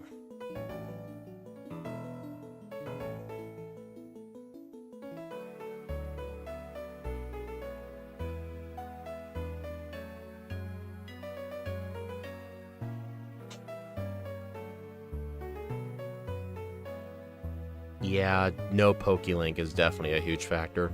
I could go back to Bizhawk and get Pokélink, but the problem is the performance increase from Super Shucky. It makes me just want to just deal with it. Like, here, what would I rather have? A consistent, like, 3 to 3.5 to 4 times speed in some places, or be a Bizhawk with 2 times speed, but with Pokélink. I think the better performance is just worth it.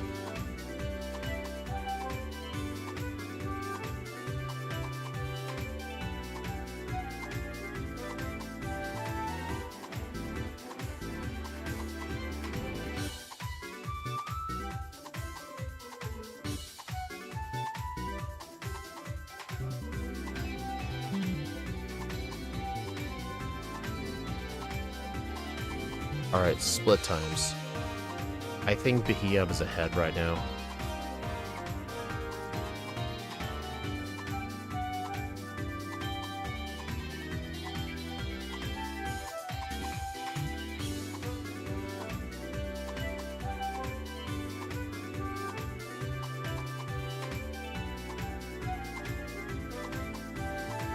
Plus, I don't think it's up to Snowy to get Pokélink working. It'd be up to the Pokélink people, but I'm sure they'd have no interest in doing it to an unofficial emulator.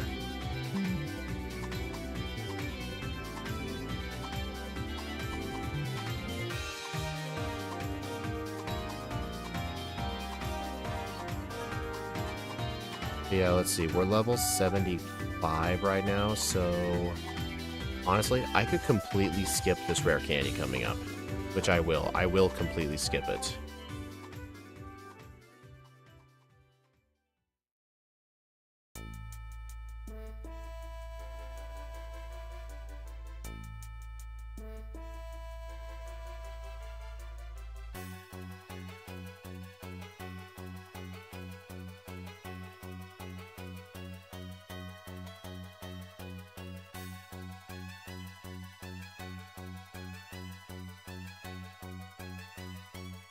Plus, it's also the fact that I'm just tired.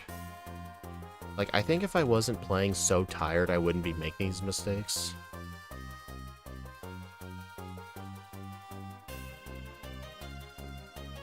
Hold on, I'm gonna get some more super repels. There we go. Oh, HM users.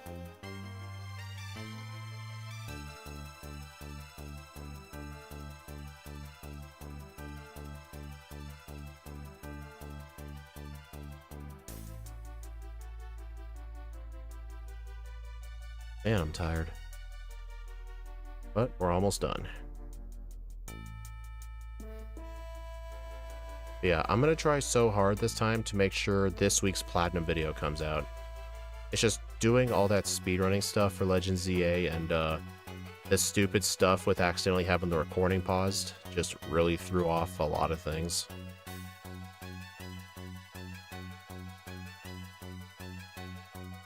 But oh yeah, we're doing Pokemon Platinum this week. So we've officially gone through our entire rotation of games and now we're going to Platinum. We'll be doing Uxie, Mesprit, and Azelf. Azelf will be the video. Uxie and Mesprit will be streams. Uxie will be done Tuesday, Mesprit will be on Thursday.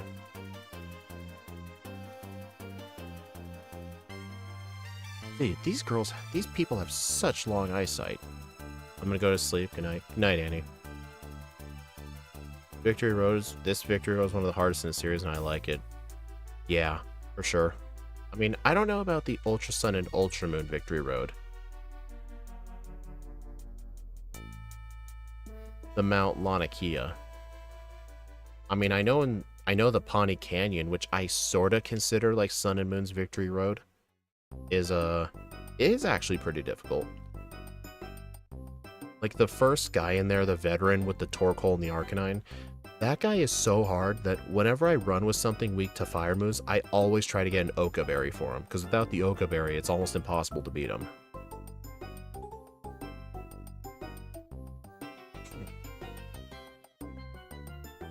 I know Ultra Sun and Ultra Moon had people in there. I don't know if they were any good or not.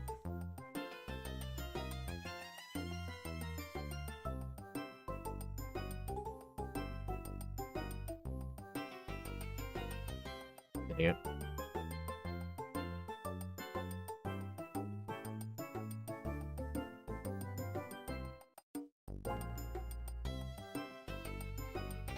It's not that hard outside double battle with the veteran and the cool trainer. I guess that's a good point. It's only hard when you, like, forget to heal. But then again, the scientist with the Magnezone is actually pretty hard sometimes. There's the candy.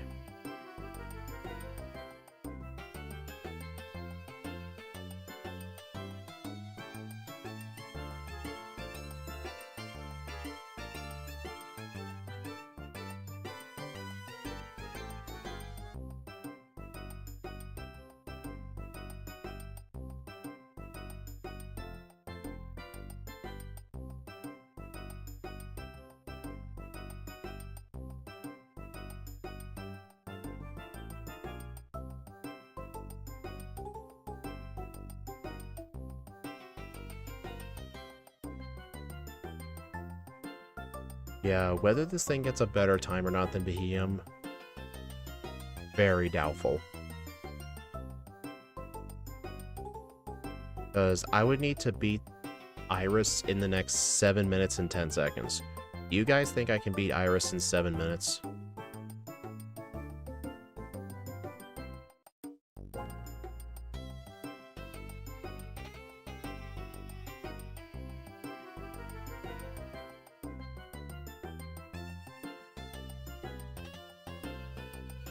It's going to be worse because of forgetting the Lucky Egg.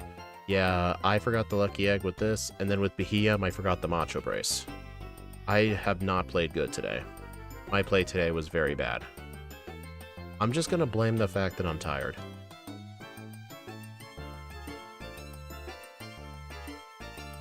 Yeah, very tired.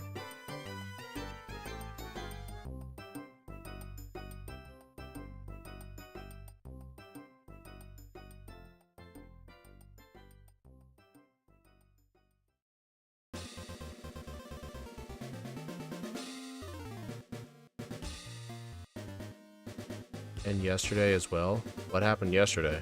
Oh, yeah. You're kind of right. I've been on a very bad streak recently. That second playthrough with Mega Meowstic, I should have beaten my first run by like 4 minutes. Okay, yeah, there's no way I can finish this but faster than Beheeyem. There's just no way.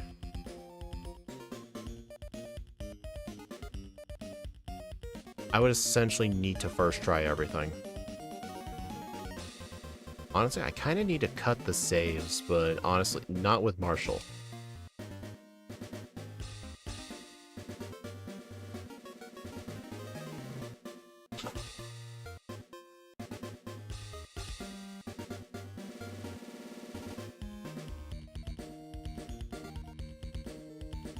Alright, so yeah, let's see. Caitlyn, get +3 with Charge Beam and Sweep.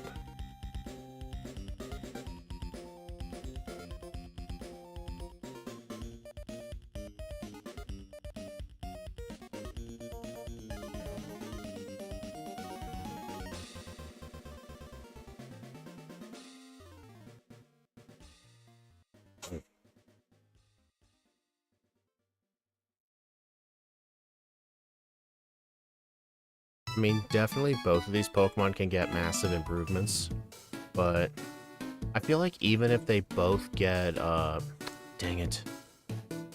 Uh-oh. Yeah, I deserve that.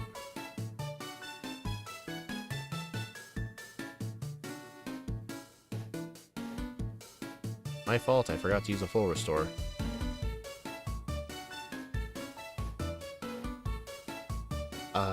The reason I saved was because I was worried about the sock using Rock Tomb.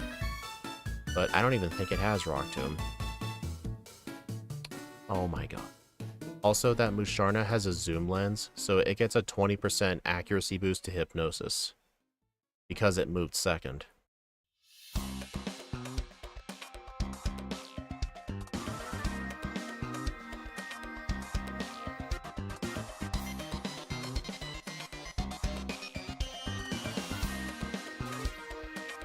Alright, so I have the Metronome for Chantal with Psychic.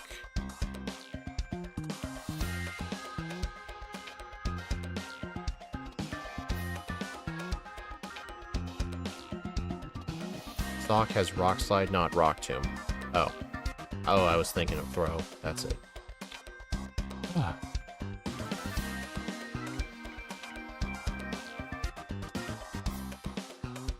Okay. And Will-O-Wisp fortunately doesn't mean anything because of Magic Guard. And for once, Magic Guard is not our hidden ability, it's actually our regular ability. Our hidden ability is actually Tinted Lens, which is a very good ability, but not useful for this thing. It'd be great if I was relying on Hypnosis. Hey John, I got out of work early. Dude, I've been streaming for the last 4 hours, and I'm almost done and you just now showed up. I mean, kinda good for you, because my play was bad. But yeah, John, I heard you won't be able to come to the Rainbow Rocket Blue stream tomorrow.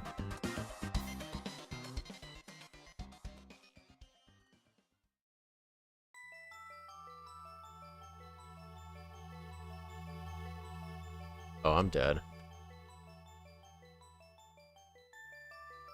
Actually, hold. Yep.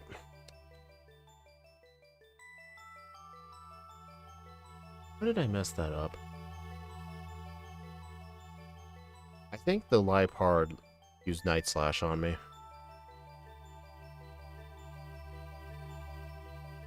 It had to have crit. I was at like red health.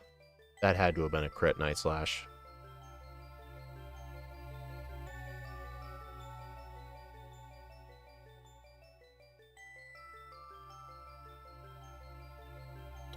Wait, Claw.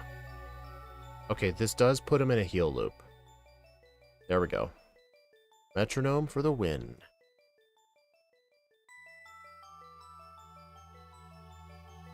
You need to finish your video on team runs? Have fun with that. Alright, Iris. Psychic Signal Beam, Charge Beam, and Energy Ball. Psychic Signal Beam. Charge Beam. Okay.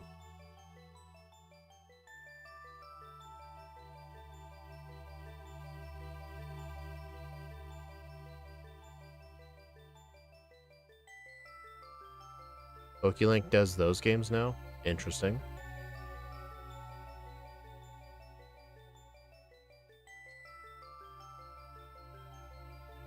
Okay, what item do I need? Miracle Seed.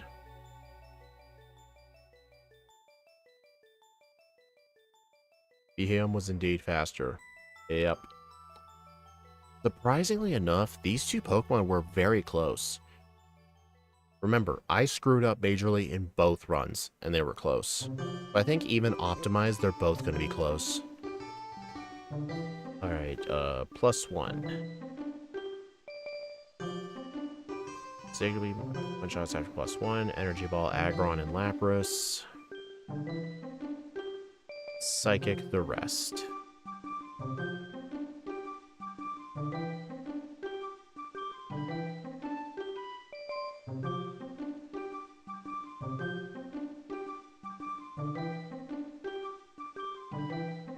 Dude, that Haxorus usually likes to waste its Focus Sash with Dragon Dance.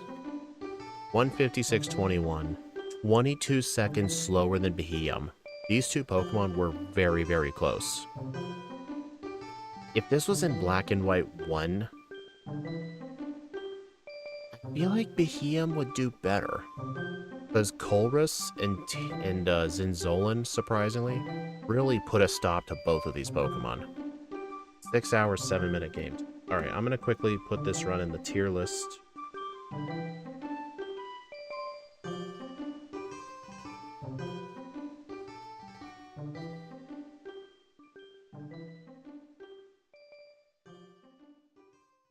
What was my level?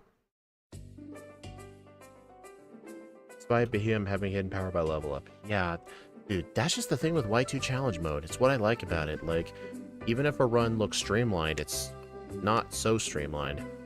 Definitely Beheeyem would be way more streamlined. Just side beam, hidden power fighting everything. There's like almost no steel types. 83, thank you. 10 resets, 4 blackouts. Yeah, I'm definitely seeing a pattern with psychic types. Look at this. 3 psychic types in a row. Another psychic type down here. So literally 4 of my psychic types are in the F tier or lower. My highest ranked psychic type is actually Beheeyem. Dude, this game, dude, does not save psychic types. Oh, man. Look at that.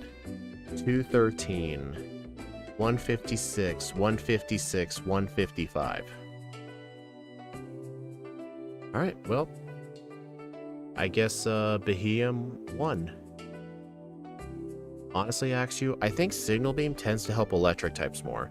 Like Raichu and Eelektross. Like, without access to Signal Beam, their clay splits would have been so much worse.